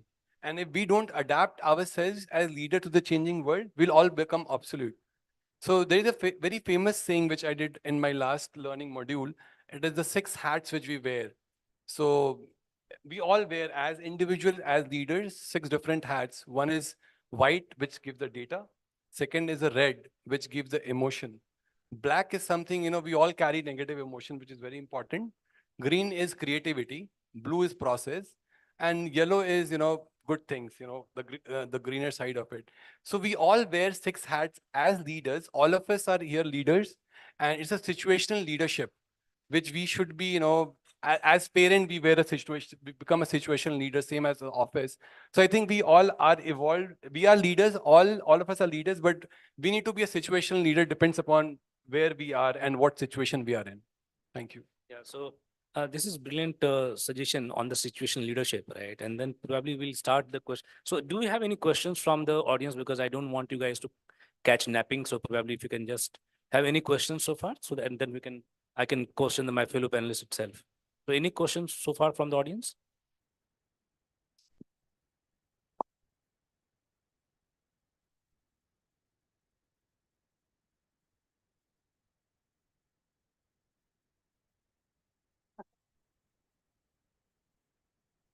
Yeah. So this is stream, but yeah, but do one thing, hold on your thoughts, keep your questions ready so that we can come back again to you, right? So Asim, over to you. How organizations integrate leadership development into their culture? Thank you. Uh, Very, very important question. And we have seen many examples of companies successfully being doing that.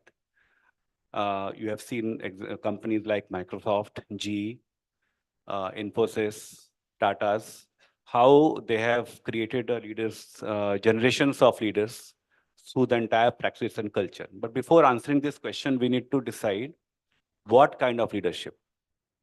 So there are two continuum of leadership.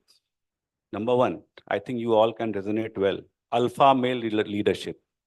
Alpha male leadership. So many companies, they try leadership, but ultimately it comes to that alpha male because someone at top, he tries to impose or he tries to replicate his style of thinking with everyone, all the companies, and all the people, his coteries, they support. So that style is dominant, authoritative. That style believes in being served, creating wealth for the company and few people. But there is another style of leadership, which is transformation leadership or servant leadership. Many names you all must have read. That leadership is a purpose-driven leadership. There, the company is vehicle for the change to be brought in the society through product or services. So if we talk about that leadership and that leader or the promoter or group of promoters, they have got belief in that their purpose. They would like to create a vision community, as you rightly said, a community of leaders. Who are the community of leaders? Who share the same vision. And that vision is bigger than the company. That vision always inspires people to work more than they want, to derive the discretionary effort, which we call engagement. So that vision community has to be built. And for that, there's a process that values should be formed, the company's values should be formed, and the people associated with that company, they should share those values, and that they should have the belief in the vision. Then only that energy in the energy in the people will come to achieve that vision. So the leader, the promoter, or the owner, or the MD of the company, he creates the entire chain of the people who has got the similar kind of vision, values, and the change process starts. But all in this, selflessness is very important. That leader has guts and should have guts to leave the entire legacy forward, except him. So that selflessness is very important. It's easier said and done, but there are examples where we have seen the people, we have seen the leaders who have created the organizations, institutions, which has grown and growing like anything only because of this and this trait. So that's my take on this. Vision is critical, and the creation of vision community is critical. And before doing that, you need to have a firm belief in your values. Thank you. So over to you, Deepti, because I try to spin the question in different way itself, from, let's say, how we are looking at in terms of the culture of through building culture through the leadership. Now we'll try to see how we can collaborate or how the peers can collaborate in the learning process itself, right? So on the leadership learning, so how we are going to, collaborate amongst the peers to make sure that we have the continuity and also the senti happens in the leadership itself. Thank you. So I work with the auto sector, and I've worked with other consumer sector, IT sector. Why I'm saying this is one unique thing which I've just experienced in this auto sector. Here you have to work as a cross functional team with for a projects, whatever you want to make, or whatever software you want to design, you want to test something, you want to make something in a production. Until unless you do not have the cross functional teams working together, you cannot make that product live in outside in the market. So the this comes with the culture of learning, so wherein people are collaborating, different teams are collaborating together, and they are working together, they are discussing the problems together, and then of course with that they are creating the leaders also. So first of all, becoming a leader, it of course it takes little time, but how many leaders you are creating, being a leader is very, very important aspect. Another is what we practice in our organization is peer mentoring. So every time leaders are not supposed to give the feedback. It is another way also. Whosoever is my peer level, we are making sure that once in a quarter we are identifying 3 to 4 leaders, those who have different peers. They are giving them suggestions, they are giving them an opportunities, or whatever you may call it as, and make sure that they work on their behavioral aspect, whatever are the feedback, not on a functional aspect. Because being an HR, of course, you have to make sure that people are investing in the organization, the culture is we are creating a high performance culture. At the same time, learning also is been embedded in the system, not only the software aspects in the system. Third is what we have started is like reverse mentoring, which is the most important thing and liked by everyone. So if I am a leader, I am a say CHRO in the organization, so one person who has joined 3 4 years ago in a software team is giving me a reverse mentoring, which is for, say for example, if we have got like 2 decades of experience and you guys are coming in the organization, and then new technologies are coming, era is changing, how do we use social media? There's so many things which we do not know about it. So this is called reverse mentoring, wherein only this is allowed till 5 years of experience, not more than that, and they're making sure that they are working with us. We work on a project and we are just learning that by the experience which has been given by young folks. So this is what is my take. This is what I'm experiencing. We are doing it in the organization, and few more suggestions if comes from the audience will be great. So this is what. So leadership is not you become at CXO level and you don't need to learn. Learning is like continuous. So we also have to learn, but we hardly get time. But this is where we make sure that the peer mentoring, the reverse mentoring, the CFTs working together are creating the culture of learning in the organization. Yeah. Something to what she said, three of us are ex-Airtel. Yeah. It happened to, we never knew that we have worked for Airtel. So this is a company which I always love. When I joined Airtel in 2004 as a senior executive, it gave me the power of, real leadership. Because at Airtel, we were being told you can take any decision. It is not necessary to be a CXO, what she mentioned, that to take a leadership role, you have to be a CXO. So this is the biggest myth. And all of you who are youngsters here, get into a leadership zone as early as possible, because that is what will take you to the next level. Gone are the days wherein we used to ask like you should have this much of years of experience. Doesn't matter. As soon as you have good skill, you can crack in any sort of role in the organization. So there are fast tracker development programs and many things which organizations are running separately.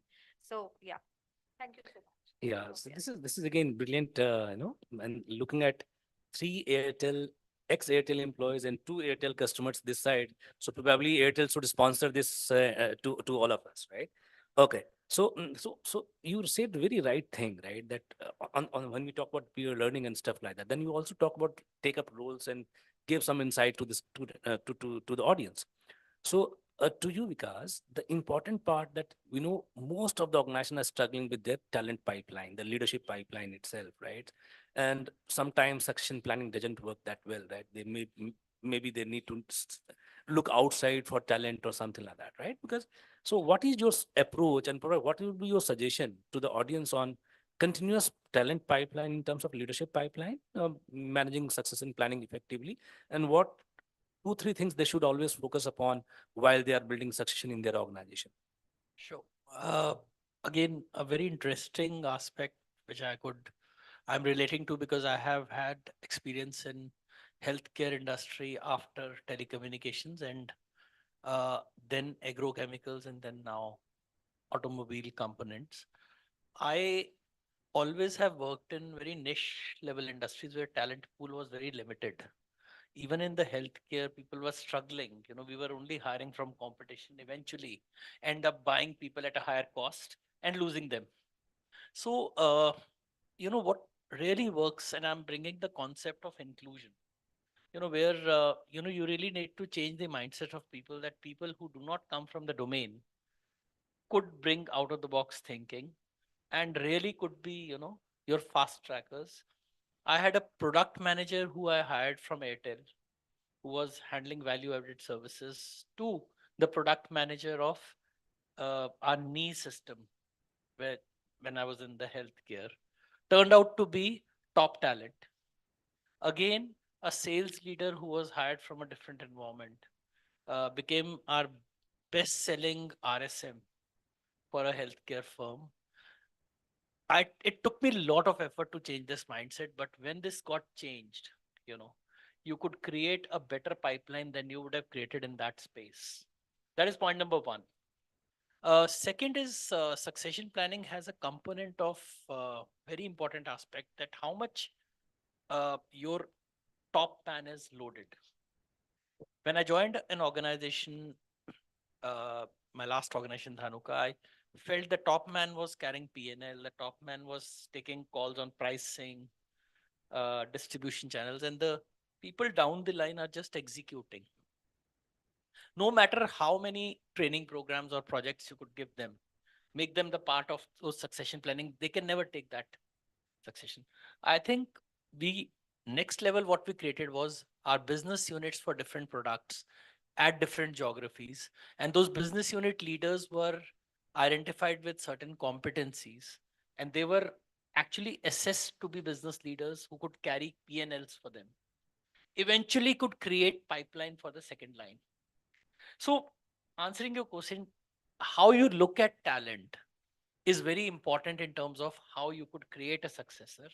Secondly, challenge people to really think out of the box and create those, workshops or methodologies which are very different from a standard training program to help people think out of the box, think whatever is not normal, whatever we call so-called normal, which is outside that space, is also very handy and you need to reach there. I think this is something which has really helped in thinking and creating that space of succession, which always remains vacuum, and you end up buying people.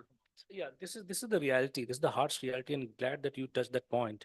So over to you, right? Because just continuation on that, um, succession planning is a challenge to everywhere, right? And then we also need leader, right? Every time I can't go and buy, right? We also need to build the talent internally itself. So what will be your take if you want to, spare some of the thought from the being a business leaders, if you can spare some thought, because you are the one who are getting a lot of challenge in terms of having the right leader at the right place.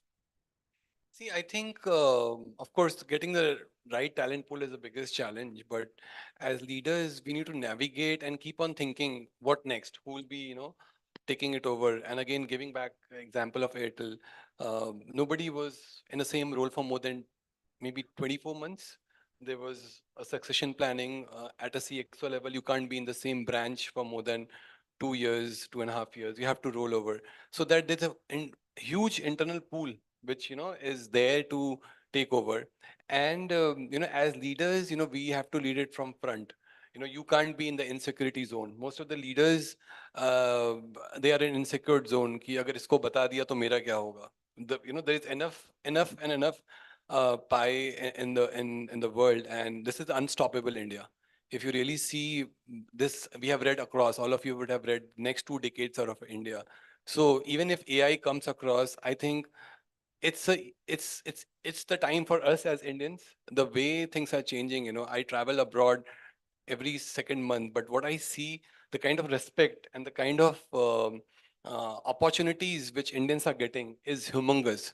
So first and the most important thing is, as leaders, as far as the talent pool is concerned, we should be out of the insecure zone. The world is big enough. And if I see myself, I'm a finance guy, but I moved to operations role, moved as a CHRO, then moved to a business role. So if you are open for learning, sky is the limit. So I think there's enough and enough in the world for all of us. Yeah. So now time is ticking. I'll again come back to the audience for the questions. So any questions for the any panelists? Okay. Can someone give the mic?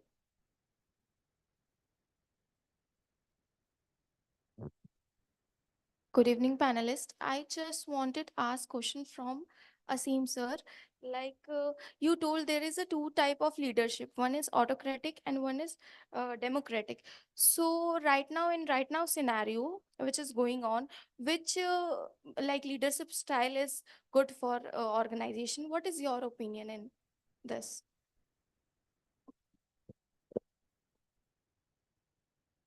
Can I put the question back to you? What do you think? I think it depend upon the employee. And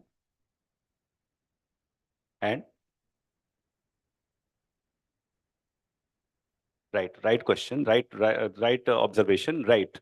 So both styles are relevant. So as you know, that kid is there, a kid sometimes requires some kind of affirmation and authoritarian approach also to make him work in a way that is required, because behind that also empathy is there. So ultimately, one has to adopt participative form of leadership because things are changing, people are different. Everybody has got different aspirations, different expectations, and different goals. A leader brings forward all those together, where everybody is allowed to practice their uniqueness also, and still they are united for a common goal. So that is the only leadership style which is long-term and sustainable, which can bear fruit for everyone, especially in the organization setup.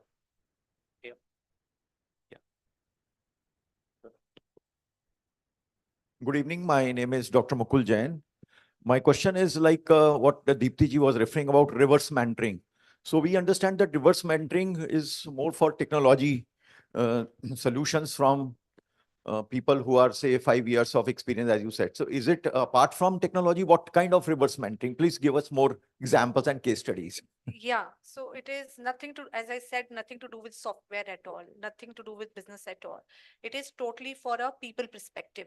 As I said and mentioned it rightly, like you have top layer in the organization, right? And then they come with a certain set of experience, right? And then if I have to say go out and I have to see young blood is coming in, yeah. So there are lot many things like VUCA world, social media, employer branding. Just giving you an example from a HR standpoint. Of course, from branding standpoint, how marketing has to use the logo. This should be there, that should be there.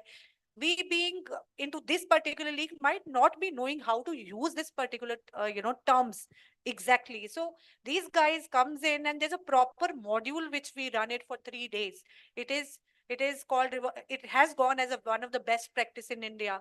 So from our organization, so what we do generally is we give an opportunity. The criteria is, of course, the person should be there in the organization for 2-3 years, or their performance rating should be good, and then there's a process start, right? And they make sure that they create case studies. They make sure to check what level we are in. So they put the questions and then we reply back. So it is just happening between 3 to 6 guys, not more than that. And once I reply, say, on the question whatever is there, we write our answers. We get to know where we are. Sometimes we score 20 out of 100, sometimes we score 40 out of 100, or sometimes, yeah, 50-50. So based on that, they start guiding us. And it is not on presentation. So what they do is they take us on the floor and how they are utilizing, how they are working with other fields, And that is how we learn. It's an on-the-job learning, which we do. And what we make sure that in a week, we spend 3 hours on this particular initiative. This is what we do. Thank you. Thank you. Yeah, so Super. time's up. So what we can do, we'll step out and you can ask the questions. Sorry about that, because we need to be mindful for our next, session. So thank you so much for having us here. I wish I could have spoken more time with you guys and continue to build your leadership. Thank you.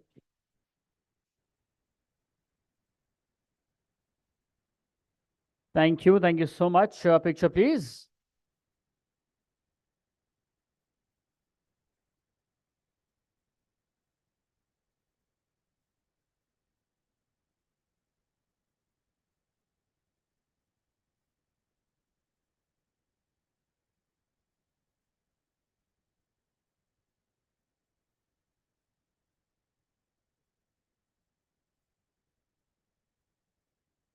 Thank you. Thank you so much. Thank you.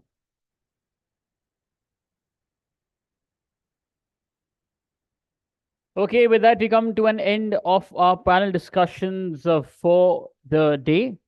We now have a standalone session, let's say. Now, this is on well-being, on creativity, and also on leadership, but through music. And to perform, to take us onto that journey, please join me in welcoming on stage Miss Sunita Abhayan, violinist and HR practitioner. I believe ma'am's not here. Okay, we just need a couple of minutes to set the stage up for ma'am. Till then, can you please play one of our legacy AVs? And following that, we'll have the awards as well.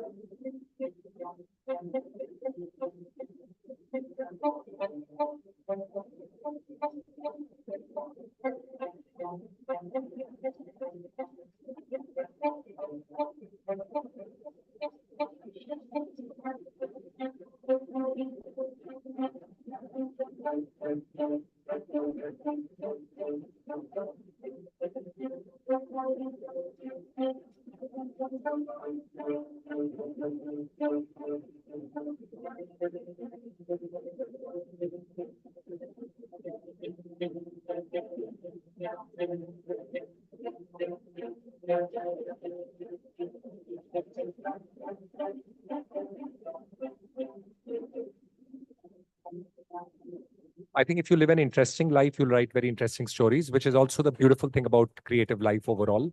Learning can never stop. There is always something new, and I learn from my patients. And each one of us will use that choice based on the use that you have to put the technology to. The first film that made me sort of see how a human story and the layers of politics beneath. Panipat का युद्ध पढ़कर आने वाले दरोगा लोग investigation कर रहे हैं तो उसमें थोड़ा विज्ञान मिश्रित होना चाहिए, ऐसा मेरी अपनी सोच है. A person may have a very enviable lifestyle, externally appear very successful and happy, but no one really knows what's happening within. It is not going to kill the supply chain, it is to empower the supply chain. And I'm happy to announce that we are still very much in the pilot stage and beta testing is going on. We are gradually building up our presence little by little as people get more and more confident. Because of the state of our cities, we have no option but to build smart and resilient cities. Digital India is more for the poor, underprivileged, and deprived.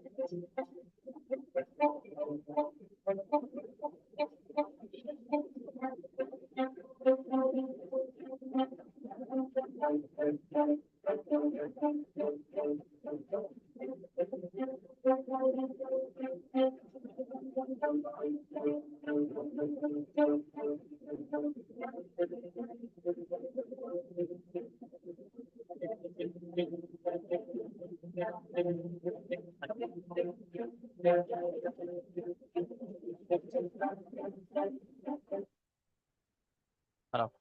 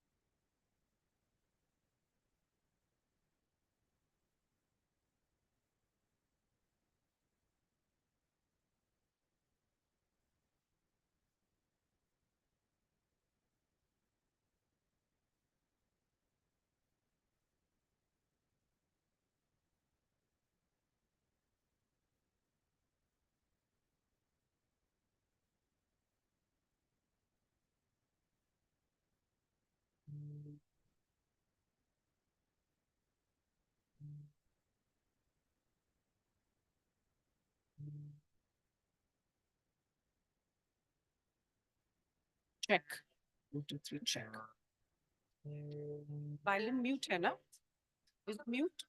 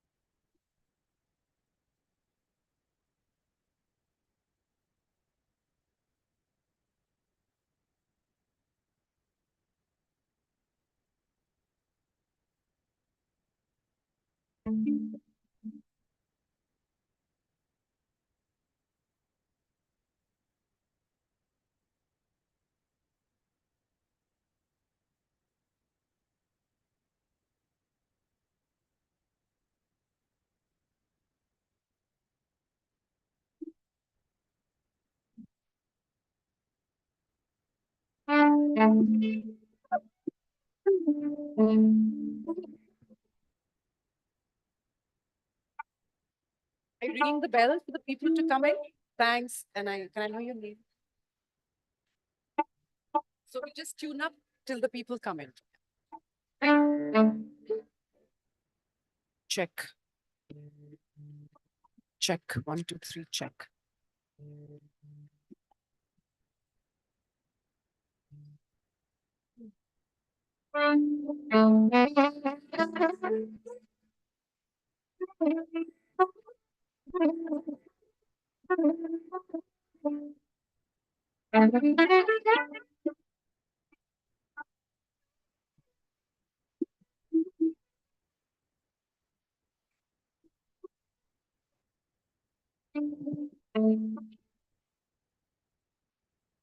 Ready.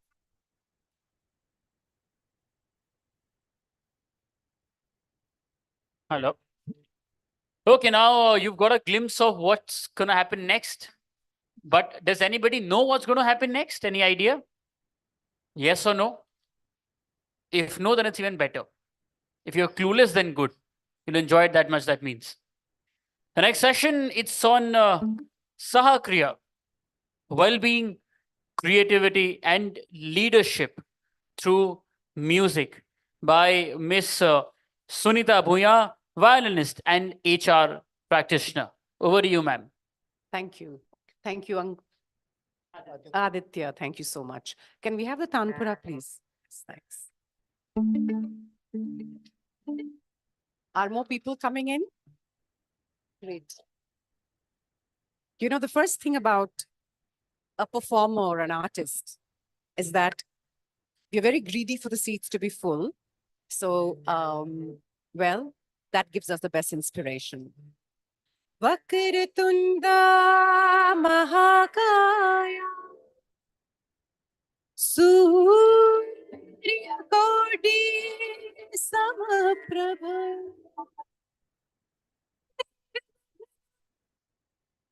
Gurme Deva Sarvakareshu Sarva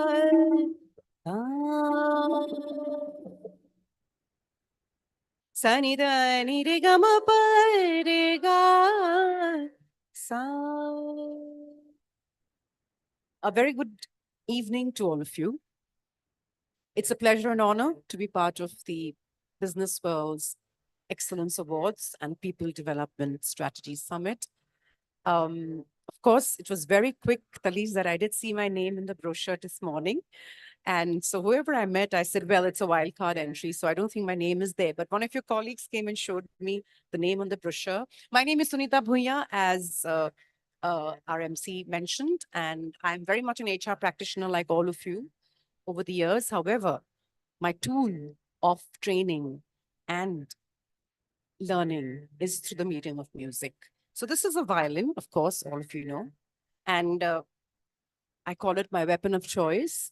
Though when I started learning it, when I was 8 years old, it wasn't a choice. My mother is the violinist, first Indian women violinist who took the violin to the Northeast, to Assam. So I think I would like a round of applause for women movers and shakers who have done broken myths in their times, years and years back, because of which a lot of men and women like us get the opportunity and access to stages like this. Music, apart from being a great entertaining platform, has got two profound benefits in the mind and body. First, music travels to the source and reaches the brain of the listener. And as soon as you start hearing a piece of music, our brain sends signals to different parts of the body. It's almost like, hey, I think we like what we're seeing. Why don't we calm down? And that's when our body starts producing the feel-good hormones of endorphins and the hormone of pleasure, dopamine. And this is the context of music therapy.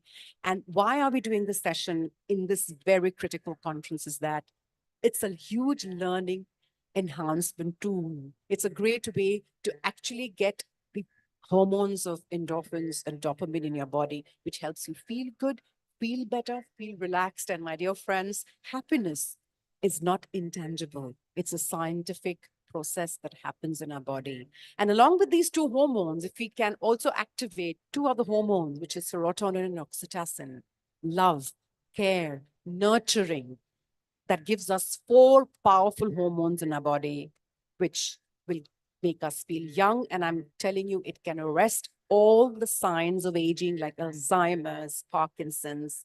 Of course, I don't know if it can replace Botox and other proteins, but it can definitely make you feel great. And these are the 4 hormones that we play with as artists. Well, why do we teach music in Harvard, Stanford, and all the premier institutes across the world as a medium for creativity? Well, it's not just Harvard and Stanford. In India, the first ever music-led course on leadership was designed last year in the Indian Institute of Management, Shillong, where I come from, the Northeast, where I was born in Assam. Well, it was designed by yours truly. And let me tell you, how do we create music and how does it connect us towards creativity? So music is composed of 7 notes. Sa, re, ga, ma, pa, da, ni, sa, sa, ga, pa, ma, ga, re, sa. Sur, melody, and rhythm. Ek theka bajaye. And rhythm and melody together create the world of music.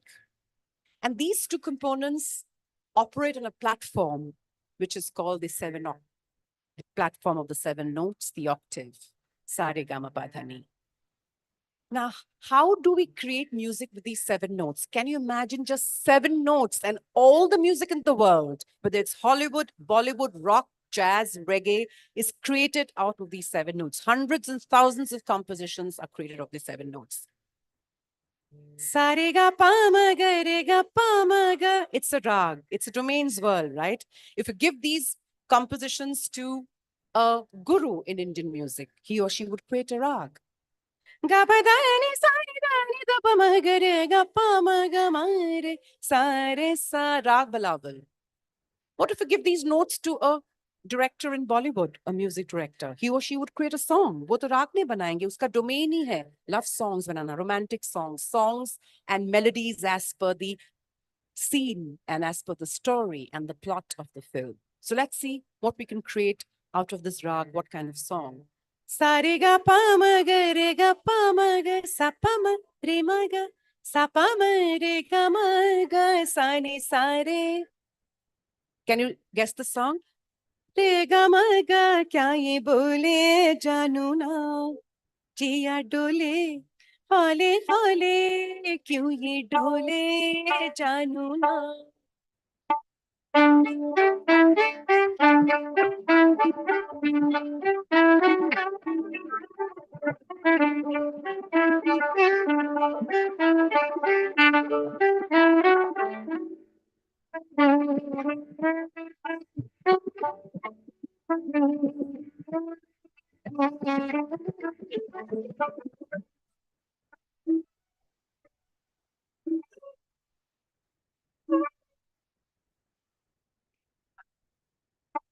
So what you hear are the lyrics. What you see are the visuals. But what lies beneath are the 7 notes, much like the values and the foundations of life. What you see is success and dynamism, but what lies beneath are the values of leadership. So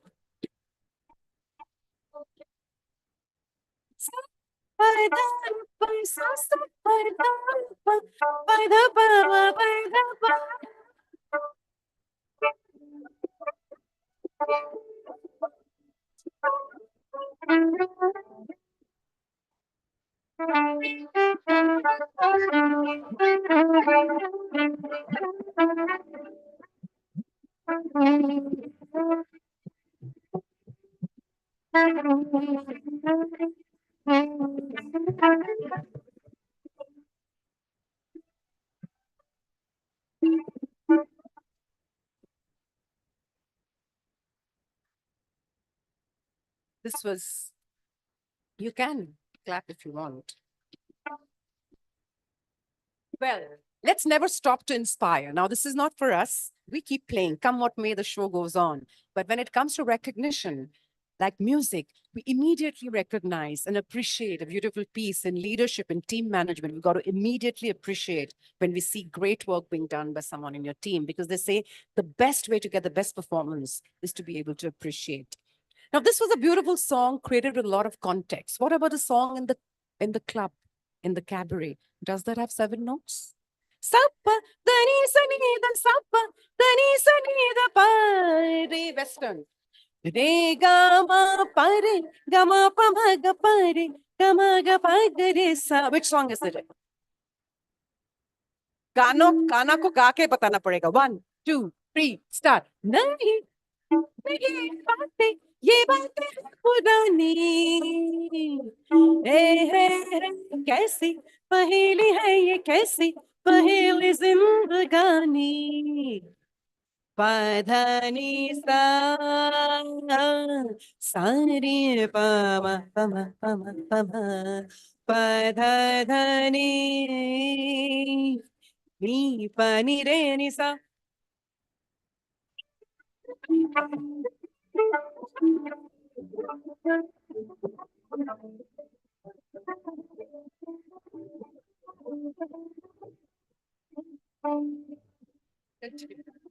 Rag Bilawal continues here also. We don't lose sight of what we learned in our early days, whether it's life values or our education. 3.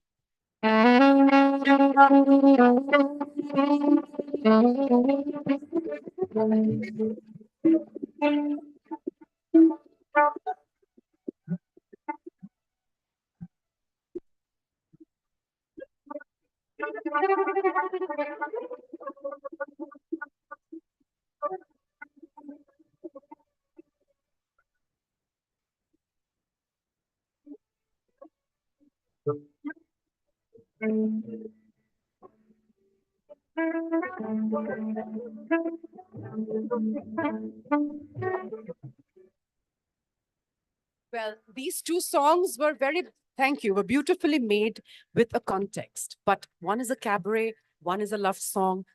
What this proves is that the best lesson of inclusion are the 7 notes. There is no class or mass in music, whether it's a hymn in the church, a bhajan in the temple, a Sufi kalam in the mosque, or a shabad in the Gurudwara. It's just 7 notes. And hundreds and thousands and millions and trillions of compositions by different artists, singers from different countries and different beats and rhythms and languages, just 7 notes. That's why they say, what do we need in businesses today? What do we need out of our lives? We need to create more with what we have, right? How do we create more with less? Music teaches us that lesson. If we can be passionate, be creative, understand the construct and the technique, if our domain is deeper, wider the depth. When I asked my mother, when can I stop playing Rag Bilawal? You just heard 3 versions of Bilawal, a basic rag of Indian classical music. She said, you don't stop playing a rag. You keep developing it. You keep playing it at different stages of your life. You keep rediscovering various facets. You recreate, you innovate, you recompose. And that's when you learn different faces, nuances, colors, facets of the same rag. And that's what creativity is. In our own sphere, we can't get a great inspiration and eureka moment all the time. But what we have, our scope of work, our job, our life, we can be creative. Hence, music is taught in colleges and institutions, and hopefully in the boardrooms and training rooms, the elements of music to teach us creativity. Now, these 2, 3 songs were very, very beautifully made. Even the Tapori song, I've come from Bombay. We say the street song where we don't want our children to hear them. Even that has 7 notes. 2, 3, 4. It's a very big hit song, but none of our gurus would like us to sing the song, okay?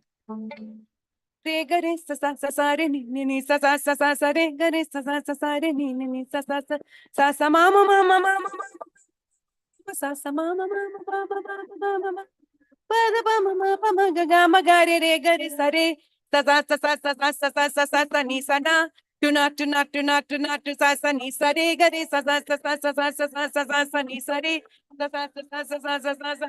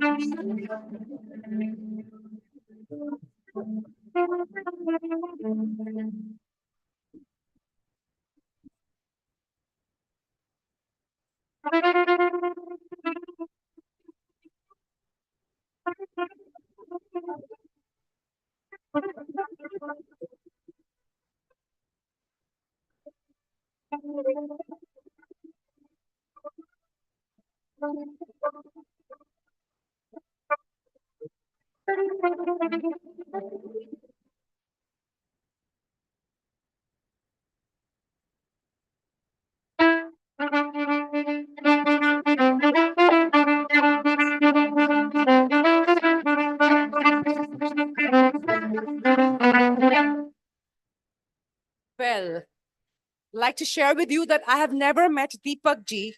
A round of applause for Deepak Kumar.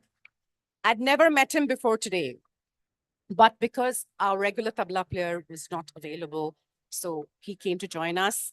His bravery that he can face an audience like this, his strength, and the reason that he could do it is not just because Deepak and I are great musicians. It's the power of the knowledge system of music, the technique, the depth of the domain. जो गुरु शिष्य परंपरा से उन्होंने सीखा है, we have also learned in the same technique. And how can we align that to the need of the hour? So that's the concept of deeper the depth, wider the expertise. Well, we move on. I had 15 minutes, but I don't see a timer here, but I think I have 5 more minutes left. When we talk about coming together, there's a lot that we can learn from the orchestra as a metaphor. And Sahakriya is about coming together of different elements that create one sound, but all kinds of different elements create an orchestra. Wind, strings, drums, the sound, the stage, the audience. Zara Tanpura, come kijiye, please. One level, come kijiye. Well, I'm going to play for you a very, very original Western classical symphony. Am I trained in Western classical? I'm not. Am I shy to play Western classical? I'm not. Because it doesn't matter what community we come from, what language we speak, our intent to work with each other, our intent to understand each other's song, our thoughts, our emotions, our intent to help each other is what creates the actual culture of just not music, but also business. So this is a Mozart piece. And my son, who's a Western classical pianist in London, says, Mom, why do you spoil these Western pieces with your style? I said, well, when Russians speak English in their accent, when the Scottish speak English in their accent, we don't say it's their style. But when we Indians speak English with our Indian accent, we say we have an accent, but that's our own roots. But the idea is to help each other and communicate with each other. So I have all the right to play Mozart because the 7 notes are owned by everyone. Is kindness owned by anyone? Is love owned by any community, any religion, any culture, any country? No, love is universal, humanity is universal, and so is music. Let's see if you can know this Mozart piece. Sa, ni, sa, re, ga, re, ga, pa, ma, ga, re, sa, ni, sa, re, ga, re, ga, pa, ma, ga, re, sa, ni, da, pa, ma, da, pa, ma, ga, re, ma, ma, ga, re, sa, ni, sa. It's a Titan ad song, okay? I'm going to play Mozart in a very traditional Indian classically trained style. I'll try my best to make it neutral, but that's as far as I can get. And the same Mozart turns into Rag Bilawal again, because the world is one.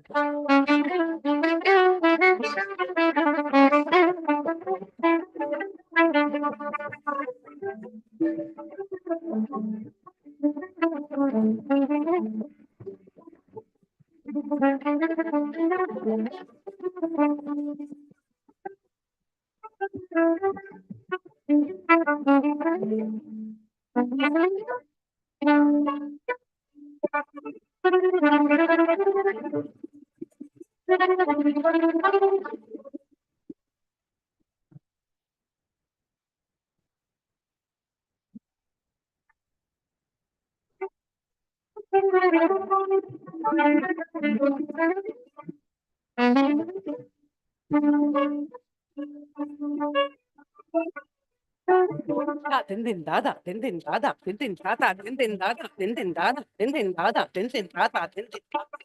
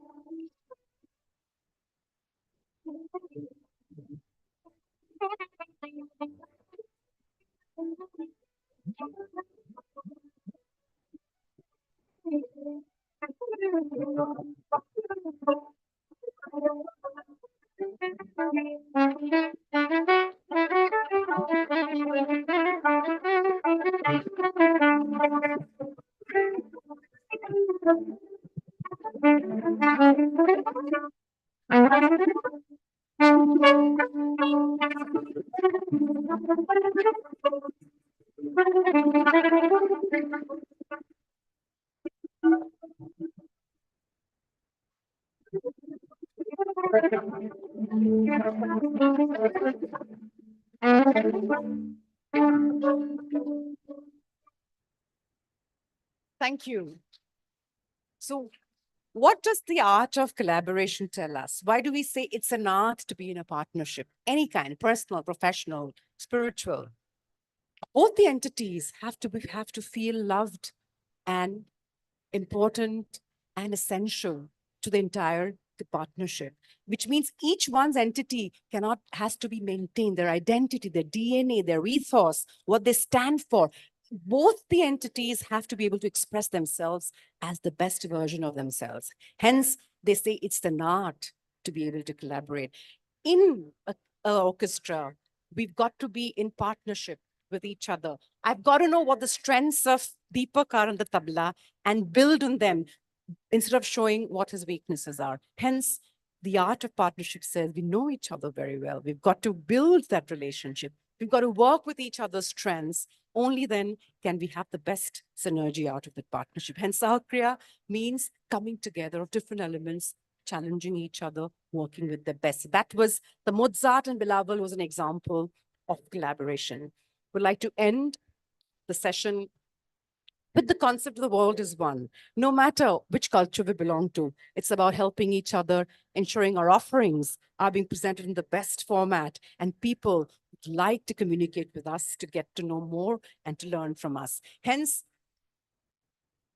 whether it's an Assamese folk piece or a Scottish reel, the same 7 notes. Hence, they say music is universal and the best lesson to build cultures, for cultures to come together, to build bridges and to build partnerships. So this is a song to say, let spring be always there.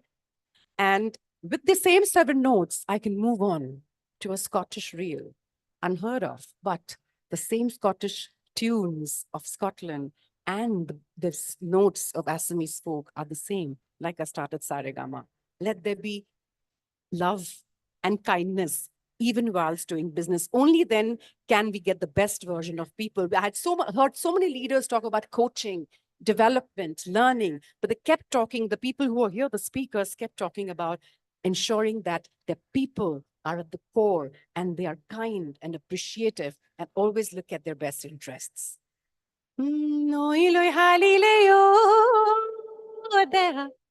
Nodali oi bholuka pathar loi halile kaka. My body swing towards the river. Let that the spring is coming, and the boy thinks that she's swaying towards him. And the boy says, Nui kahuria o senai khabolu yunu jure nohoinu pete bhorar bhat. I'm a very small farmer on the banks of the river. I don't have enough to take you home.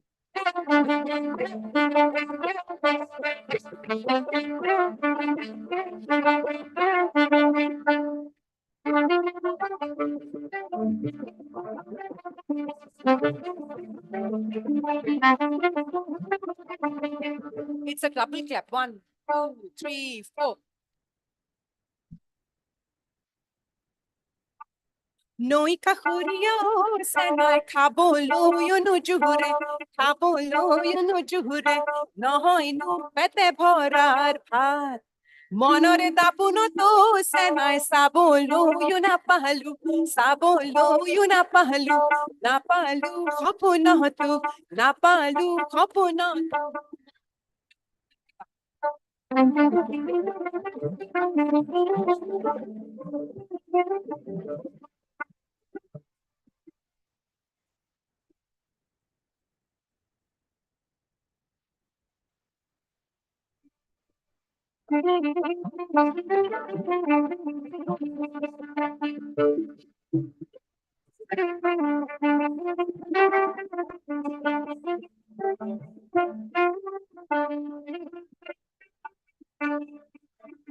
The Scottish reel. 1,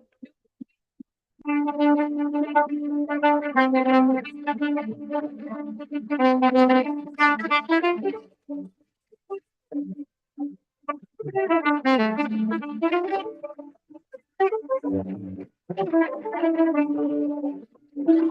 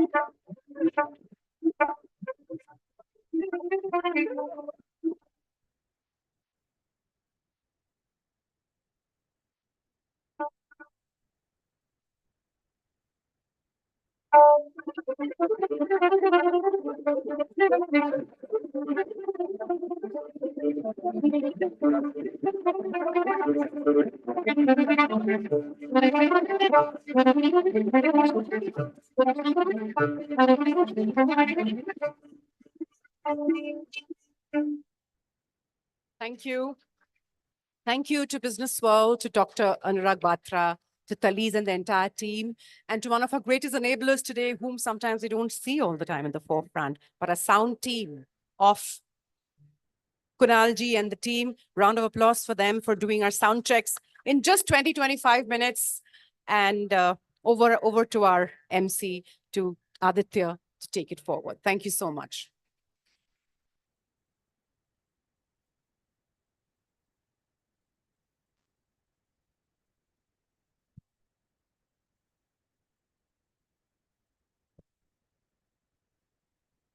Thank you. Thank you so much, ma'am. I think we can once again give her and her art a big round of applause.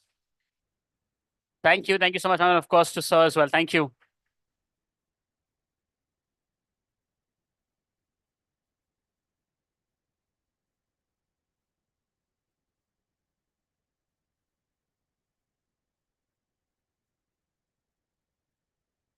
A couple of minutes while, of course, we have the stage ready for the awards ceremony, and then we shall begin with the awards as well.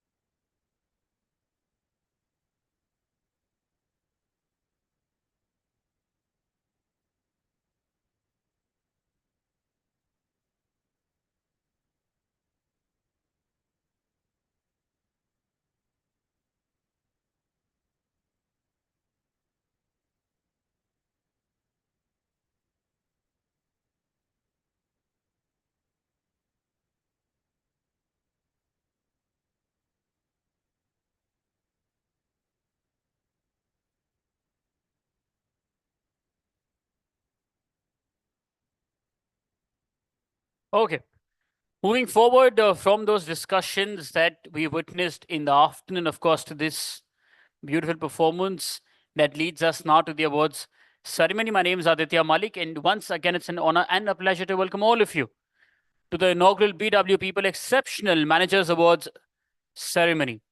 Today's awards ceremony is being streamed live across all Businessworld platforms, including our social media channels and also on www.bwpeople.in. Please join in the celebrations of the evening by using the hashtag I am exceptional. I would once again like to thank our partners for today, our event partners, Joy Travels Private Limited, Fandrum, Beanley Coffee, The Thick Shake Factory, Reality Plus, Exchange for Media, IWM Buzz Impact, Weekly Magazine, and also Pitch. And you know, when we talk of awards, there's always a list, there are various categories, and when we receive your nomination, and of course, many others like you who apply for these awards, it becomes really difficult for all our jury members to choose as to who should make it to that list on that specific day or not. Of course, हम लोग ऐसा मानते हैं that if you're already applying for these awards, you consider you are a winner. That's you're applying for them. But of course, a list is a list. Awards are awards, ranks are ranks. You have to give them. And what exactly happens in that jury process? from the time that you nominate yourselves to this list that I get 2 minutes before. That's also to the team. Thoda jaldi diya karo. So I also read the names before. Yeah. We just want to give you a glimpse of that entire jury process. So can you please have the jury AV once?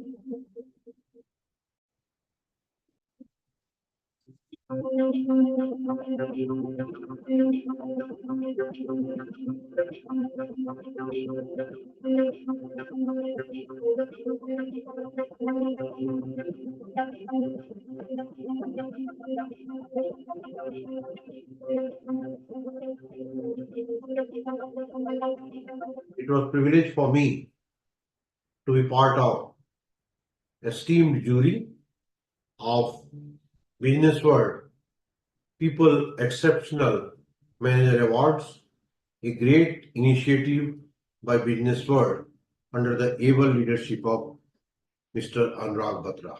It was a pleasure to interact with some of the bright minds, passionate individuals with confidence and great conviction. I'll take this opportunity to congratulate the winners. They are the people who have to shape our country's future. And I'm confident they will contribute in taking this country to much greater heights. My congratulations to all those who are receiving this prestigious award today, as well as all those who were nominated for this award. I feel enriched meeting you all and learning about the path-breaking work that you all are doing. My congratulations and best wishes to each one of you. May you soar high and do your country proud. God bless. I have been on the jury of BW Exceptional Managers. I must tell you that have been a great experience. I've been part of BW past series. It had been always great to be part of BW as panelist, as jury.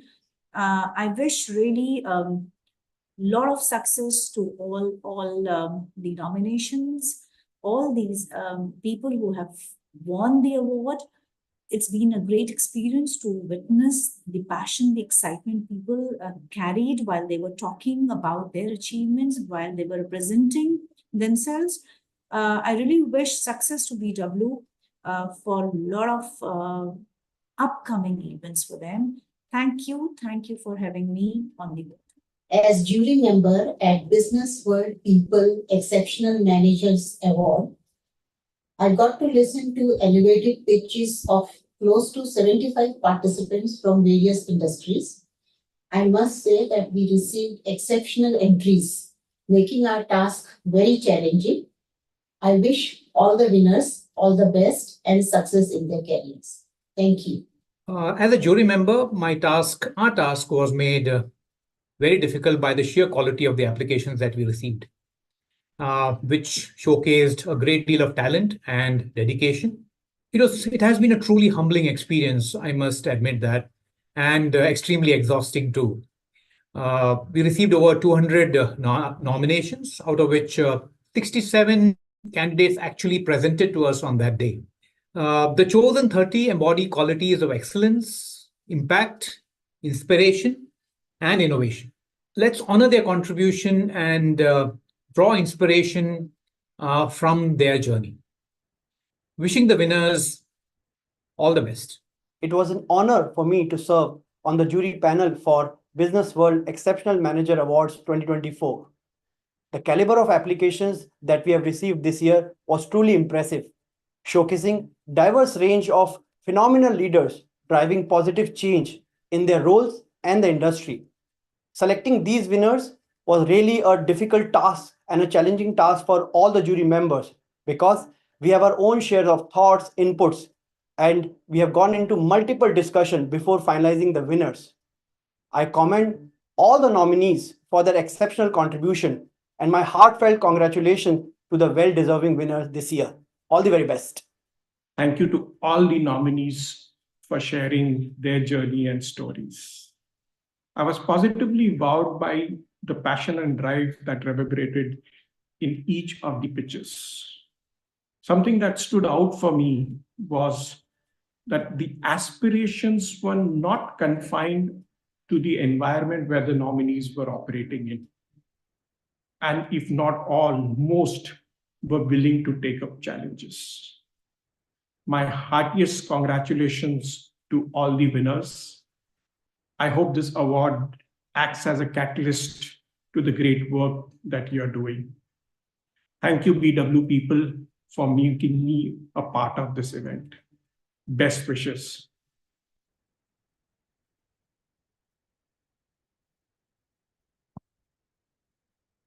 Can we have a big round of applause for our jury members, please? Thank you. Today's award ceremony is being streamed live across all BW Businessworld platforms, including the social media channels and also on www.bwpeople.in. A humble request to all the winners: once you've received your award, we request you to step down and proceed to stage left to get your picture individual, and then also stay back till the very end for a group picture. Both of them will be used for the magazine and also for the digital world as well. And now time to reveal the winners of the inaugural BW People Exceptional Managers Awards ceremony. And to present awards to our first set of winners, may I please invite on stage Mr. Talis Rizvi, Director, BW People and also BWCF World. Joining sir is Mr. Sudeep Verma, Chief Enabler, We Gain World. And joining them is Mr. Vikas Koka, CHRO, Sharda Motor Industries. Please.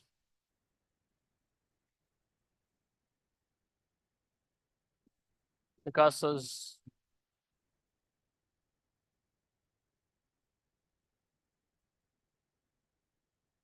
Okay.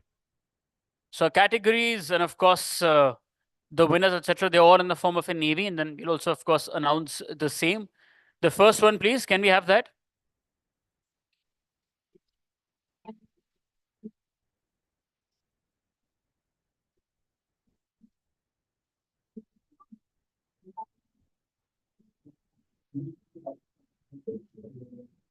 Anil Jain, Manager, GMR Group Exceptional, Admin Manager.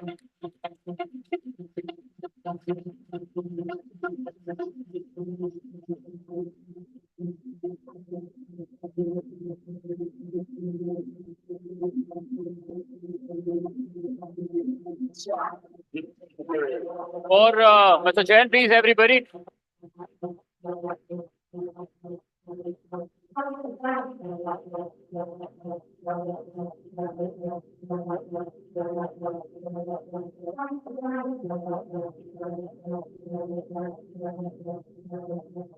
Congratulations.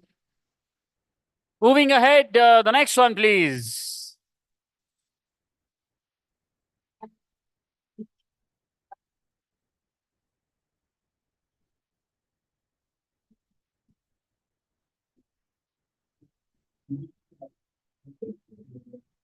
Sudhir Gangala, Deputy Head of CRM Aliens Group, Exceptional Customer Services Manager.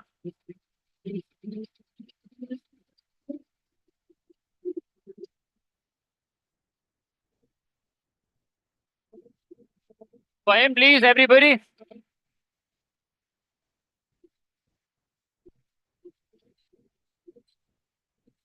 Congratulations.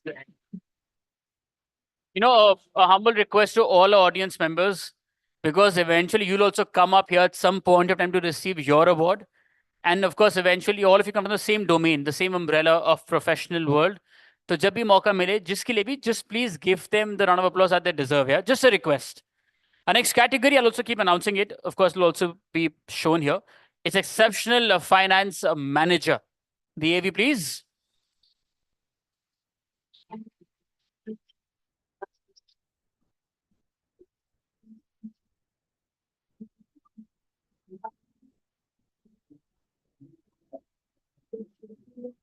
Vaibhav Chauhan, Finance Lead India, Prodivity Consulting.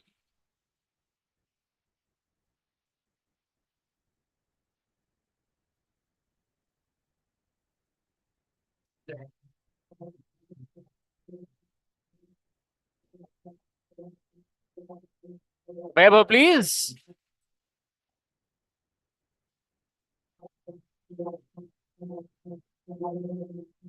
Congratulations. The same category is exceptional finance manager. The next AV, please.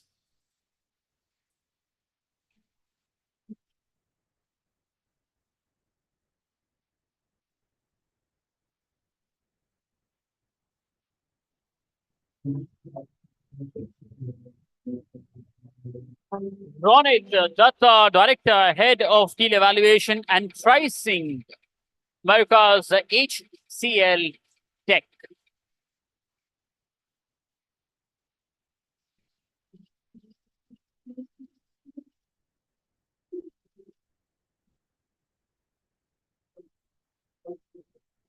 Ronit.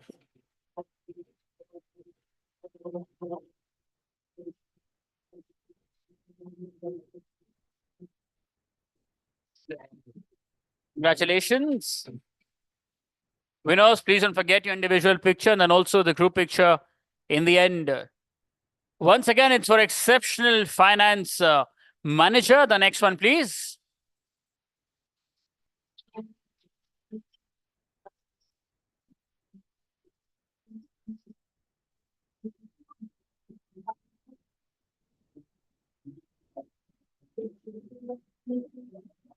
Karishma Sinha, Vice President and Head, Business Planning, India First Life Insurance.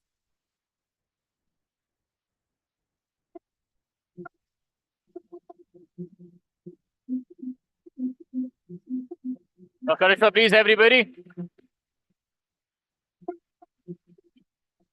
Congratulations. From finance manager, now let's move towards exceptional HR manager. The AV, please.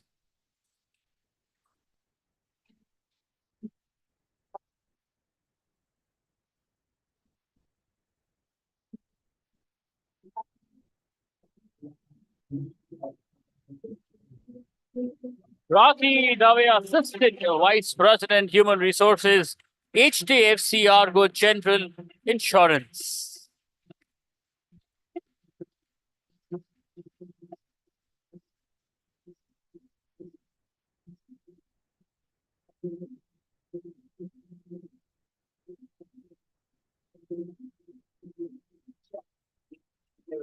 Congratulations, congratulations.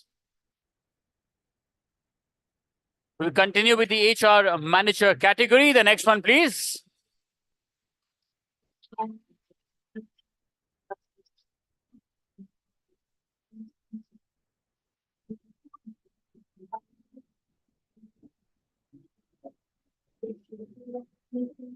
Nalin Reddy, Director, People, Product and Analytics, Flipkart.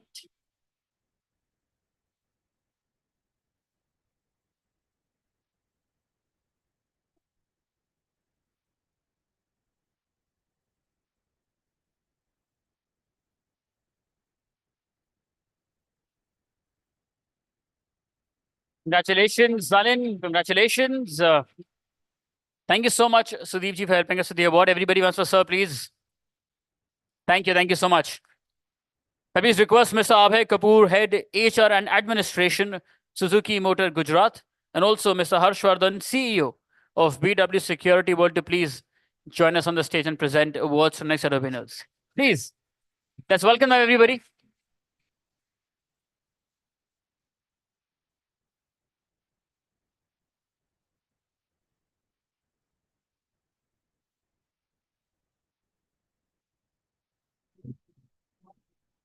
Moving ahead, the journey with HR managers continue. The next one, please.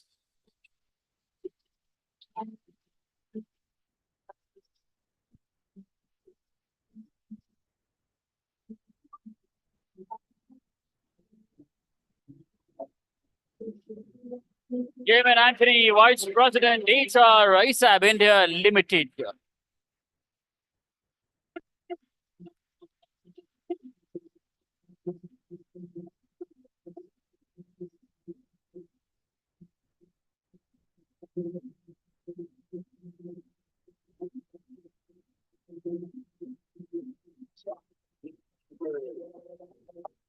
Congratulations, sir.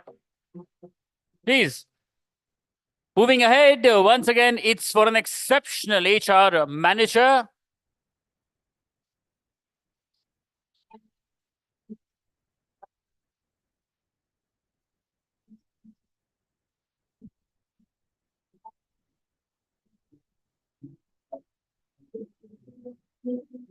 Vinay Kaushik Trivedi, Global Head, Human Resources and Admin, Therapy.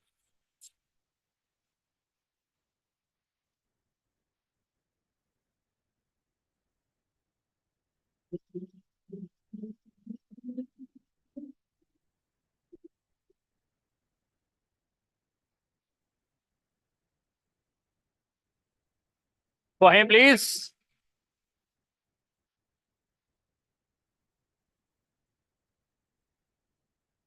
Congratulations. Okay, moving ahead, we continue with exceptional HR managers. And the next one, please.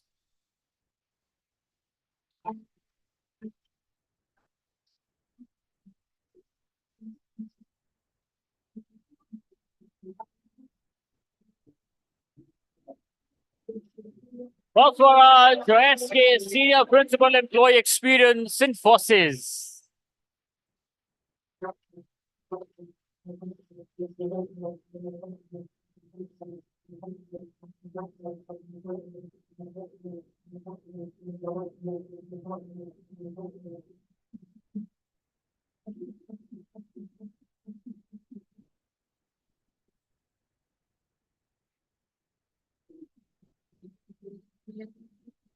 For him, please, everybody. Exceptional HR manager. Congratulations. We now move on to exceptional marketing manager. And the next AV, please.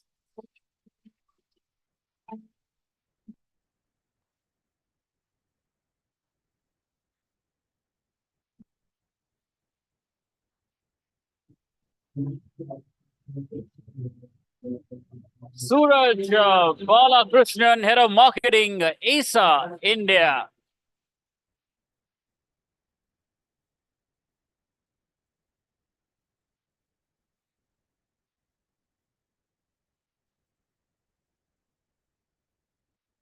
For Suraj, please, everybody.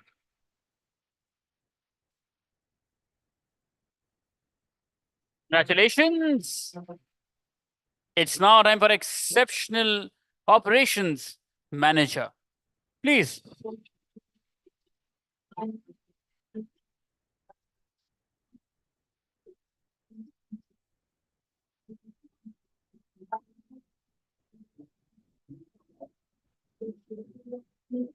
Amit Dananghara, Managing Director and member of the board, Innoplexis Consulting Services Private Limited.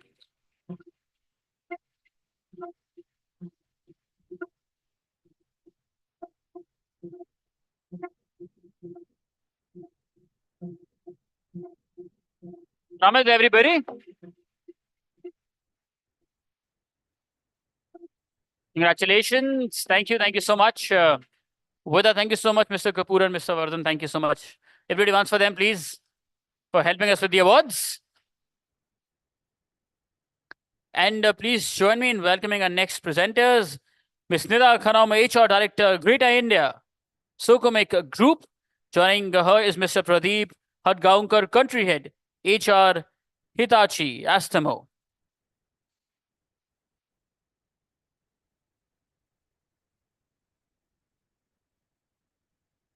Moving ahead, next is once again Operations Manager. Exceptional, of course. Please.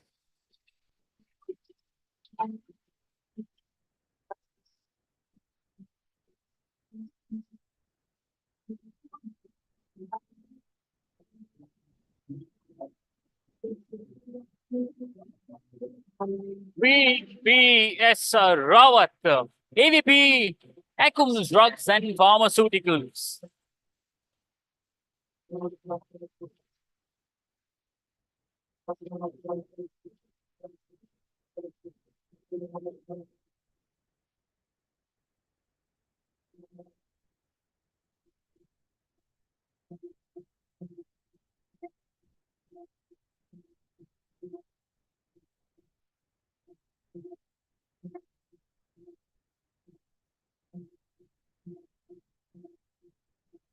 Congratulations, sir.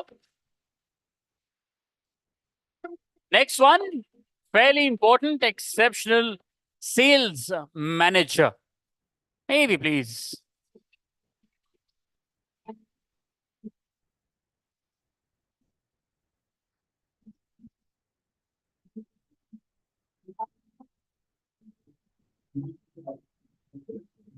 Somadatta Strategy, Director, Head Sales, Give Grants, Give.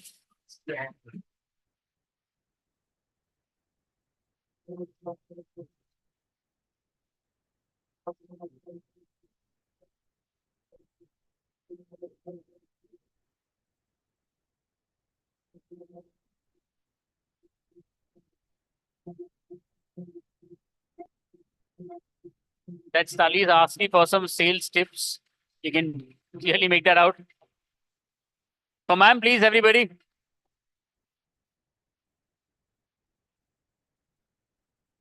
Congratulations. Moving ahead, once again, Talis, you can ask the next one also because that's also for sales. The next winner is exceptional sales manager. Please.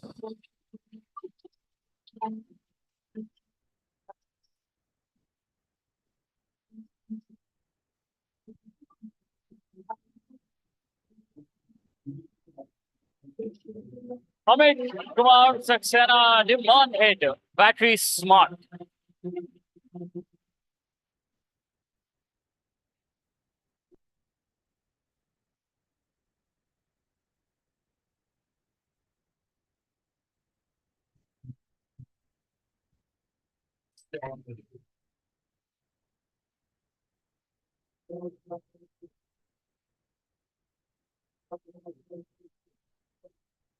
Everybody wants for Amit, please. Congratulations. Winners, please don't forget your individual picture and then also a group picture in the end. Next is Tech Innovator of the Year. Please.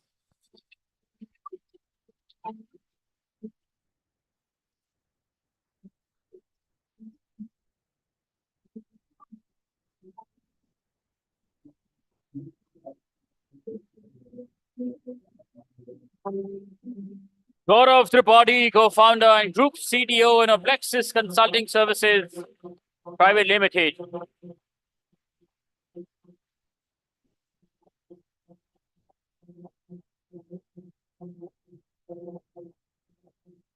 So Gaurav, please, everybody. The Tech Innovator of the Year. Congratulations. Just to let you know, ये वाला ठीक चल रहा है. यहाँ पहला table ठीक चल रहा है. For all our friends on that side, please, you can also, sort of celebrate with the winners. Just saying. The rest is up to you. हालांकि ये एक तरीका ही था कहने का कि जब मौका मिले ताली बजा दिया करिए. Thank you, sir. Moving ahead, next, Women Exceptional Manager of the Year.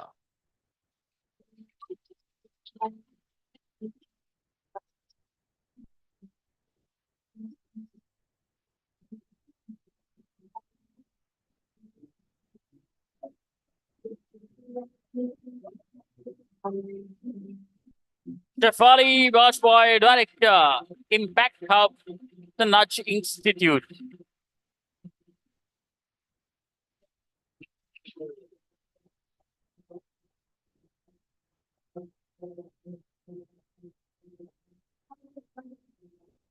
For Shefali, please, everybody.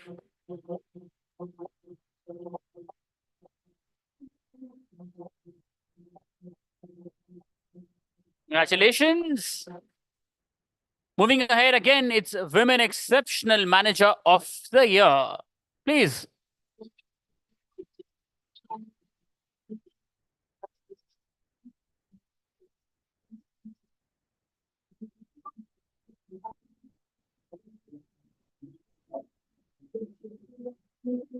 Tanushree Bhattacharya, Senior Director, Partnership and Alliances, Battery Smart.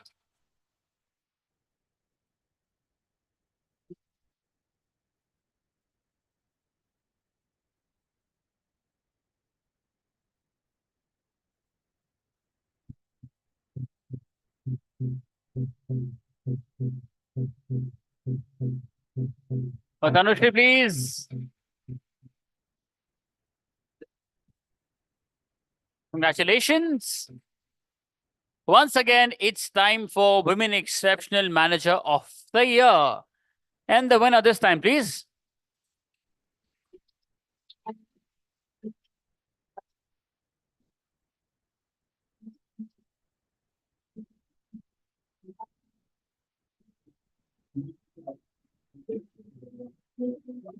Dr. Sanika Pire, Vice President, Strategic Partnerships, and Plexus Consulting Services, Private Limited.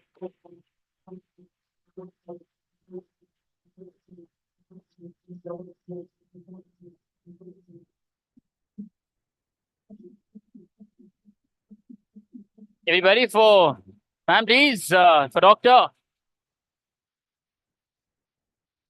Congratulations.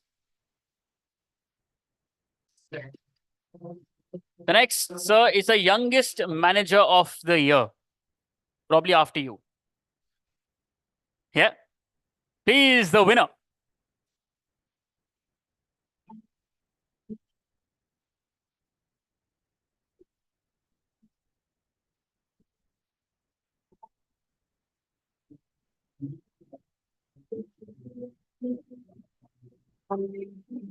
Arushi gets her brand manager, Bisleri Vedika, Bisleri.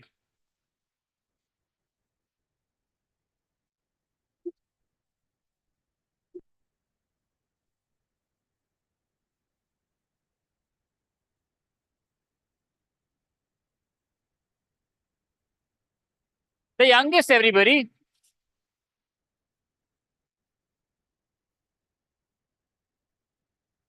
Congratulations. Thank you so much, So and ma'am, for helping us. Thank you. Once for them, please, for helping us with the awards. Thank you. Thank you so much. May I please request Mr. Seema Rekha, MD Antarman, and also Mr. Ved Shukla, founder and CEO Milomart, and advisor to BW Retail World, to please join us on the stage for our next set of awards. Let's welcome them.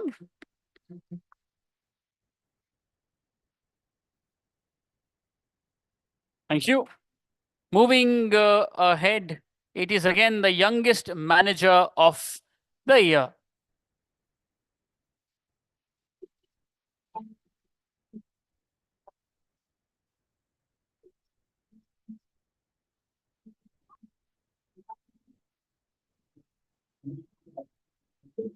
Ramal Gupta, Senior Manager, People and Culture, Radiance Technology Solutions, part of Omnicom Group.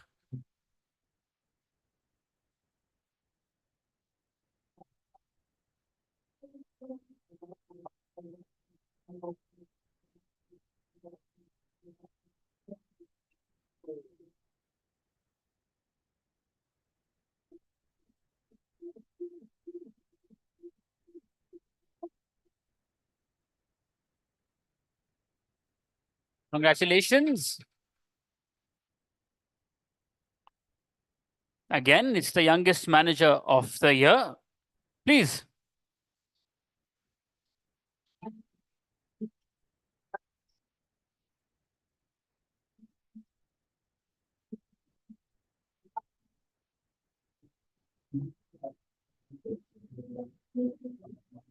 Ayush Bagmar, Associate Director and Business Head, Partnerships and Insurance Vehicle.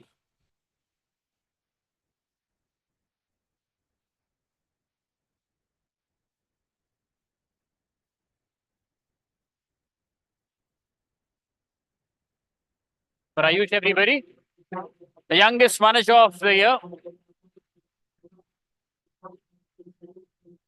Congratulations. Our next category, the Exceptional Manager Award, Legal and Compliance. Please.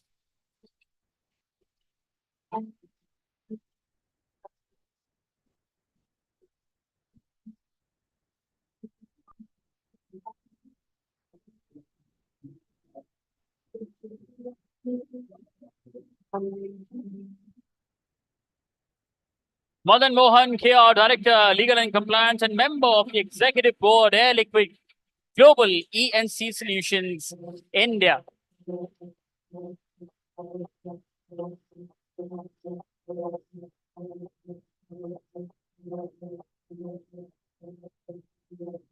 So please, everybody, from the Legal and Compliance Department.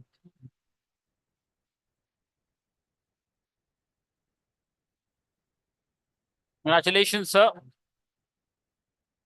Next is Exceptional Compliance Manager. But before that, we request all the winners to please stay back for a group picture. If any of your friends are outside, please make sure they're only outside like of this hall. And don't go back home. Yes, another picture. Exceptional Compliance Manager. Winner, please.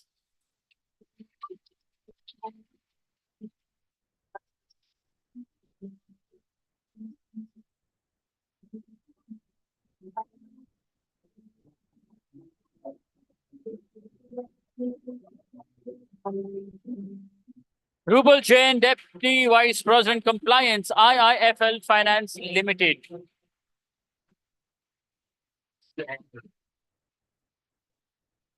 The screen said something as don't worry, it's Exceptional Compliance Manager.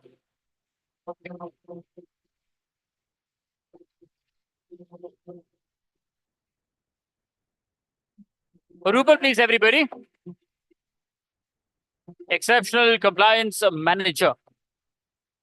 Congratulations. Moving ahead, Exceptional Supply Chain Manager and the winner.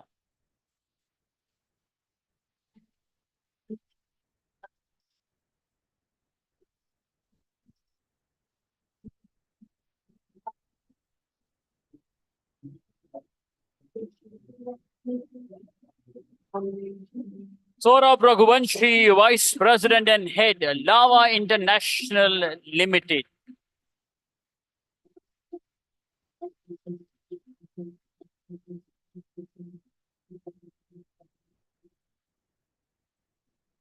So Saurabh, please, everybody. No, I think you can't do this if he's down the list. That doesn't mean that we don't give him the love. No? Congratulations, sir. Down to our last two.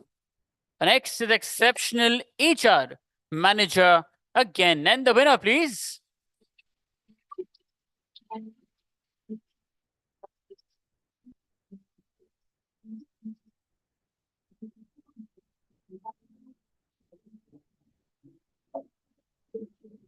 Soumya Malai, the HR Head. We have with us Abhinav Joshi, Senior Manager, to receive the award on behalf of Soumya.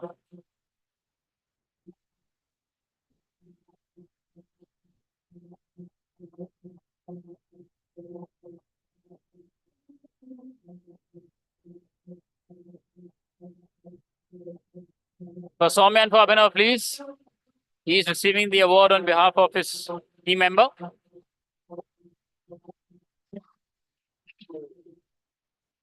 Congratulations. And the last one, it's Exceptional Information Technology Manager. And the winner, please.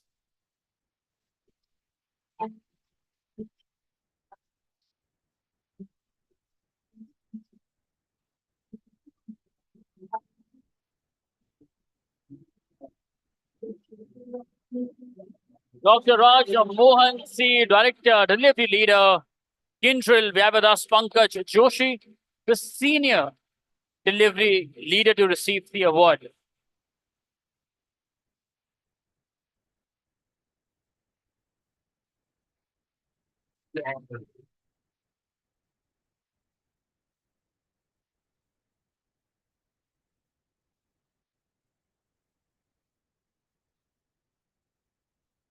Congratulations, Pankaj, and also to Dr. Raj.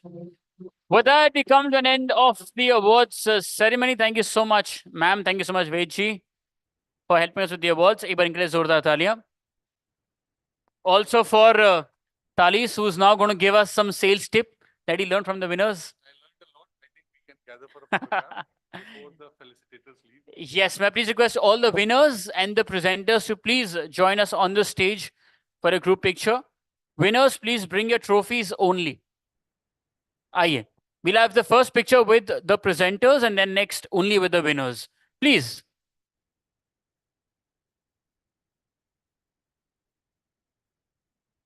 Members of the BW Business World team, if you find any of the winners outside, please request them to come inside for a group picture.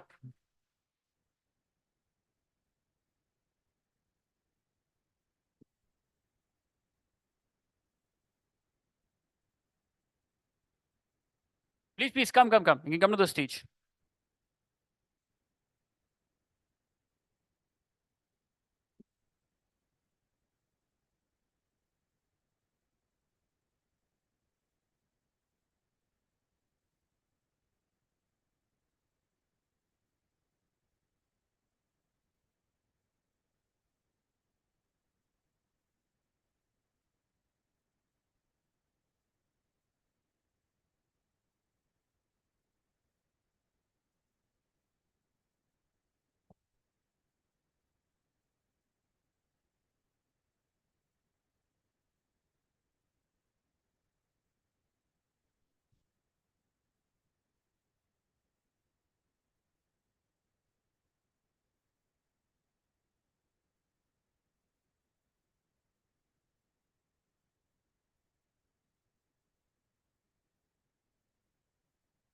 You can do your individual phones first, wherever they are, and then we focus on one.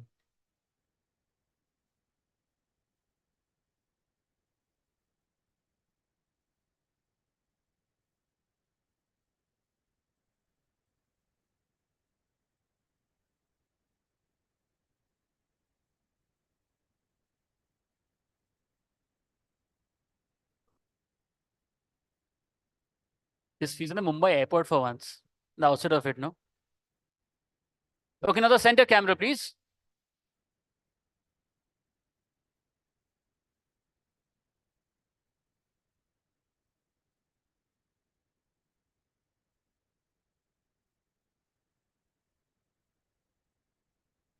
Please wait. One with the winners only now. Thank you so much to all the presenters. Thank you. Winners only now, please.